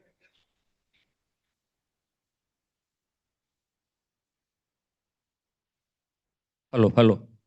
Many of the ecosystems where we have vendors also participating, we need to take care at what level are those vendors also, integrated to the latest adoption of technologies. If they are not part of the system, your system will somewhere show those gaps. You have to be very sure what kind of seamless experience you want to create for the management, for the employees, for the FM teams? I think one of the screening, mandate that many of the organizations, including us, have put in place is especially for the partners and vendors, that what are their technological capabilities? What are their integration capabilities? Can they work with various technologies that we already have? Or is there something else that we'll have to do? Because what happens generally is we onboard in a hurry, and then we realize that there is a lot of integration time which is taking place, right? And it delays the entire process of whatever we want to achieve. So I think that's something which is very, very important for all of us to consider. We're talking about the global ambitions in smart FM, right? Traditionally, FM is considered to be one of the, to be a cost center, to be something which is of a second priority, third priority, like that. How do you think that, FM, smart FM can now become a strategic enabler in the business and be part of the boardroom and not just be part of the this thing? Harshla, this is for you. Hello. Hello. Yeah, that's fine. Thank you, Ajay, for the question. So traditionally, facility management is considered as a cost center because it is about repair and maintenance. It is about housekeeping, about maintenance of your facility. But the CXOs and the decision makers, the top level, need to understand that strategic FM is very important because when you enable it with artificial intelligence as well as when your downtime is reduced, so your employees are more efficient and your workplace becomes more efficient because of very less downtime, which also gives you a edge towards the global compatibility wherein you are having a over edge of ESG and all the components that have been considered. So I feel there should be a place for facility management in the decision making for strategizing the business because you are giving a better workplace to your employees, which is getting you better efficiency in the business as well. So that is the reason I feel that strategic partner should be considered for facility management as well. Right. But do you think that it is accepted fact that the FM, the facilities management team, uh, the organization understand that the facilities management team is actually contributing to the business and not an expense center only? And have you been able to establish that in our respective organizations? Is the question generally which keeps floating. Right. So this transition is happening gradually, and this transition would definitely take time because so far always sales and marketing, business development, and your product development, these are the ones who get the revenue. But your employee efficiency is actually which is being managed by facility management. So I think this transition would take time, and it is very essential that it happens. See, we often get this, fact that, because the FM teams report to a certain vertical in an organization, there are challenges in terms of approvals, there are challenges in terms of when will the FM become, self-sustainable, not to take decisions, not to be dependent for decisions on somebody else like a CFO or a CHRO. Right. And I'm sorry about it, but I have to say that we have become that. We don't go to any CFO or a CHRO for a decision, we make it ourselves, right? Right. Because if there is a budget, there is a budget, right? And there is a thought behind a budget which has gone. So where is the right? So I think it's also about the right budgeting. It's also about right expenses. I think. I'll just add to that what you said, Ajay, just now, because yeah, we have also gone to that stage wherein we don't go to a CF or a CPO or anyone, but yeah, maximum you have to go to the, at times to the board or to the CEO. I mean, that change will come when people start they are able to explain that importance to the board or to the management. Now, I'll just give a very small example. The marketing team, they don't earn revenue for anybody. They spend. They spend like a facilities guy only. They spend much more than us. They take everybody out for entertainment, and in the name of entertainment, they spend a lot. And the company keeps giving them that money. But finally, it is the sales team which is getting the revenue after whatever they have marketed. But they take the credit. Same way, we as facilities, even though we spend, we have to project it in a way that they spend. Like she just mentioned, that we are giving that experience. We are not just giving the experience. Today, we have to explain them that we are, we are resilient. Because of us, the office itself is resilient. Because of us, we are we are planning the risks for them. I mean, COVID was the biggest example, and there are so many such things which today the management and the board, they have started understanding and realizing it. So, like you said, it might take time. It is not going to take time. I think we are already there, and many companies have already reached that stage. I think I've ignited the right, chord. Quickly, I'll make Colonel one also point. wants to say Quickly, something. I'll make one point.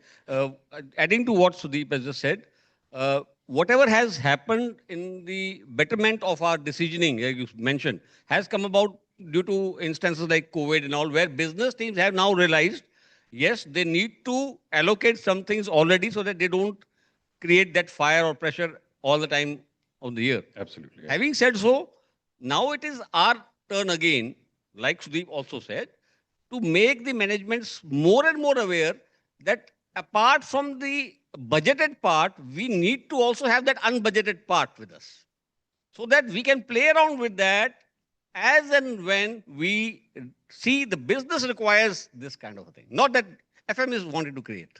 That kind of leeway should also be starting to happen. Sure, sure. I think you're absolutely right.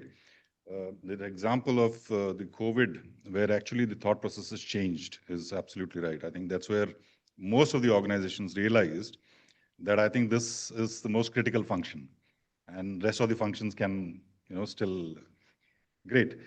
Smart cities, sustainability. Anup, my next question is to you. Anup with double A. As India pursues smart city goals, and sustainability and, the entire zing bang of all those aspects, how can smart FM help balance the rapid growth with, energy efficiency, ESG compliances, and long-term urban resilience? So, good afternoon, everyone. I would start my comments with a famous saying from Mahatma Gandhi that the world has enough to satisfy everyone's need, but not everyone's greed. You would be thinking that why I have said this, and I want to link this famous saying with the topic of sustainability. Now, about smart solutions, AI, IIoT, since morning you would be listening, and I would not want to bore you, and neither will I comment on ESG because I have experts all around. However, I would like to touch on the topic of urban resilience. Now, this is a very interesting topic, and our PM Narendra Modi ji also commented 2-3 weeks back about 8 points which every citizen of India should do. Now, once he made that comment, the next day, like we were doing Thali Bajao during COVID, these 8 points actually got into our head. And many organizations were also, I'm sure, would be reflecting that why is he talking about less travel or less consumption of oil and all such things. But interestingly, Anup, I also saw circular from a couple of organizations, those were circulated along with those 8 points, yes, saying that let's religiously follow these. Yes, that's right. So when we relate whatever the PM said, and I'm sure he has much knowledge and scenario of future for India, and hence he has commented being in such a big position. What we as citizens of India need to do is about how we can integrate these smart solutions with our urban resilience. Now we are in the world of AI. Let's talk about disaster preparedness and response. First, we have to analyze and see the mirror ourselves, that are we ready to face any eventualities or disaster? Are we comparing ourselves to a small nation like a Singapore or a Hong Kong? Singapore doesn't have even water of its own, and someone told me that it comes from Malaysia and many other things come from Malaysia. And still they are so much resilient. When we are talking about disaster responsiveness and preparedness, I'm sure all these smart solutions do alert us. Now, you look at our sensor utilization for the water capacity of the lakes in Mumbai itself. Now, a couple of days back, the BMC is, urging citizens that we have only less than 19% water left, and we have the El Nino effect and no monsoon coming in. Have we paid heed to such things? Now, all these things require actually a lot of thought and our practicality about usage of such scarce resources. With El Nino and the uncertainty over monsoons coming in, what's going to happen? So when we are talking about disaster, this could also be a disaster in making. So we'll have to be really mindful. We have AI, we have IIoT, everything, but the natural resources are scarce. But Anup, how do corporates, what should they do to help this crisis? Yeah. See, for example, since you brought up this topic of water, we have limited resources. We are a water positive, organization. We give water to the local bodies, right? Whatever extra water we generate out of this thing, after all our uses, we give it to the local bodies. Don't you think most of the organizations should start doing that? That's only for water, but there are so many other things that one can do, even for the waste, management. So kudos to Godrej Industries for doing that, and I'm sure other organizations must also, pay heed to such things. Still, we see our teams actually wasting a lot of water. This may be a very small thing, but a very critical issue. So, as FM leaders, we'll have to actually focus on optimization of the scarce resource like water. We also in our organization, Tata Projects, do that, and I'm sure other organizations also would be doing it. Similarly, electricity and wastage. Food wastage also is closely monitored, and it's not being let to be, wasted. Either we give it to a NGO or there's a proper utilization and there's logs and all. So completely agree with you, Ajay ji, that yes, we must concentrate on all such smaller aspects. Now coming back to the disaster management point, so I'm sure we have all these smart solutions to alert us. We have to make use of such smart technologies to help us benefit rather than not being proactive. Now coming back to the second point of the solar integration and the grid support which we do, I want to just ask organizations here, or maybe a thought of reflection for all of you, that have we also integrated or utilizing or giving back carbon credits and integrated our BMS with the government grids? This is a very, very important point. I'm not too sure, Ajay ji, if you can also comment if Sure. Godrej is doing that. Absolutely. I think what we have done is we have taken 100% renewable energy through the open access, right? So quite a few buildings which we own are 99% on open access renewable energy, right? And if there is anything excess, we are balancing it with the grid. That's how it is. Yes. Third, very, very important point is, I'm sure we are not like Delhi where, every household has 3, 4 cars. And I'm not trying to, comment on anything else. But how as we as employees, carpooling, are we doing that? We are part of urban resilience as well. So are we doing that? Do we encourage our employees to take city flow? All these are things to ponder on. So even if smart solutions come in, there are some things that we'll have to apply our mind and of course focus on things. And I would like to maybe hear from other panelists also about all these smaller things. So thank you so much. Sure.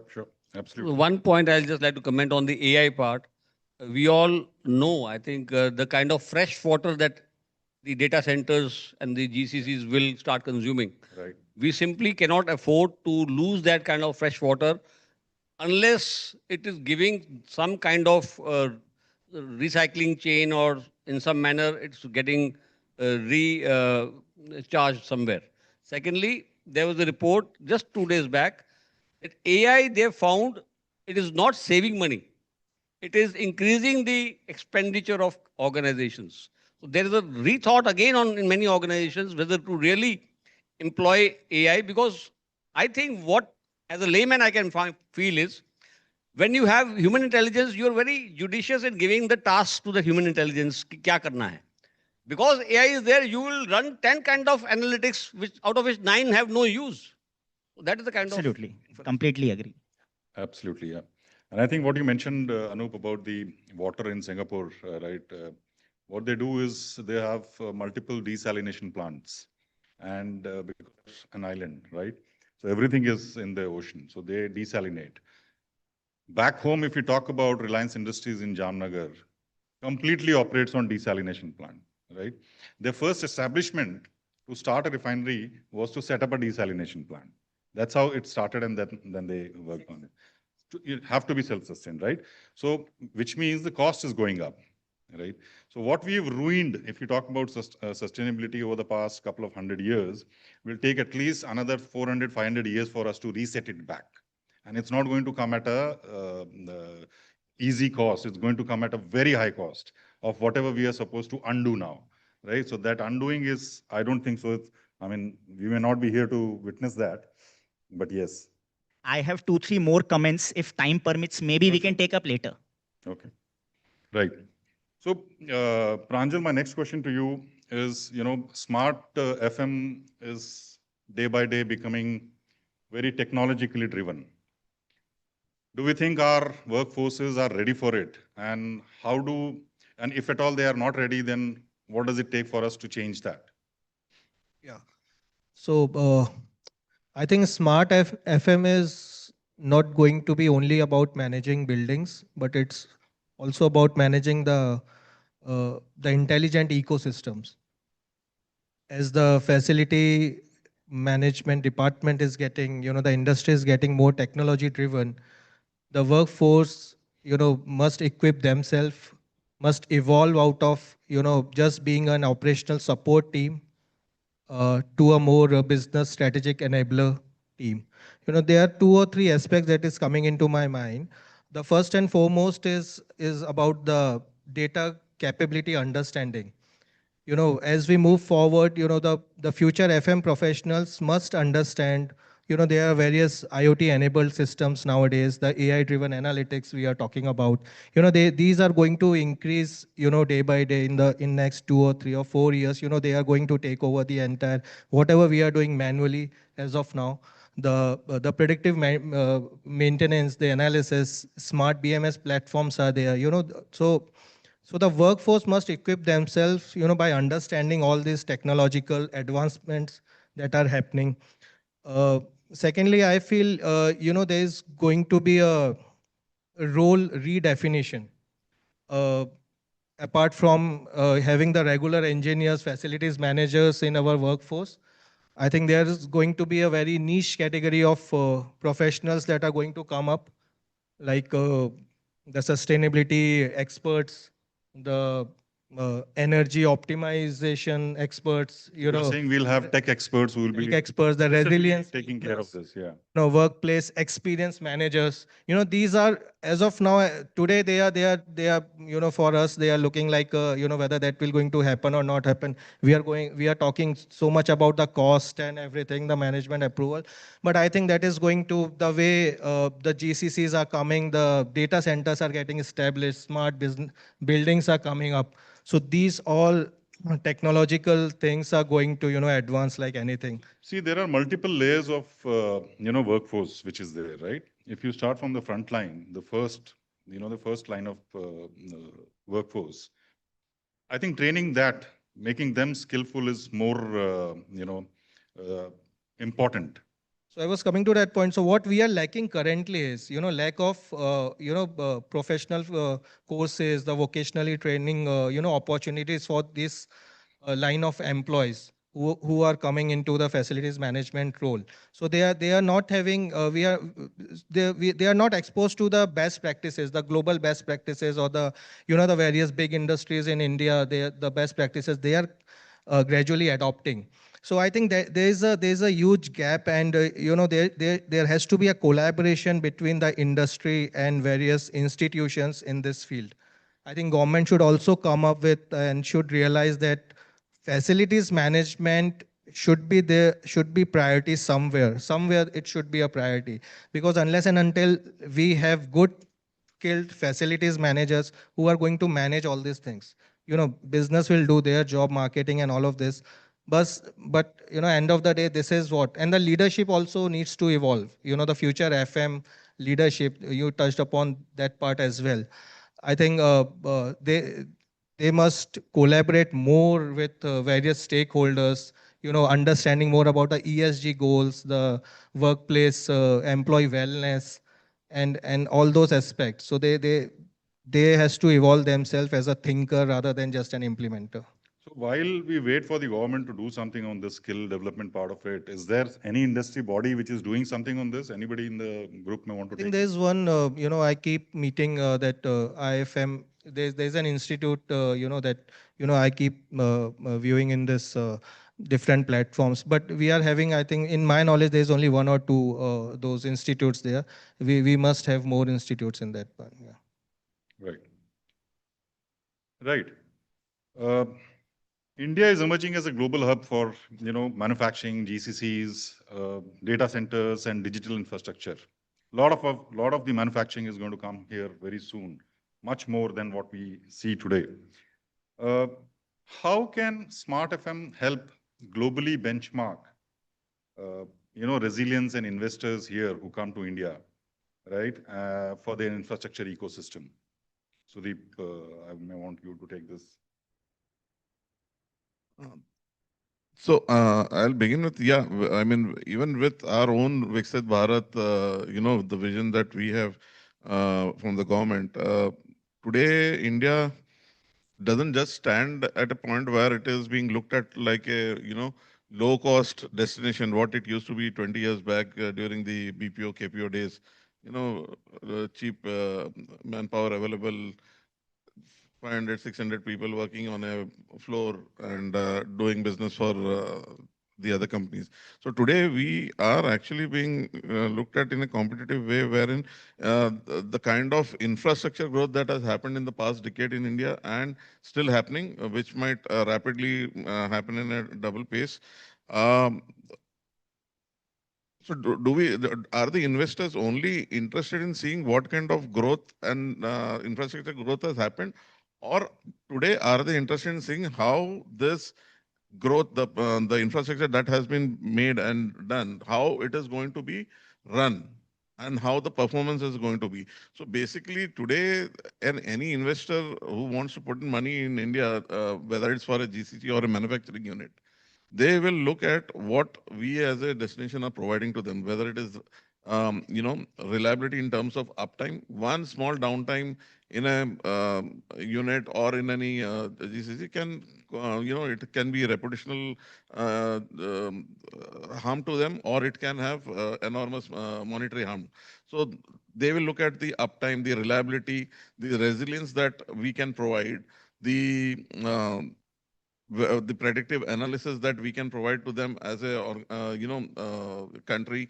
So when we are talking about these things, and of course a long-term vision about that particular facility. So anyone today, you must be seeing people who are entering into India with the GCCs. They are at least having a long-term vision for 20, 25 years. Not like earlier they used to sign 3 years contract. I remember, no, they used to be very worried to sign even 3-year contracts earlier. So now today they are looking at 20, 25 years and they are investing money into India. So they will want to look at all these as, so this is where now Smart FM has an opportunity to become a layer in between, wherein we, with the help of technology, with the help of all the technologies that we say, the first question that you had actually asked to Sir, I also wanted, it's not just, individual silos where we look into technology. For them today, in the previous discussion also, I had heard about unified command centers and all. So today, we have to look at convergence of technology. So AI being the brain, the intelligence factor, which can bring in a lot of smart work. IoTs, which is the foundational base, which sir commented on, which will provide all the data, that becomes kind of the nervous system of the FM, smart FM. Then, if you want to show the investors some quick ROI, you put the predictive analytics in place. Otherwise, automate the systems wherein you don't have dependency on men and the reliability and assurance is there. So IoT gives the data, AI gives the command, automation does the work in a reliable manner.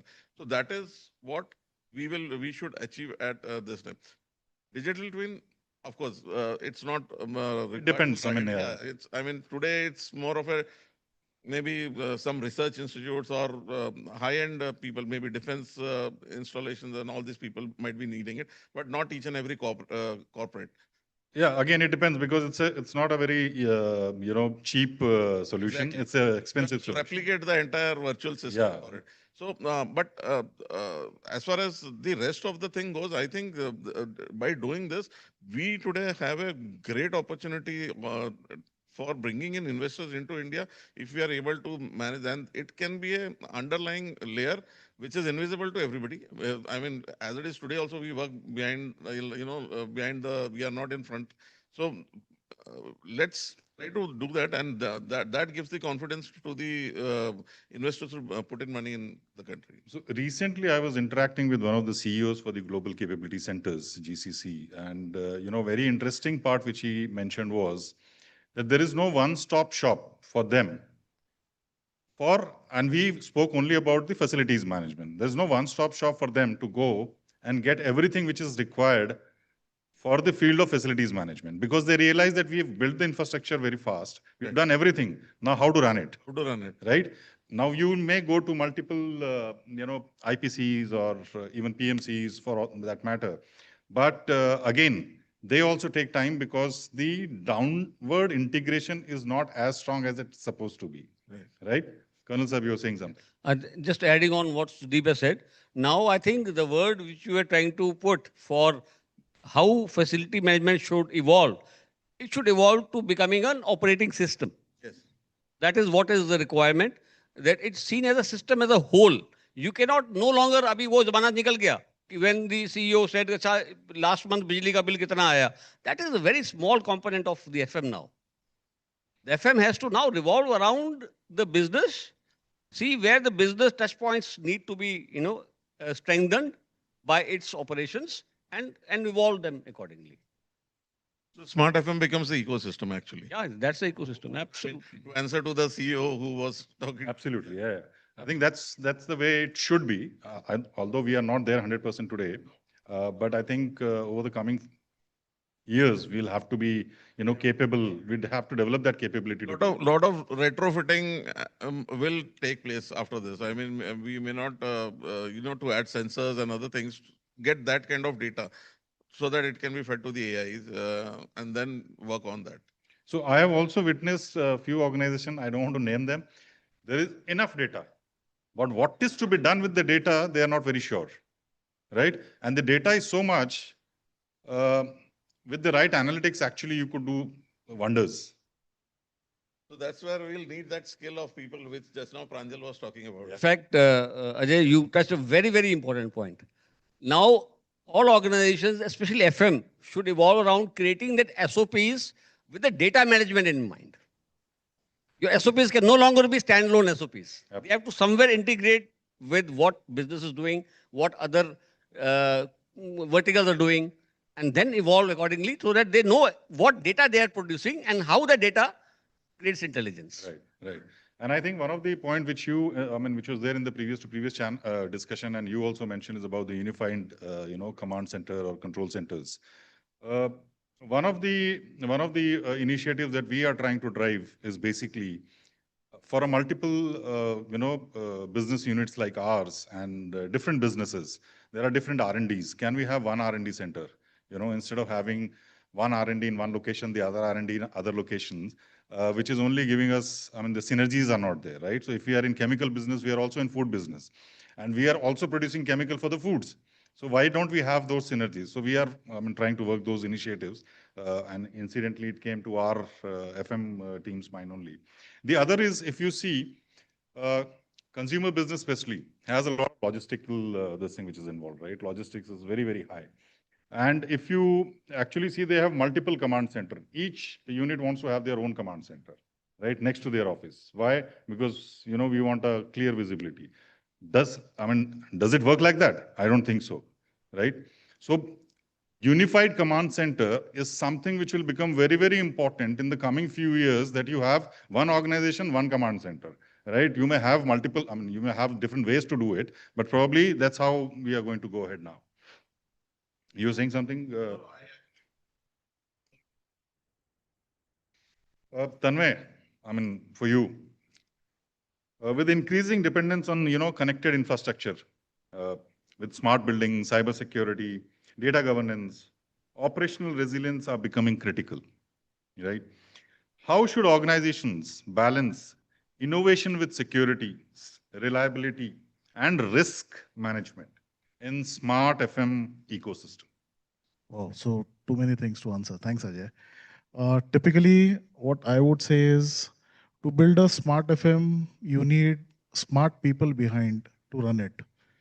As the panelist rightly mentioned, we are the drivers, and typically what I would confidently say, gone are those days when we were not taken into consideration.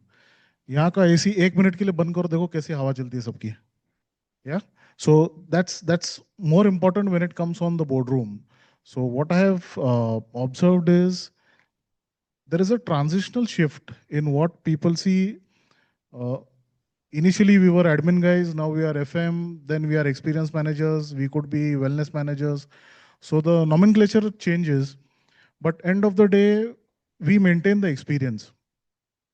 So with the current trend of technology, uh, it's all about AI. But what I have been experiencing is, it is not artificial intelligence which is important typically. It is the acceptable intelligence which is more important.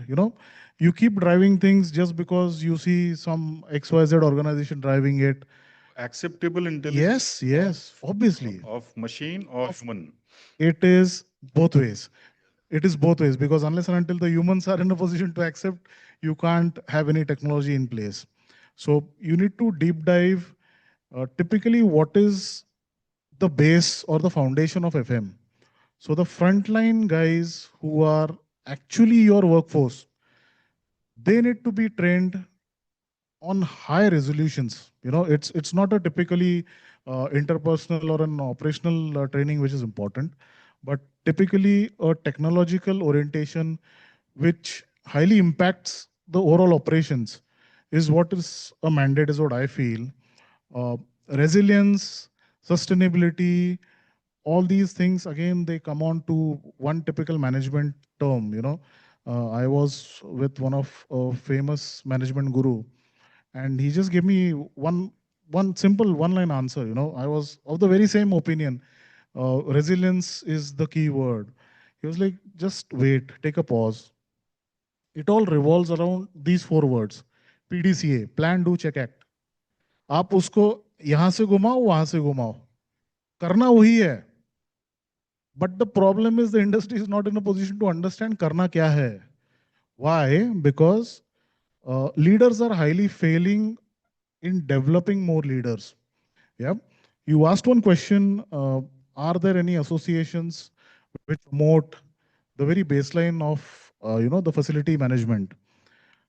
There are certain organizations who have been pitching, trying to do their best. I would not say they have reached certain benchmark, but they are definitely influencing the very baseline, because it is necessary for everyone to start from a scratch. And that's where we as leaders, we need to highly accept the fact that classroom knowledge is not important.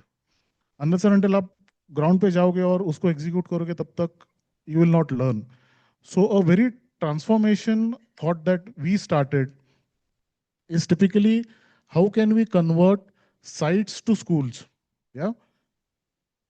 This was foremost kind of initiative when we had certain universities play a role into the FM courses that they were running.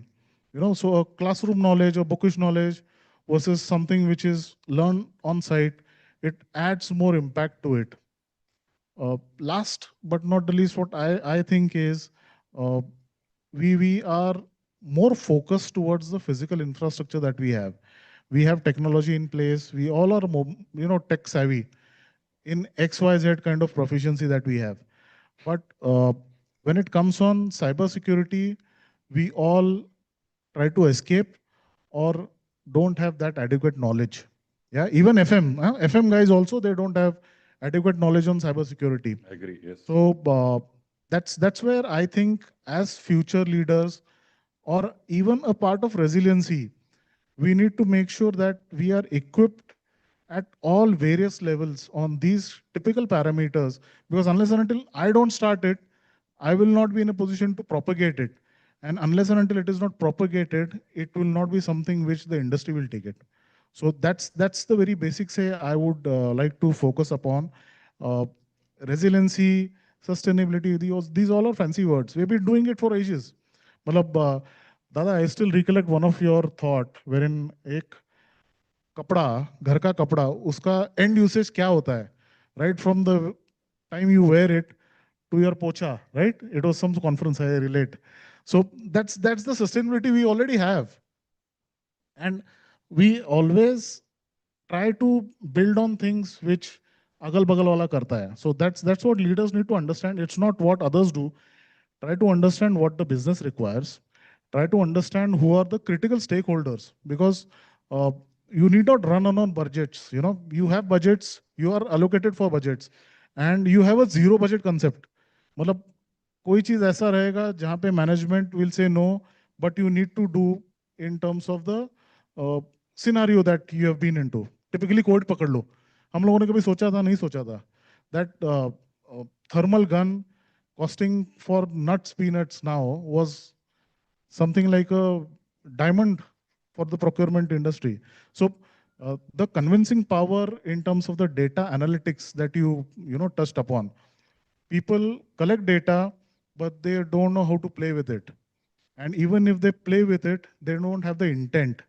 So we have a very simple concept from our very base brand. We call it kathni karni ek saman. So walk the talk is what we believe. And be it any source, you touched upon a very simple point of energy conservation, or how do you get green energy into your overall portfolio. But how many of us have a typical analysis on what was my sanction load versus what is my actual consumed load? Very less of us have. Yeah, and when it comes on typically running millions of square feet, it is the basic game changer for you. Yep. So we need to be very vocal on this. These small points, Anup touched upon, water should be saved. We have very simple equipments in market. A simple aerator works wonders for us.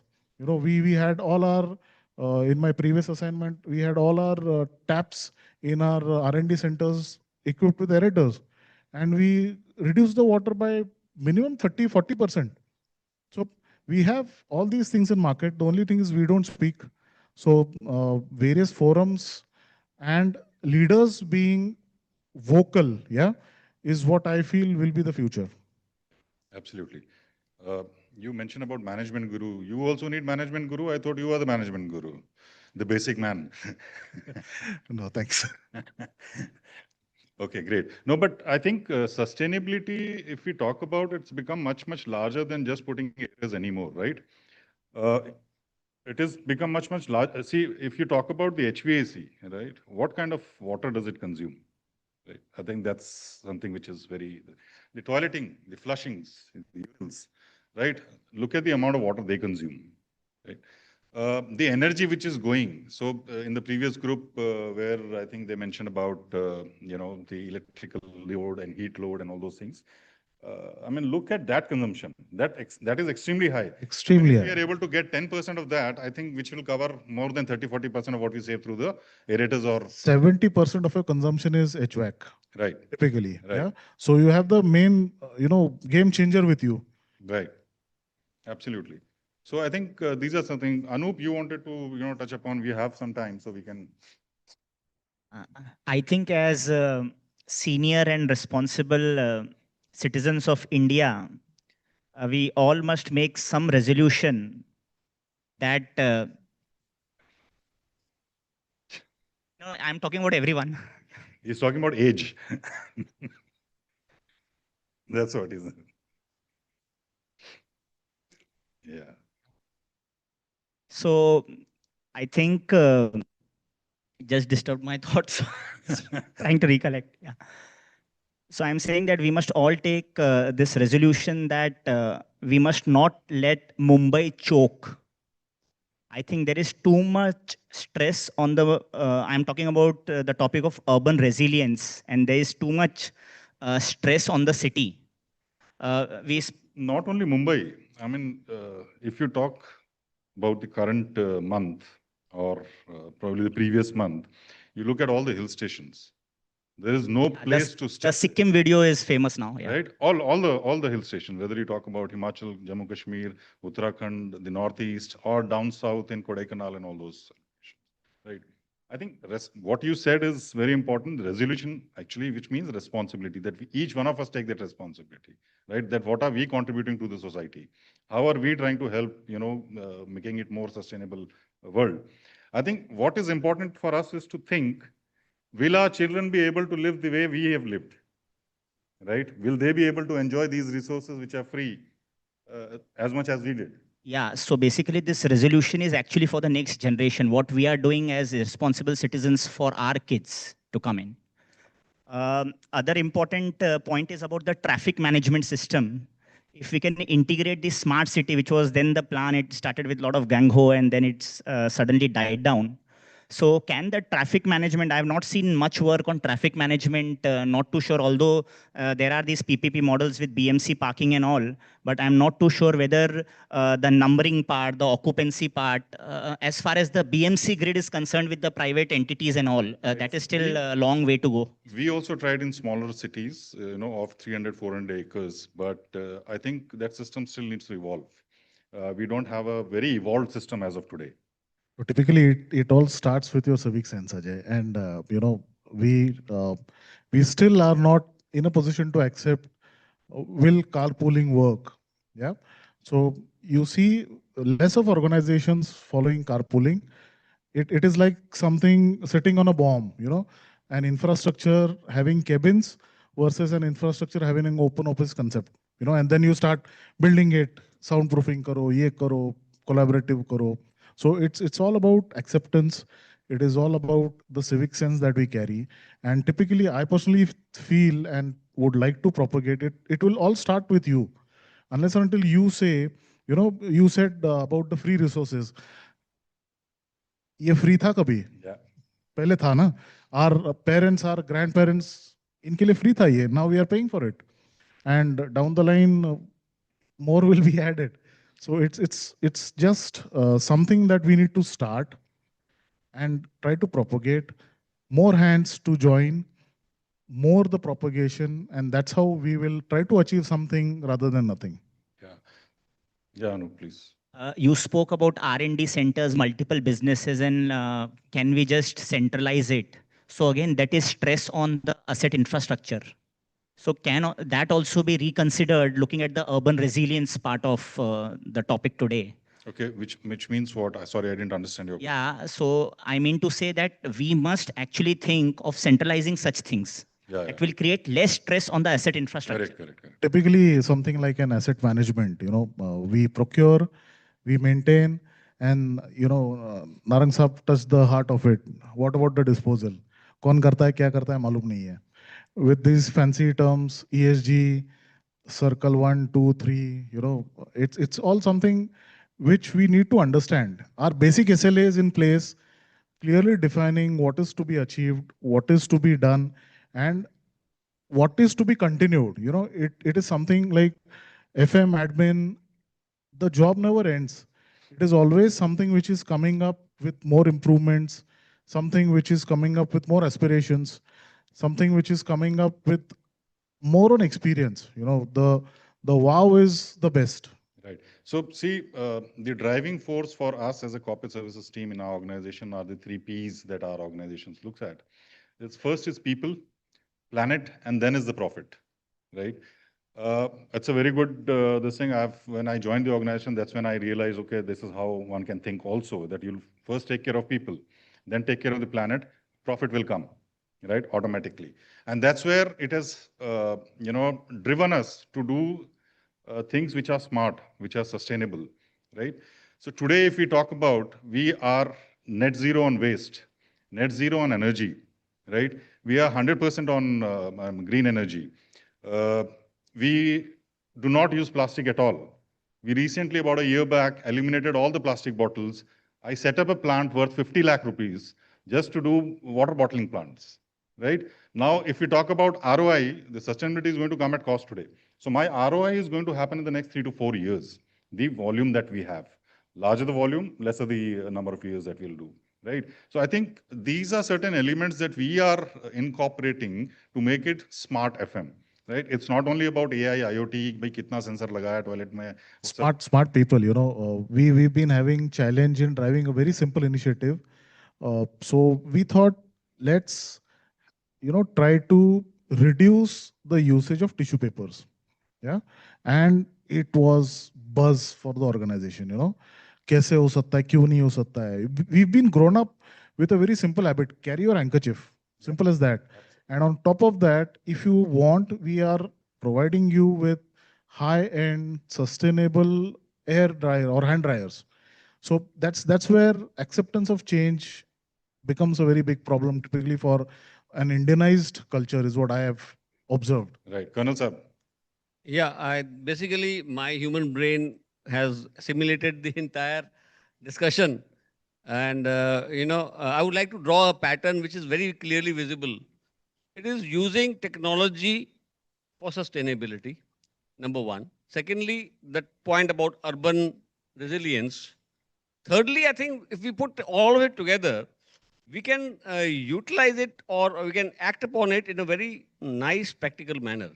Each of our metros have got certain distinct patterns where things are going wrong. If I talk about Mumbai, we were discussing Mumbai, it is traffic, number one, waste, number two. Third is probably the natural resources like mangroves being, damaged, number three. And fourth is the built-up area or the development of the urban infrastructure. If we target them using technology and giving those dashboards for actionable where things are not in place or where the red flags are coming up as far as environmental concerns are there, I think that balance would be made out. I think great point. And it reminds me of what we are doing as an organization for the mangroves. Incidentally, we have about 2,800 acres of mangroves right across the Eastern Express Highway. Yeah.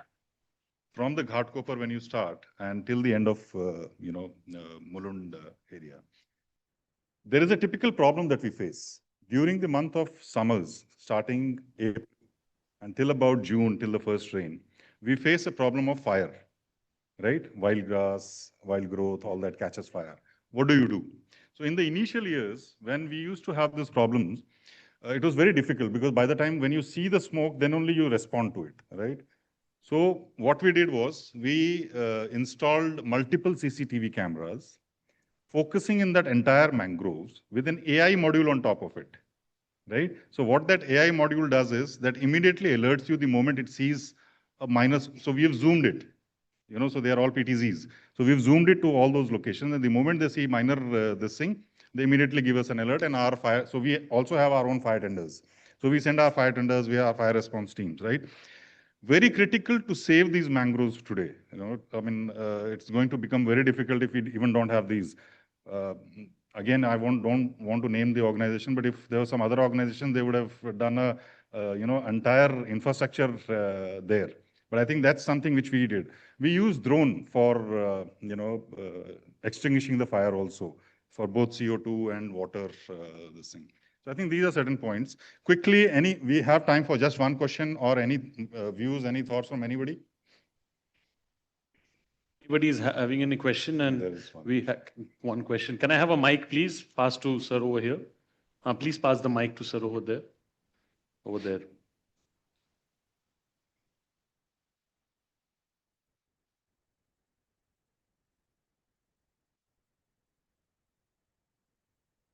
Good afternoon. Pretty informative and exhaustive conversations. A friend told that tissue paper, correct? I've been advocating not to use these bottles. We talk about ESG. One AquaGuard filter, one reusable bottles, and some glasses would reduce so many bottles. And this is Absolutely, a sir. bad Western habit which we are carrying. And it becomes a showpiece for poor people. They can't afford and they are buying water. Yeah. Transportation, logistics, I'm in hell. As a matter of fact, sir, if you remember 30 years back, if you go to any hotel, you would find in a jug and few glasses on the table and not bottles at all. 30 years back is what I'm. Sir, my argument, I mean, I'm basically an engineer. We run a software company, but there are 4-5 reasons why we should not use. हमारे में कहते हैं घाट घाट का पानी P गया है. गंगा घाट का पानी का chemicals, minerals अलग होता है. यमुना अलग होता है. सरस्वती अलग. That's one reason. Second, two are technical, which nobody ever talks. Mumbai has got the purity level of water, which is 3 ppm, 3 particles per million molecules of water, as good as London. Why are we not talking that we are the best potable water providing city in the world? And still we are purifying. The third instance, there was a test done by Agmark and few Indian ISI companies on testing of waters of top 10 branded waters. Out of 10, 7 were found acidic due to hyperoxygenation. And it's a documented Times of India news. Right. And then environment, and then are we answerable to nature? This bottle collection is done by poor guys, women, and they are getting 50 paisa, 10 paisa. Arey, kya insaniyat? What are we doing, sir? Absolutely right, sir. I think your point is very valid, and that's what we all are trying to discuss and take thought forward. Thank you so Let much. all five-star halls stop this, and we in the offices stop this. Yeah. Serving distilleries and, all that aquafinas of the world. Yeah. You were bang on.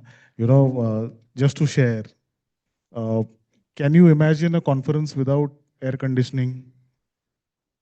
Sir, Shanti Niketan chalta tha. Bombay mein, sir, Bombay mein. Rajendra So Tagore. we have been attempting to promote these things. We've successfully conducted a couple of conferences, a gathering wherein 100, 150 people, we came together. We said, let's not have ACs. Let's breathe the fresh air. Let's see the green factor. Let's respect Mother Earth. Parallelly supported by no plastic bottles, only glass bottles, typically focusing on mental wellness, physical wellness, and having something which is or which can be cherished, and people go from the conference and they say, boss, ye maine dekha. That's the collaboration that we need. Great. And with all due respect, we would definitely like to have people like you, joining hands with us. Thank you. One more. Thanks. I'm sorry, sir. I'm sorry, really sorry. They have scheduled to. I just want to propose one thing, a kind of, we have Dr. Anurag Batra today with us. Business World has been responsible for getting this event together. I think Business World was the first organization who started the FM kind of conferences and conventions. And the not thought about the industry. sustainability also. And had it not been for such initiatives, we would not have been able to construct all these ideas and plans together. So thank you, sir. And I would like to... Great. Thank you so much. Thanks, everybody. We can continue this discussion post. Right. Thank you. Thank you. Thank you so much. Thank you so much to all of you. I'll request all of you to please kindly come forward for a group photograph. And can I request my incredible audience over here to please clap it up for them for such a wonderful session. They had the humor going in. They had the knowledge coming in. Everything was spot on at its very best. Thank you so much. We'll request you to continue the clapping a little longer when the photos are being taken as well. And this is also because we are going to be smoothly transitioning to the awards as well, where you need to, of course, clap for your industry peers who are coming on stage. So that's something that we want to set as a standard. So thank you so much to all of you, and we look forward to having all of you the next year as well when we do this. And yeah, thank you. All right, ladies and gentlemen, that was truly fantastic indeed. We had some really compelling discussions at the BW Facility Management leader conclave over here in 2026. Thank you so much to all of you. And now it's time to swiftly move to the awards, which are going to happen right now. All you incredible winners who are a part of this entire process, thank you so much for ensuring that this happens in the most wonderful way possible. And of course, all your hard work that you all have put in your respective work in the FM space. Today, all that is yielding results. And today, you're going to be winning some really, really special moments. Just want to quickly iterate a few things for all you winners over here. Our esteemed presenters will be over here in the center. So I'm just going to do like a live demo for you. Our esteemed presenters will be over here at the center. The names will be called out from there at the podium. As the winners come onto the stage, they get the trophy from the presenters. They get their group photograph done with the presenters. And after that, they move to the corner for the solo photograph with the trophies. And then you come down, and this is what we follow throughout for all the awards. Is the entire format clear to everyone? If I may ask, is the format to clear? Okay, thank you so much. Bahut bahut shukriya. Thank you. And it's now time to swiftly move on. So, ladies and gentlemen, I now welcome all of you to the third edition of the BW Facility Management 40 Under 40 Awards. Like I mentioned earlier as well, today we gather here to celebrate and honor the trailblazers in the facility management space, the pioneers who have demonstrated exceptional commitment and dedication towards championing the FM strategy.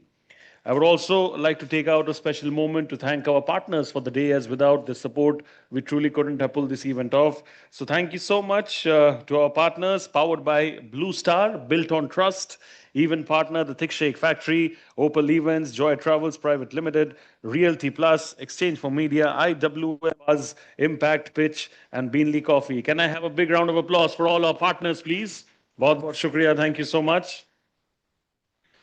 You know, of course, all you incredible winners out here, you have done some really amazing work, which is why you're winning over here today. But I think it's a very, very difficult task to choose amidst all of you meticulous people. And that's exactly where the expertise and experience of the jury members come into play.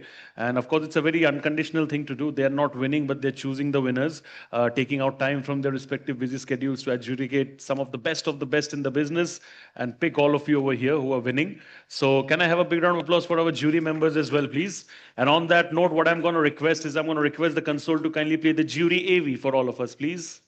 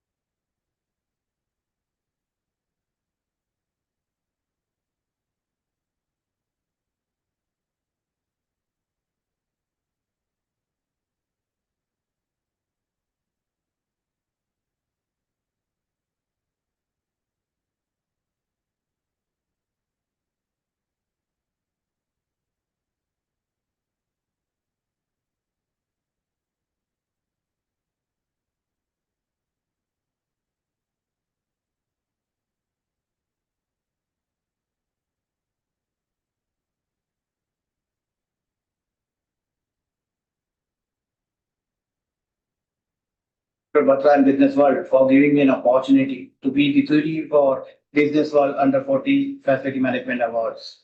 Facility management has come long way, but having said that, it still have got a long way to go. And we have seen, the FM folk have been really coming forward and doing a lot of initiative and innovation. And it's very imperative that, a forum like Business World come ahead and recognizes them. And I really appreciate this gesture. In regards to this award, I would like to say that, the nominations were really phenomenal.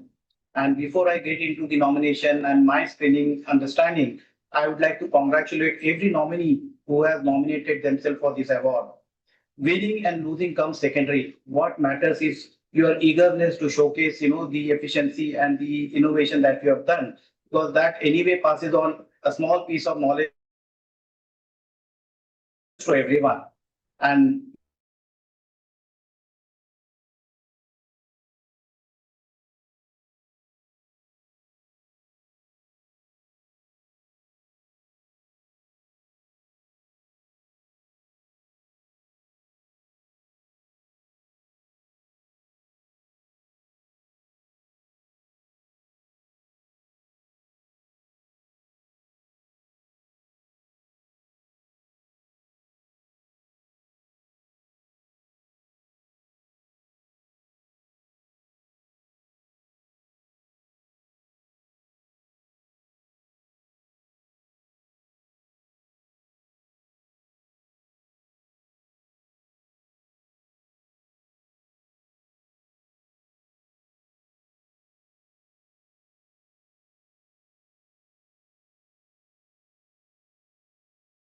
and the way admin folks are changing with the time, they are keeping up themselves appraised of the latest trends and ideas, and adapting to the technology.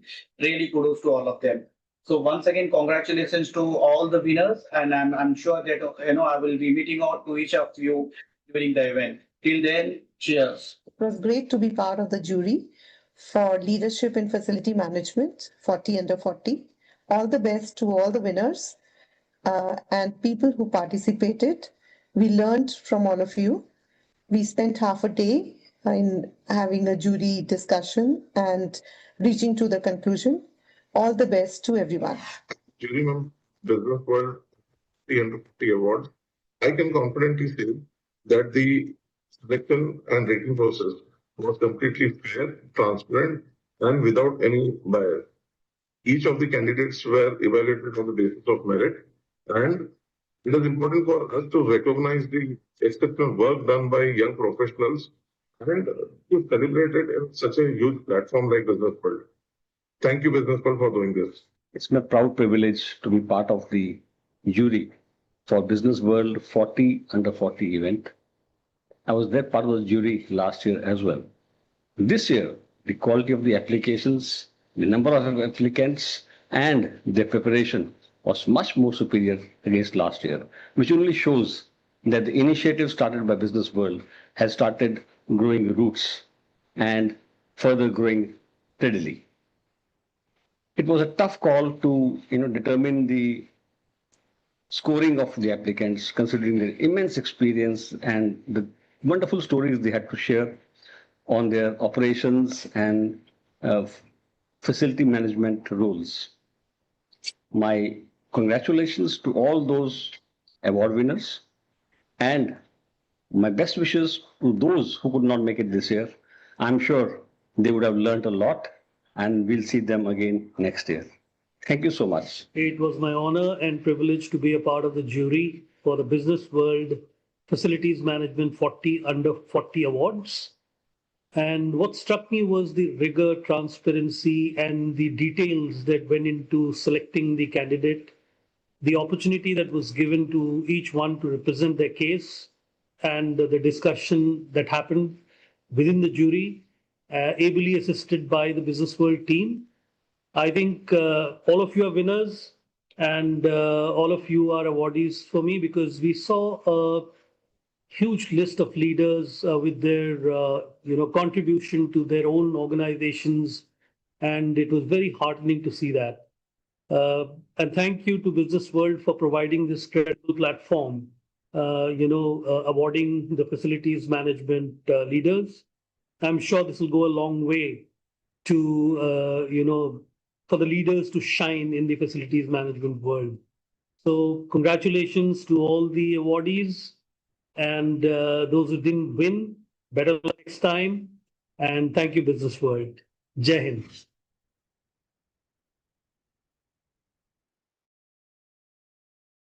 So much. Can I have a big round of applause for all our jury members, please? बहुत बहुत शुक्रिया. Like I always believe, the most unconditional thing to do, taking out time from their respective schedules to adjudicate the best of the best in the business. The बहुत shukriya. This is the world of social media that we are living in, of course. So I'm sure the winning moments and winning shots will be flashing soon on social media as well. So just to ensure that maximum audience engages with all those social media moments, I'm going to share the hashtag for the awards. The hashtag is hashtag BWFM40 under 40 awards. So that's the hashtag you can use to create community engagements on social media. It can be Facebook, Instagram, X, LinkedIn, whatever social media platform you prefer. That's how you can create your online community together. So बहुत shukriya. And also for those who are unable to be with us over here in person, you can check out the entire proceedings online as well on the social media channels as well as on the business world platforms as well and on www.bwfacilitymanagement.com. So that is where you can check it out, whatever is happening over here, and I'm sure everybody will love it. What I'm going to do is I'm going to be now going ahead with the special opening address for the awards, and to do the honors on stage, I'm going to be welcoming the Honorable Chairman and Editor-in-Chief, BW Business World and Founder Exchange for Media. Can I have a big round of applause for Dr. Anurag Batra, sir, please?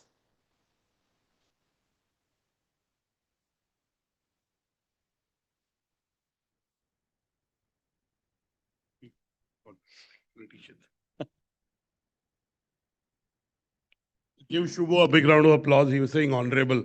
I said that's reserved for politicians. You know, I don't have the diplomatic vein in me. I'm very different. And I'm very proud of who I am in a good way, not in a. But it's my honor and privilege to be here. Thank you, Colonel Lavender Narang, for acknowledging and expressing your gratitude. Sir just said to me, पिछले साल तो बहुत बड़ा था, इस साल छोटा है. You know, I must tell you that I believe whatever God makes happen, it happens. God wants, of course, it's your efforts, what the team puts in, but I've learned to appreciate the good the team does, and I'm sure it'll become big. My children have grown big. A lot of things I started 26 years back have grown big. Business world has grown big. It will grow big. So I don't become a pessimist. Not that I like the scale or I like the how much revenue we made. I don't. Let me say that. That you know, but that's okay. I'm very grateful to Kiran, Shilpa, Sharon and Shilpa who really done this. My vision is very big. We're nowhere close to the vision, right? But I believe you got to keep moving and someday you'll reach there. You know what, with some of you may know me for long, you know I have to talk about facility management and I will talk to, but I just want to say I started a company called Exchange for Media 26 years back.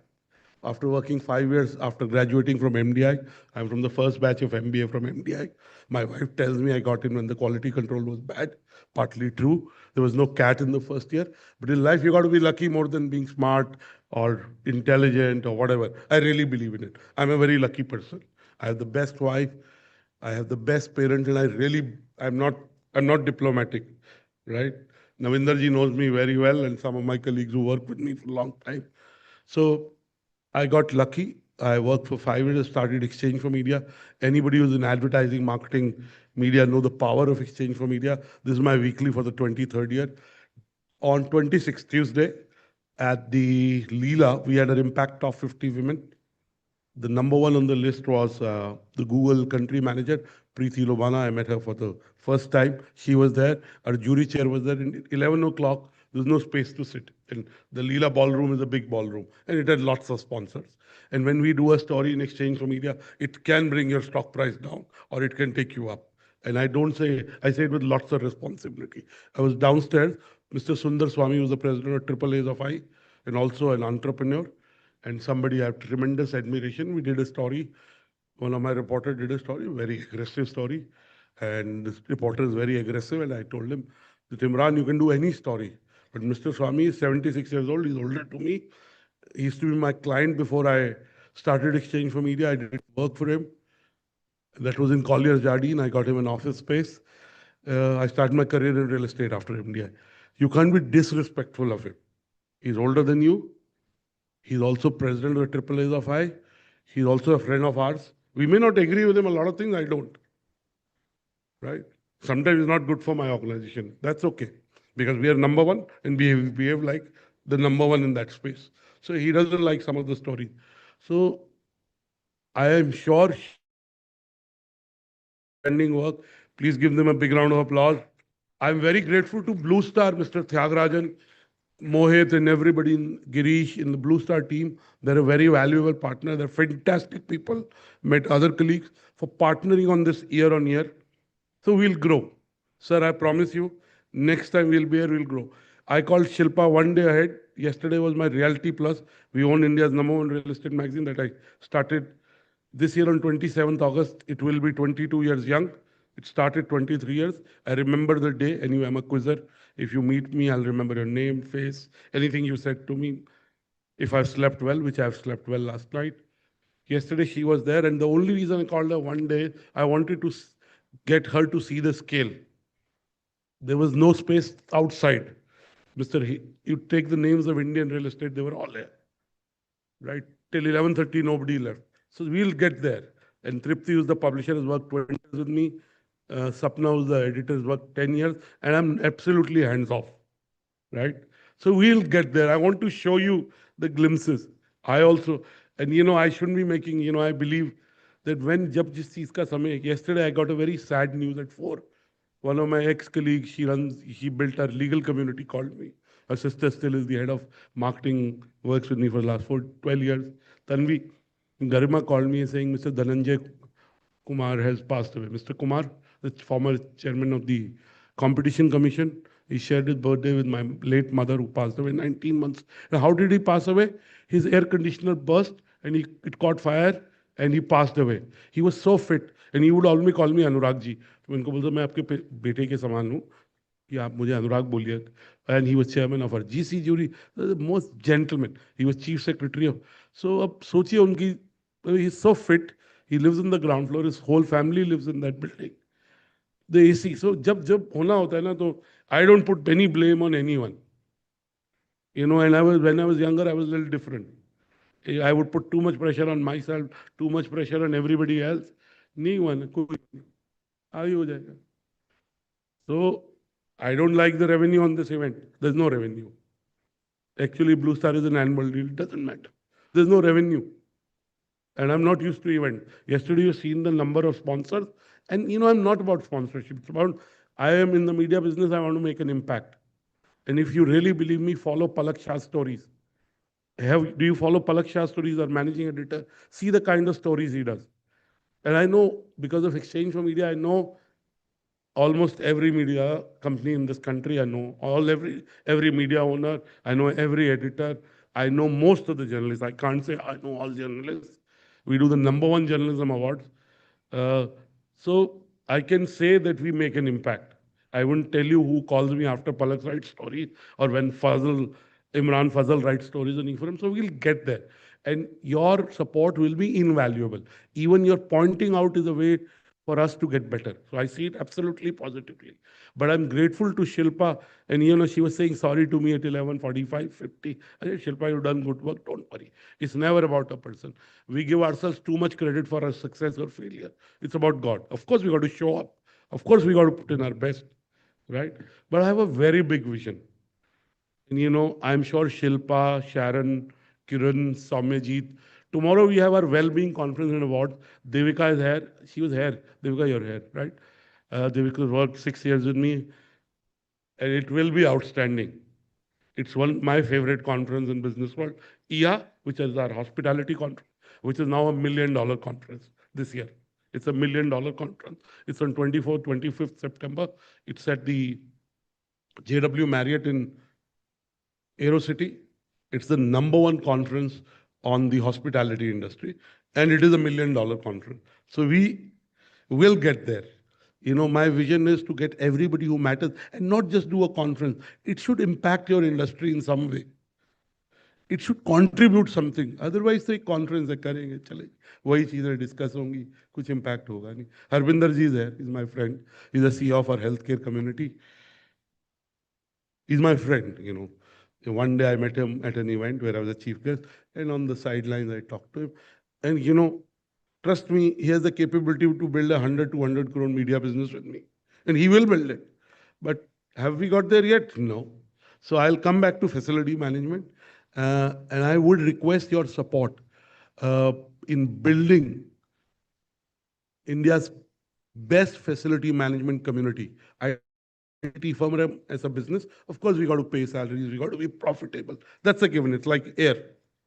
But it's a community, it's a fraternity. I did a half an hour call with Mr. Swami and I okayed the stories. Imran's stories have to be read by me because he does very aggressive stories and they're mostly honest. Mostly almost 100% honest. But no subjects like his stories. And that's the kind of stories I also like. Otherwise, everything else is PR. ताली बजाते रहते हैं हम media वाले वो भी अच्छा काम है प्रोत्साहन भी करना चाहिए but I feel that media can do its job better. I will not, it's not a media conclave. I grew up in a very middle class family in Old Gurgaon. When I started Exchange for Media, the gentleman who introduced me to Shilpa, Mr. Harshvardhan, that time used to be MD of Group 4. In 2000, I started Exchange for Media. Came to my home. My mother was alive. My father is still, he's about to be 87. I've come a long way. So I'm very grateful to God. I'm I'm grateful I'm getting your attention. I'm grateful you, I hope you don't misunderstand. It's a rant, I'm making a rant, I know. I think I have some self-realization. But I'm doing it to tell you that अगले साल हम मिलेंगे ना मैं आपको जबान दे रहा हूँ इतना बड़ा होगा but आप आना जरूर ठीक है and we do our awards honestly. That's another thing I want to say. I know about every media company. I love every media company. Life is about coexistence. As I'm growing old, I want to be more competitive. I want to go after our dreams, the scale we want to build. But I'm also like, jo hota hai, theek hota hai.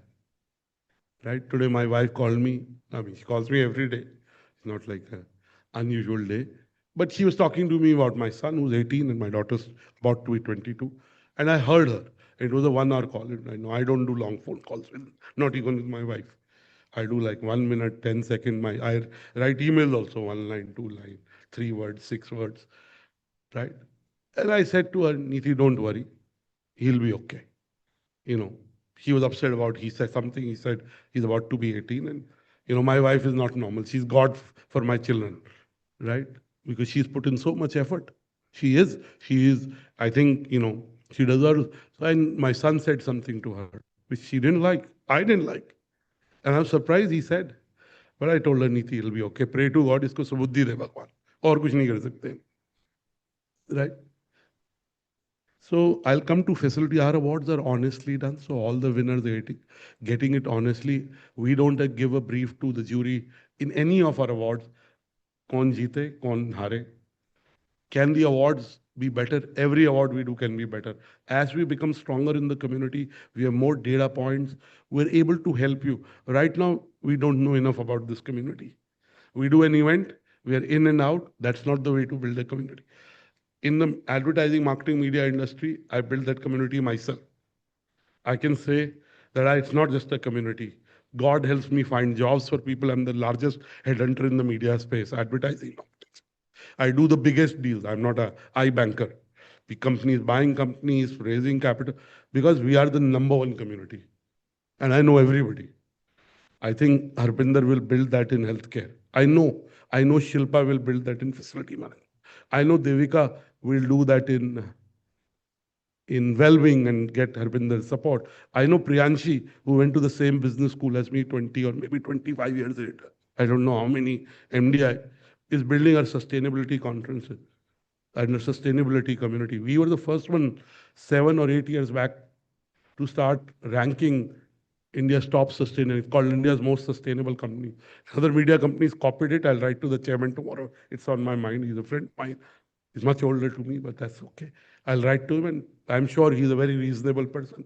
He'll know his team is copied. He doesn't know. So we will get there. I am a big believer in this book that I read 18 months back. It's called Fluke. Fluke का मतलब होता है तुक्का. मेरी life fluke है. मैं यहाँ तुक्के से पहुंचा हूँ. Not because I'm bright, not, it's my parents' sukarma and a lot of people helping me. That I work hard. All that is there. That's a given. Coming to facility management, I know a little bit because I started my career in Colliers. I was part of the setup team of Colliers. Then when Anuj, I worked in Chesterton, Megraj. Then I joined advertising, which is where I got into this. I can only tell you that the business is under pressure. The firms are under pressure. Their business models are under pressure. I know some friends, I know almost every major player. I think the facility management firms have to look at being integrated in a true sense, also using technology more, because the margins in guarding and in facility management have become bare bones because of labor costs rising, not using technology. This gentleman talked about, he talked about tissue paper. And we do a sustainability, we do so many events. We shouldn't have plastic bottles. Bhavin, we shouldn't have plastic bottles at our event. Plastic is the first reason for, cancer. No plastic bottles, not just at sustainability event where we have the Bisleri as a partner and only. Make sure that we practice what we preach.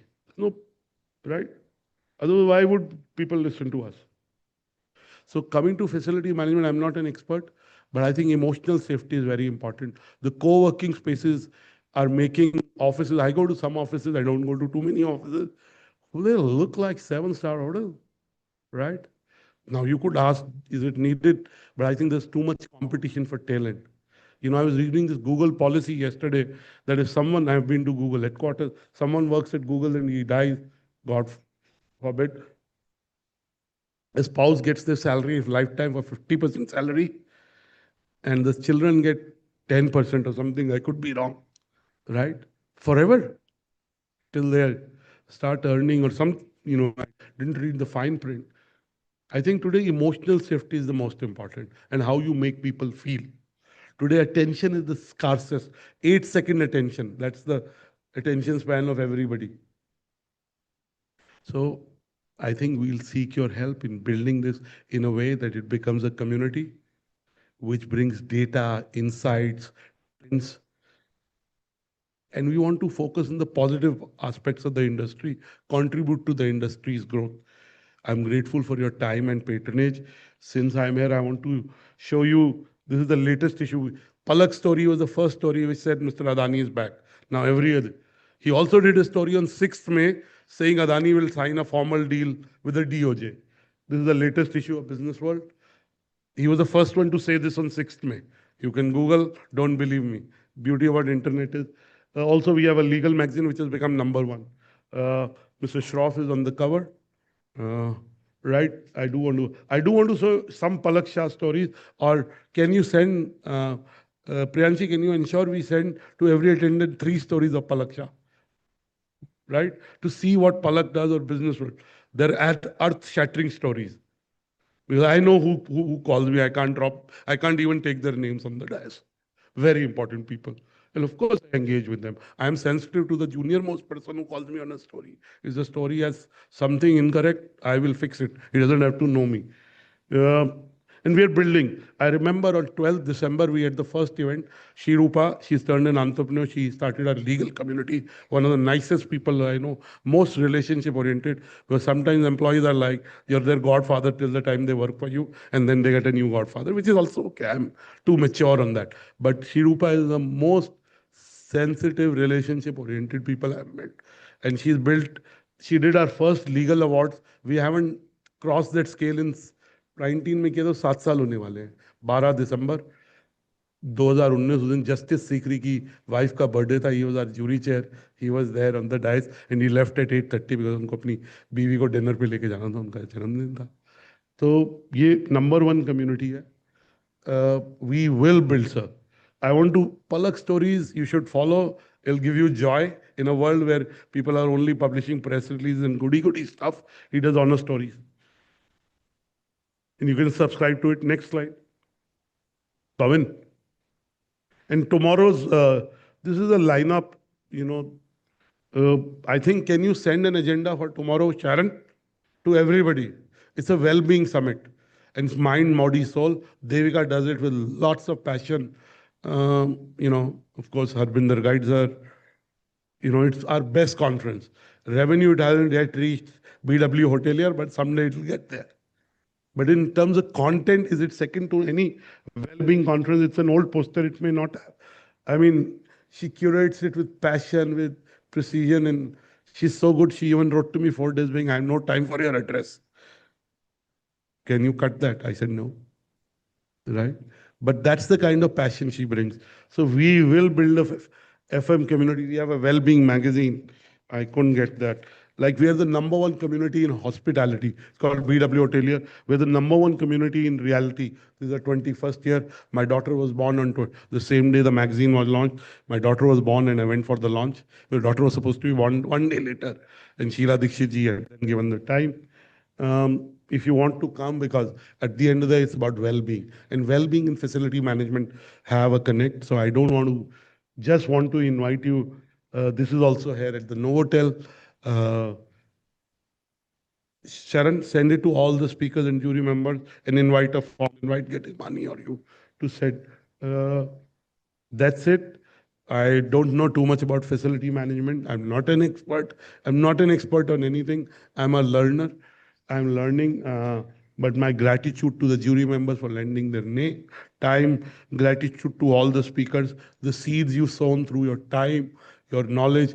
And the beauty is that we want to take our editorial product in the facility management space to the next level. Maybe launch a quarterly magazine. The magazines are not going out of the charm of reading a magazine is huge. I mean, I bring out an advertising weekly every Monday morning, and it's Fleet Street quality, New York and London quality. In editorial, of course, it's in look and feel also. Look at my BW Hotelier. Look at our travel. We are a late entrant in the travel. In 1 year, we'll be a leader in this. And anybody who says magazines are dead don't know the business. I know. There is the more technology grows, the more time you spend on digital, the value of lean and readership goes up, the premiums go up. Just to tell you, in hotelier, there are 7 products. Everybody sells their ad at 50,000 rupees. We sell our ad at 2.5 lakh rupees. Never sold less than 2 lakh, I think. So I think for facility management, we'll go there. Proof of the pudding is in doing, not in talking. And we are doers. But these are early days. I think Shilpa has realized what is the scale she needs to build. Sharon, of course, was here early in the morning at 8 a.m., ushering everyone in. And Sharon lost her mother recently. In spite of that, she is like full on. So I have a set of very committed colleagues in Sharon, Shilpa, Harbinderji, Kiran, Priyanshi, Vivika, Prashant back home, Mr. Gaurav Sanap. And Bhavin actually doesn't work for Business World. He works for Exchange for Media, but he's just helping out. So gratitude to you, Bhavin. He's had 5 events in the last 3 on Tuesday, 1 on Thursday, 1 today, and 1 tomorrow, right? But he'll be at it. Yesterday was Eid, but the whole team was working. So I do want to. Do you have some images from Impact of 50 Women or Reality Plus, just to show you? There was no space, and the quality was outstanding, and 100% winners were there, or 99%. 1 or 2 weren't there, I think. Can't say 100, but this is Impact of 50. Manisha Verma ji, who's the Additional Chief Secretary of Government of Maharashtra for Mr. Sam Balsara for the 13th year, was our jury chair. He was there standing for 2.5 hours on stage. This is Anupriya Acharya. She's a chairperson of Publis. She was number 1 on our list earlier. That's Hepzibah Patak, who's the chairperson of Ogilvy. And they were all. And this is Preeti Lobana, country manager of Google. So we'll get there in facility management. Maybe we should do a women in facility management. There aren't enough. Neeta is our editor. She's worked of Impact. That is Atul. Atul is he's a very close friend and supportive of what we do, a big advertiser and sponsor for us. You do need sponsors in life. So, we are capable of putting bigger shows. And Shilpa, I'm making a commitment, Sharon, on your behalf. I hope you make my word come true. Show from Reality Plus, yesterday's. And show the audience how many people in the audience did 11. And the call. Naval is my co-founder, he's my school junior, engineering school junior. I did my BTech in beer drinking. So Reality Plus, if you have the photos quickly, we got to do the awards and give the. If you don't have, it's okay. This is all the winners, Some had left, and luckily advertising, marketing, media, communications, there's lots of women. They can be more at leadership, but still much more. You have the Reality Plus. If you don't have. It's in my phone, but it's okay. Similar event or bigger. I mean, yesterday I was not wearing a formal suit, and my colleague said the occasion is set that you should have wore a formal suit, right? It was that big. So all the best. I won't be an expert on facility management. I'm here to express gratitude, but I just want to say that the most important thing are three G's, which is gratitude, grit, and grace. Sometimes you don't know that you have grit. It only comes out when you need and you have no choice. There's a very lovely song. I love music, books, and movies. It's a song by a young British female singer. It's called "What Doesn't Kill You Makes You Stronger." Kelly Clarkson song. If you listen to music, if you get any time, Shubho. Uh, so sometimes grit comes out because you don't have a choice. And I keep saying that grace is something, again, you don't know, but it exists. But grace will get you to more places than hustle will. So I wish you more grit, more grace, and I hope we are worthy of your time and attention. We build something that truly, we the biggest asset that we have is our time, is our attention for anything. And I'm grateful to all of you for your time and attention. The one thing that I always talk is about sleep. India is a sleep deprived country. Most Indians sleep more like 6 hours. Quality of sleep is another issue. Not get into it. I keep encouraging Mr. Narula to do a sleep study in India and do a conference on better sleep, because we are not sleeping as well. I try and sleep 8, 9 hours every night. Last night I slept almost 8.5, 9 hours. And when I don't sleep, I am not myself. So sleep more. I know you know all this, we know all this, but it's about reiteration. I also said, I read this book called Fluke. Give ourselves too much success, too much credit for our success.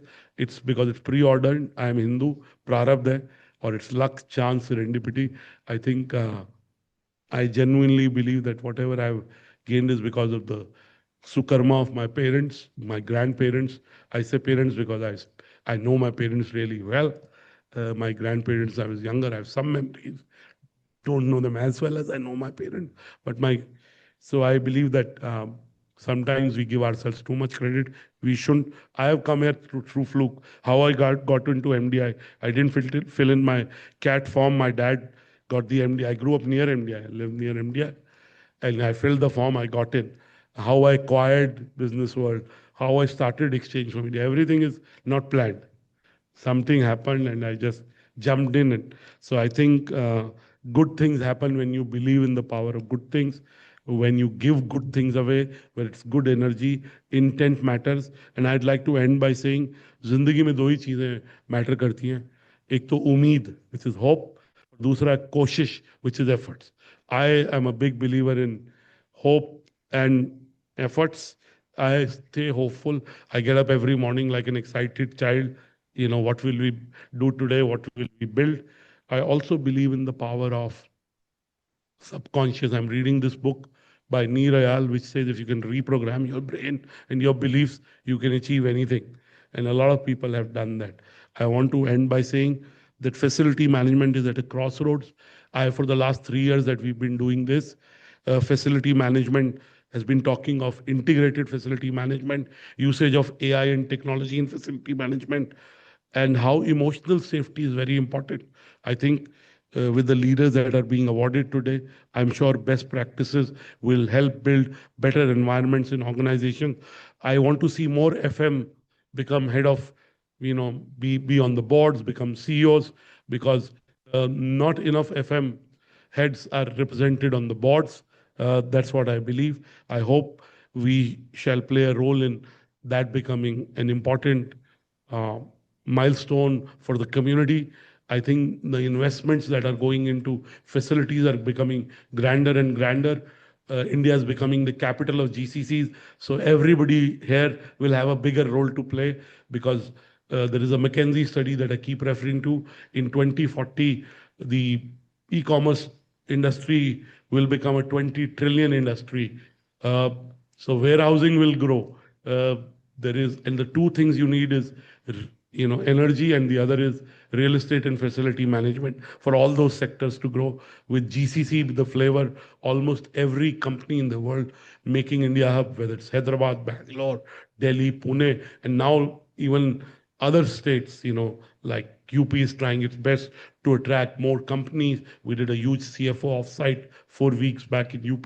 The deputy CM of UP was there, and he made a pitch to all the CFOs present to make UP, especially Noida with its connectivity, as a place for GCCs. So as GCCs become bigger and bigger, it's already a very large number of GCs, the need for facility managers who are strategic, tactical, and who create value will grow. This is the community that will make that happen. Kudos to all the winners. God bless you, and thank you for bearing me out. God bless you. Thank you so much, sir. Ladies and gentlemen, with all your energy in the house, can I have a bigger round of applause for Dr. Batra, please? Thank you so much. Thank you so much. From Dr. Batra's address, it's now time to move on to our esteemed jury address. And to do the honors on stage, I'm going to welcome the Group Head, Corporate Services, Infrastructure, ESG and Enterprise Services, Godrej Industries Group. Clap it up for Mr. Ajay Bhatt, please. Thank you so much, sir. Can you all clap it up a little louder for sir? Has earlier been a part of the previous session, so thank you so much for maintaining throughout. Thank you so much. It was inspiring to hear you, Dr. Batra.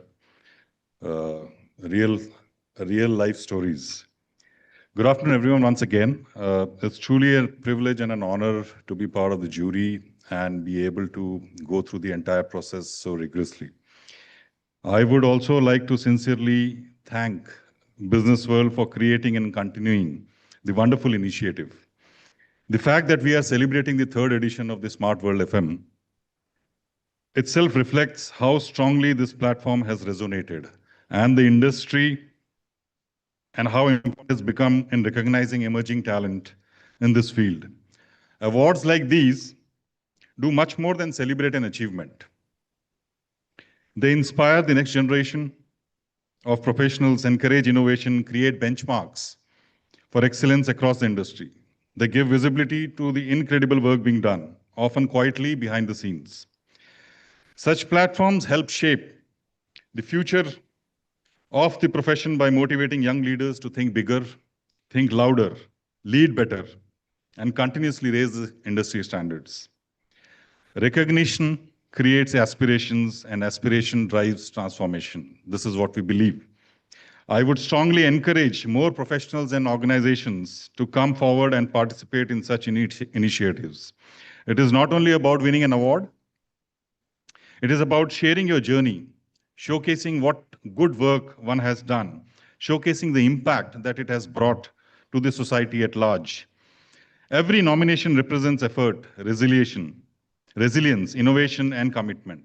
And sometimes simply stepping forward and putting your work across out there itself is significant achievement deserving recognition. Over the course of our deliberation, we had the opportunity to evaluate an exceptional group of innovators, young leaders, professionals who are redefining the future of facilities management in India. And I must say, the selection process was anything but easy. At several points, the jury discussion had all ingredients of a boardroom strategy meet: strong opinions, passionate arguments, and bold visions. What stood out most was the sheer scale of ambition and impact demonstrated by the year's finalists. These are professionals who are not only managing workplaces and infrastructure, but are also driving transformation in sustainability, technology, employee experience, operational excellence, and business resilience. Frankly, after reviewing some of their achievements, many of us on the jury briefly started questioning on our own career timelines. The good news is that the future of this industry is incredibly in good hands. And slightly worrying news, at least for some of us,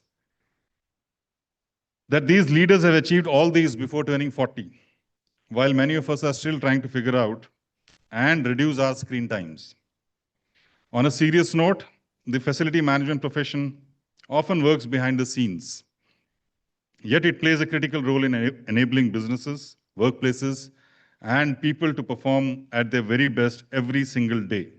And that is exactly why platforms like the Business World FM 40 Under 40 Awards matter so much.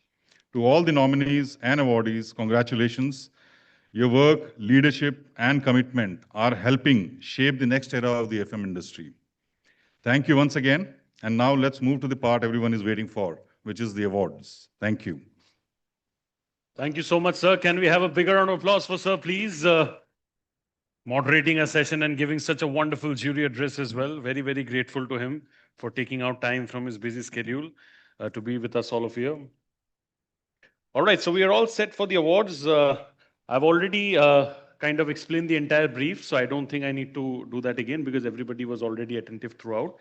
Just one request, which is if anybody needs the trophy boxes for travel purpose, please I request you to collect it from the BW team in case you need some support over there. And we will now be going ahead with the winners of the third BWFM 40 Under 40 Awards. To felicitate our first set of winners, I'm going to be calling upon our presenters for the first set of awards. To do the honors on stage, I'm going to request the esteemed presence of certain really special individuals. May I please call upon stage Dr. Anurag Batra, Chairman and Editor-in-Chief, BW Business World and Founder Exchange for Media, alongside Mr. Harbinder Narula, CEO, BW Healthcare World and BW Wellbeing, alongside Mr. Tanmay Khare, VP and Group Head Administration, Bajaj Finserv, and go ahead, Mike. And Captain Sudeep Ghoshal, Senior Vice President Administration and Infrastructure, Reliance Capital, Reliance Group. You know, clapping is good for heart muscles. You do that in yoga. There's no GST on clapping. It's your friends, your community, your colleagues. If you clap for them, when you're on stage, they'll clap for you. Life is karmic. Whatever you send out comes back. So clap for them. Absolutely. And before we clap for our winners, let's clap it up for our presenters as well, ladies and gentlemen. First set of awards. We are all set. Isi baat pe badenge aange. Let's go. Let's have the first winner presentation, please.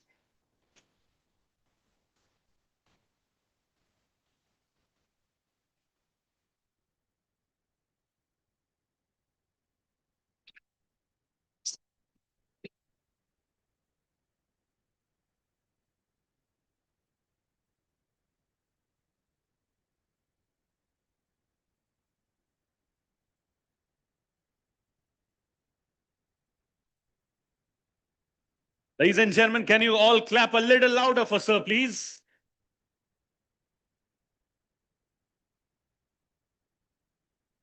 Ladies and gentlemen, as Dr. Batra mentioned, it's all karmic. You clap others when they win.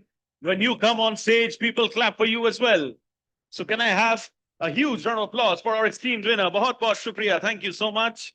On that note, we will now be moving on to our next winner presentation, please.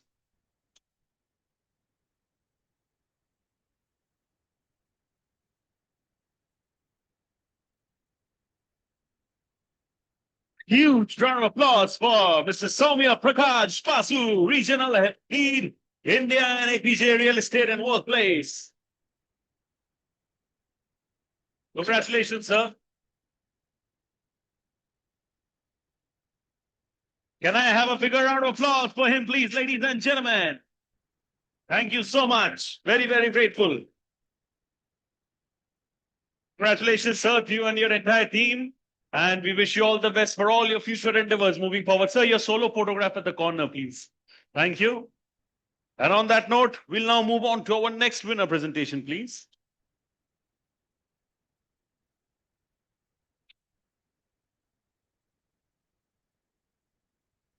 It's now time to appreciate the incredible efforts of Mr. Mayuresh Waman Desai, Senior General Manager, Facility and Customer Happiness. Congratulations, sir. बहुत बहुत बधाई आपको. Very well done. Congratulations. Congratulations. Can we clap it up a little louder for him, please, ladies and gentlemen?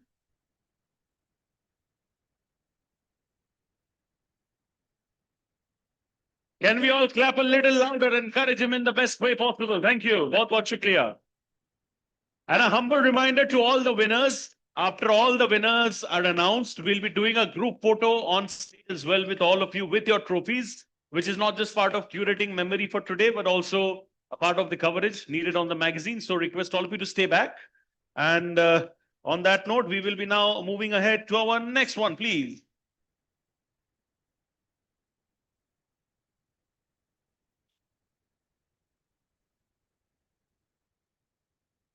Kya baat hai. It's now time to appreciate Mr. Vishal Punjabi, Group Lead, Facilities and Administration, Abhinandan Ventures.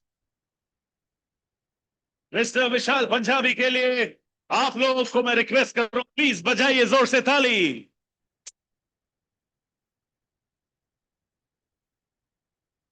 And I heard some whistles as well. All I can say is that nobody is complaining. आप PT भी बजाओ, ताली भी बजाओ, लेकिन बजाओ. That's what it is.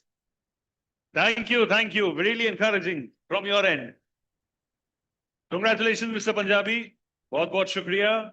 Wishing you all the best for all your future endeavors as well. On that note, we will now move on to our next winner presentation, please.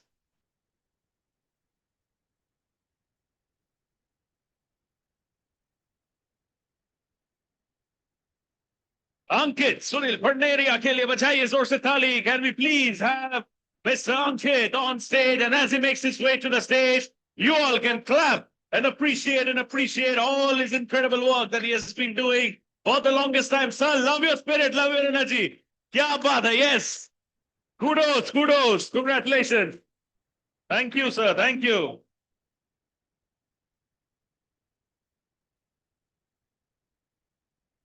Thank you, congratulations. What I'll request is, I'll request Anurag sir and Harvinder sir to remain on stage. Sir, I'll request both of you to please take your seats. And please clap it up for them, please. बहुत बहुत शुक्रिया.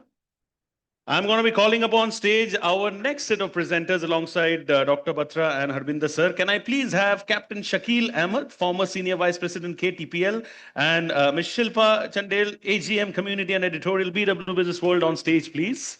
Can I have a big round of applause for both of them, please, ladies and gentlemen? Yes. Our new set of presenters for the next set of awards.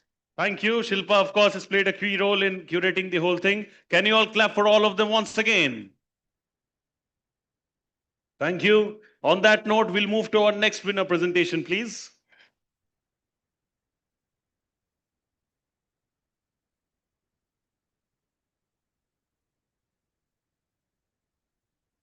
Grab it up for Mr. Vivek Kumar, Head Facility, Birla Hospital, CMRI. Congratulations, Mr. Kumar. This one truly dominated from your end and spectacular victory indeed. If others have whistles as well, all I can say, आप लोग भी बजा सकते हो. Yes. Let's get some more whistles going in if we can have those over there. Congratulations, Mr. Kumar. Thank you so much, sir. Request you to get your solo photograph. And we'll move on to the next winner presentation, please.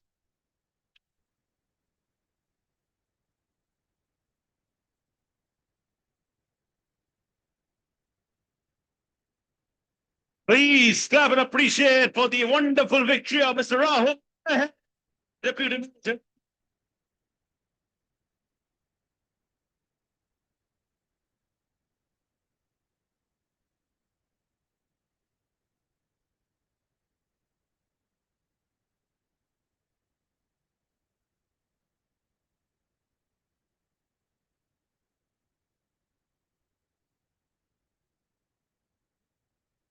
So much. Request you to get your solo photograph. इसी बात पे बढ़ेंगे आगे to our next winner presentation, please.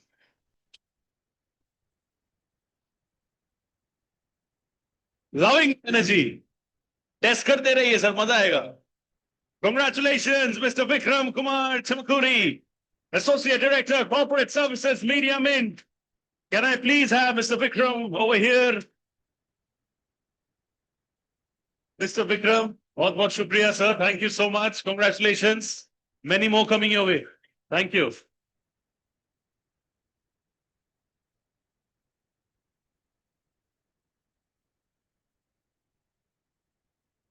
Congratulations once again to the one and only Mr. Vikram Kumar Chamakuri. And आप लोग भी तालियों की गूंज के साथ, whistles के साथ इनका स्वागत कर सकते हो with all your love and humility for all his great work.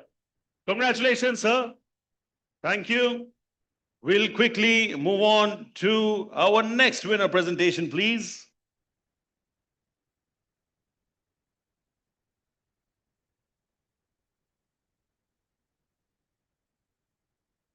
Congratulations, Mr. Manoj Saini.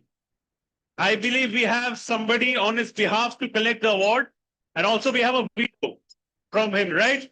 So can we please play the video of Mr. Manoj Saini? He has sent us a winner bite. He couldn't be with us in person, but he has been kind enough to send us a winner video. So can we please play that? Hello everyone, I am Manoj Saini, Deputy Manager, MEP Operations at DS Group Headquarters, Noida. It is truly an honor to receive this BW 40 Under 40 award. I sincerely thank the esteemed jury panel and BW Business World for recognizing my contributions in the field of engineering and sustainable operations. This recognition motivates me to continue striving for excellence, innovation, and impactful work in the industry. I would also like to express my gratitude to my organization. What all I can say, I feel very proud and humbled to be a part of this prestigious platform. Thank you once again, Manoj. Ladies and gentlemen, all I can say, जैसे आप लोग मनोज जी को देख रहे हो video में, वो भी आपको देखेंगे वीडियो में, उनके लिए बजाइए जोर से ताली, please. Many congratulations to him. Thank you so much. On that note, we'll move on to our next winner presentation, please.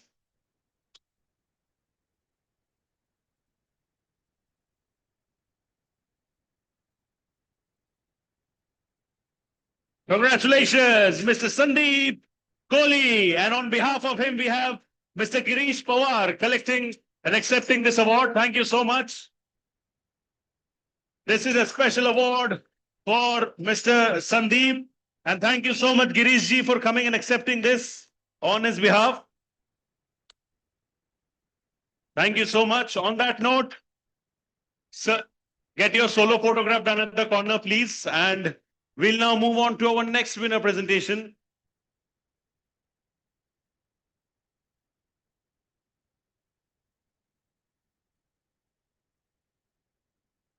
Madhu Sudan Gaggar ji ke liye bajaiye zor se thali, please. And on his behalf, we have Mr. Rohit Gaggar coming and accepting this. Thank you so much, Mr. Gaggar. Congratulations to you and as well as him. Bahut badhai. Mr. Madhu Sudan Gaggar is the winner. Senior Director, Audit and Assurance, Sentient and Asset Company. एक competition हो जाए. मैं ज़्यादा loud हूँ कि आप लोग. Come on, 1, 2, 3, yes. Yes. आप जीत गए.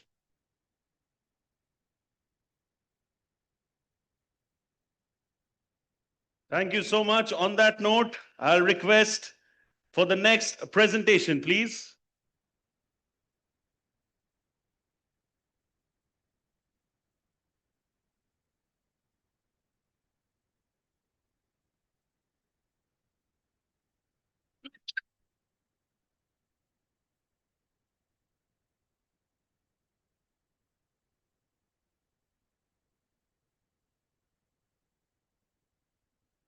Thank you so much, sir, for joining us. बहुत शुक्रिया.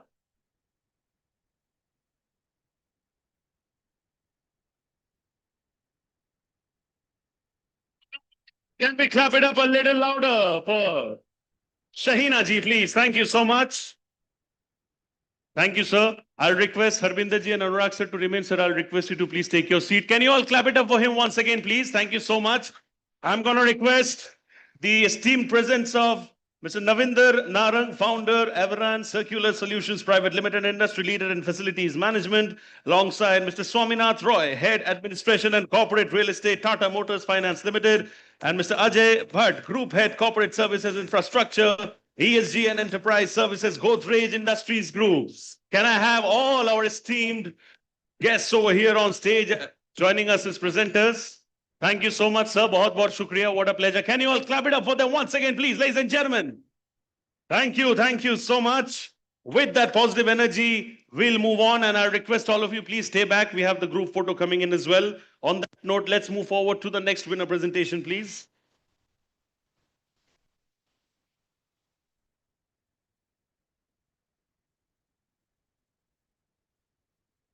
Congratulations, Shefali Agarwal Holani, founder and CEO, EasyFix.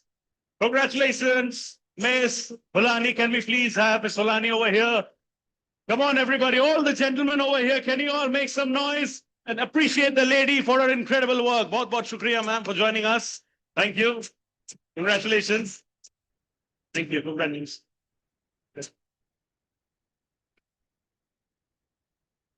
Ms. Solani Kelia, please, if I may request, make some noise. Founder and CEO, Easy Fix.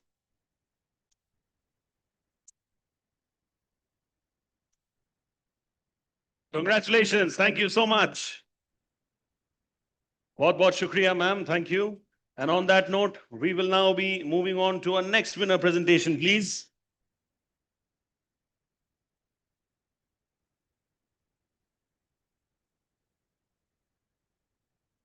Congratulations, Miss Monica Kataria, Head Admin and Facilities, Bharat Pay. We have Miss Prachi Dharekar accepting it on her behalf. Miss Prachi, thank you so much. Pleasure to have you over here. Miss Prachi is accepting this on behalf of Miss Monica. Thank you so much.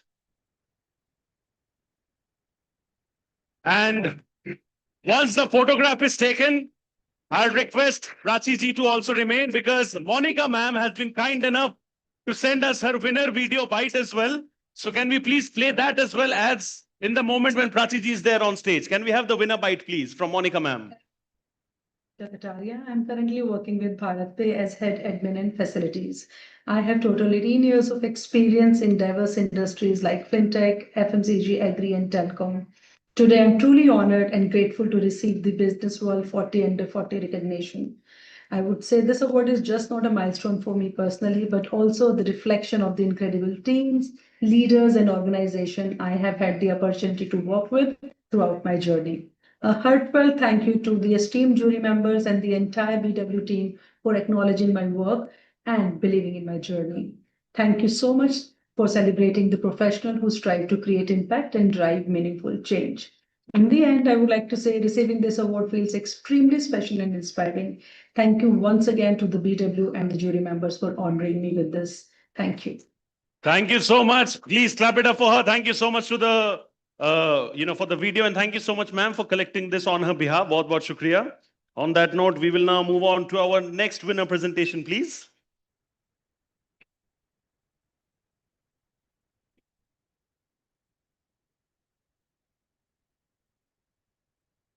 Make some noise for Mr. Vikrant Kumar, Senior Facilities Manager, TLS. Congratulations, Mr. Kumar. बहुत बधाई हो. Mr. Kumar के लिए, come on, everyone, make some noise. 1, 2, and 3, everybody. Mr. Kumar, congratulations. All the appreciation in the room, just coming for you.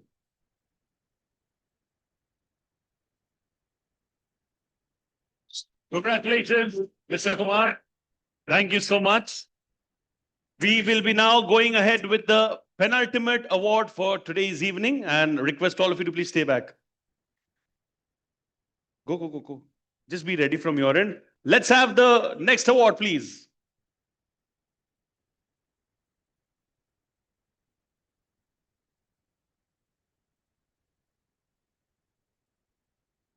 Mr. Swapnil Ahire, Central Depository Services India. Mr. Swapnil के लिए बजाइए जोर से ताली. A result of his hard work, grit, and dedication over the longest period of time. And no wonder he deserves to be honored and felicitated the way he is. Congratulations, Swapnil ji. May you get many more recognitions like this in the future. Congratulations. Thank you. बहुत shukriya. On that note, ladies and gentlemen, gearing up for the final award of today's evening. Let's get going.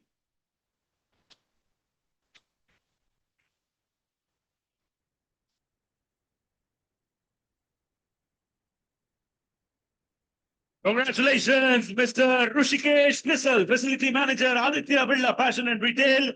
We have Mr. Narsimha coming on stage to accept this award on his behalf. Thank you so much, Mr. Narsimha. बहुत shukriya. Big round of applause.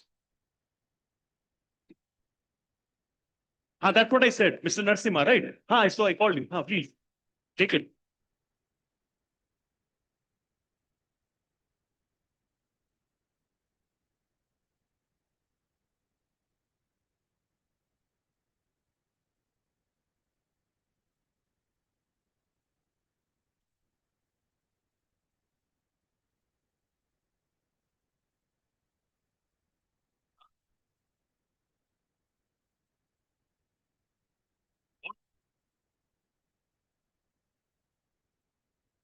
respective trophies for the special group photograph. All our winners from today's special evening, I request all of you to please kindly come up on stage with your respective trophies. We'll be doing a group photo with all of you, including our esteemed presenters and the jury members, and then we'll be doing some group photograph with just the winners.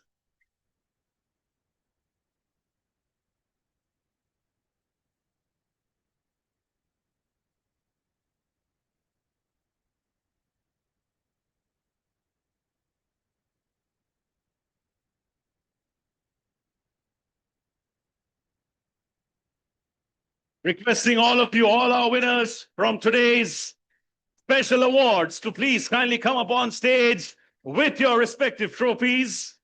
Thank you so much.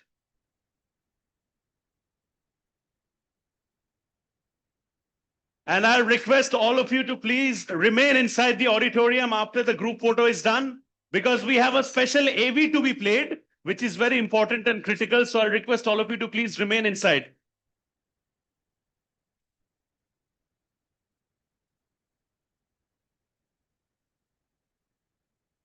Kudos to the entire team, all the winners, all the incredible people from BW Business World who have made this event possible. The entire team, kudos and thanks to everybody, the entire console team, videographer, photographers, everybody who has made this possible, the entire facility management community. I request all of you to please remain over here. And because we are doing a very special event tomorrow, which is the BW Festival of Wellbeing, we have a special event AV regarding that. So we would love to play that. So may I please request all of you to come over here so that we all can sit together and get ready for something truly spectacular. Can we please play the AV?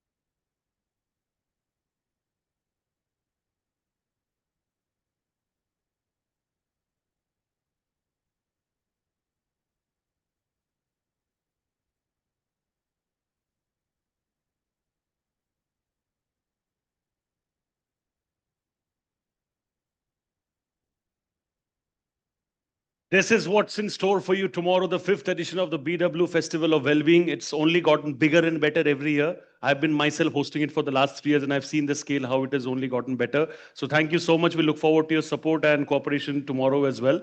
And congratulations to all of you. My name is Shubhojit Ghosh, signing off. We'll see you all very, very soon. Bahut bahut shukriya. Thank you.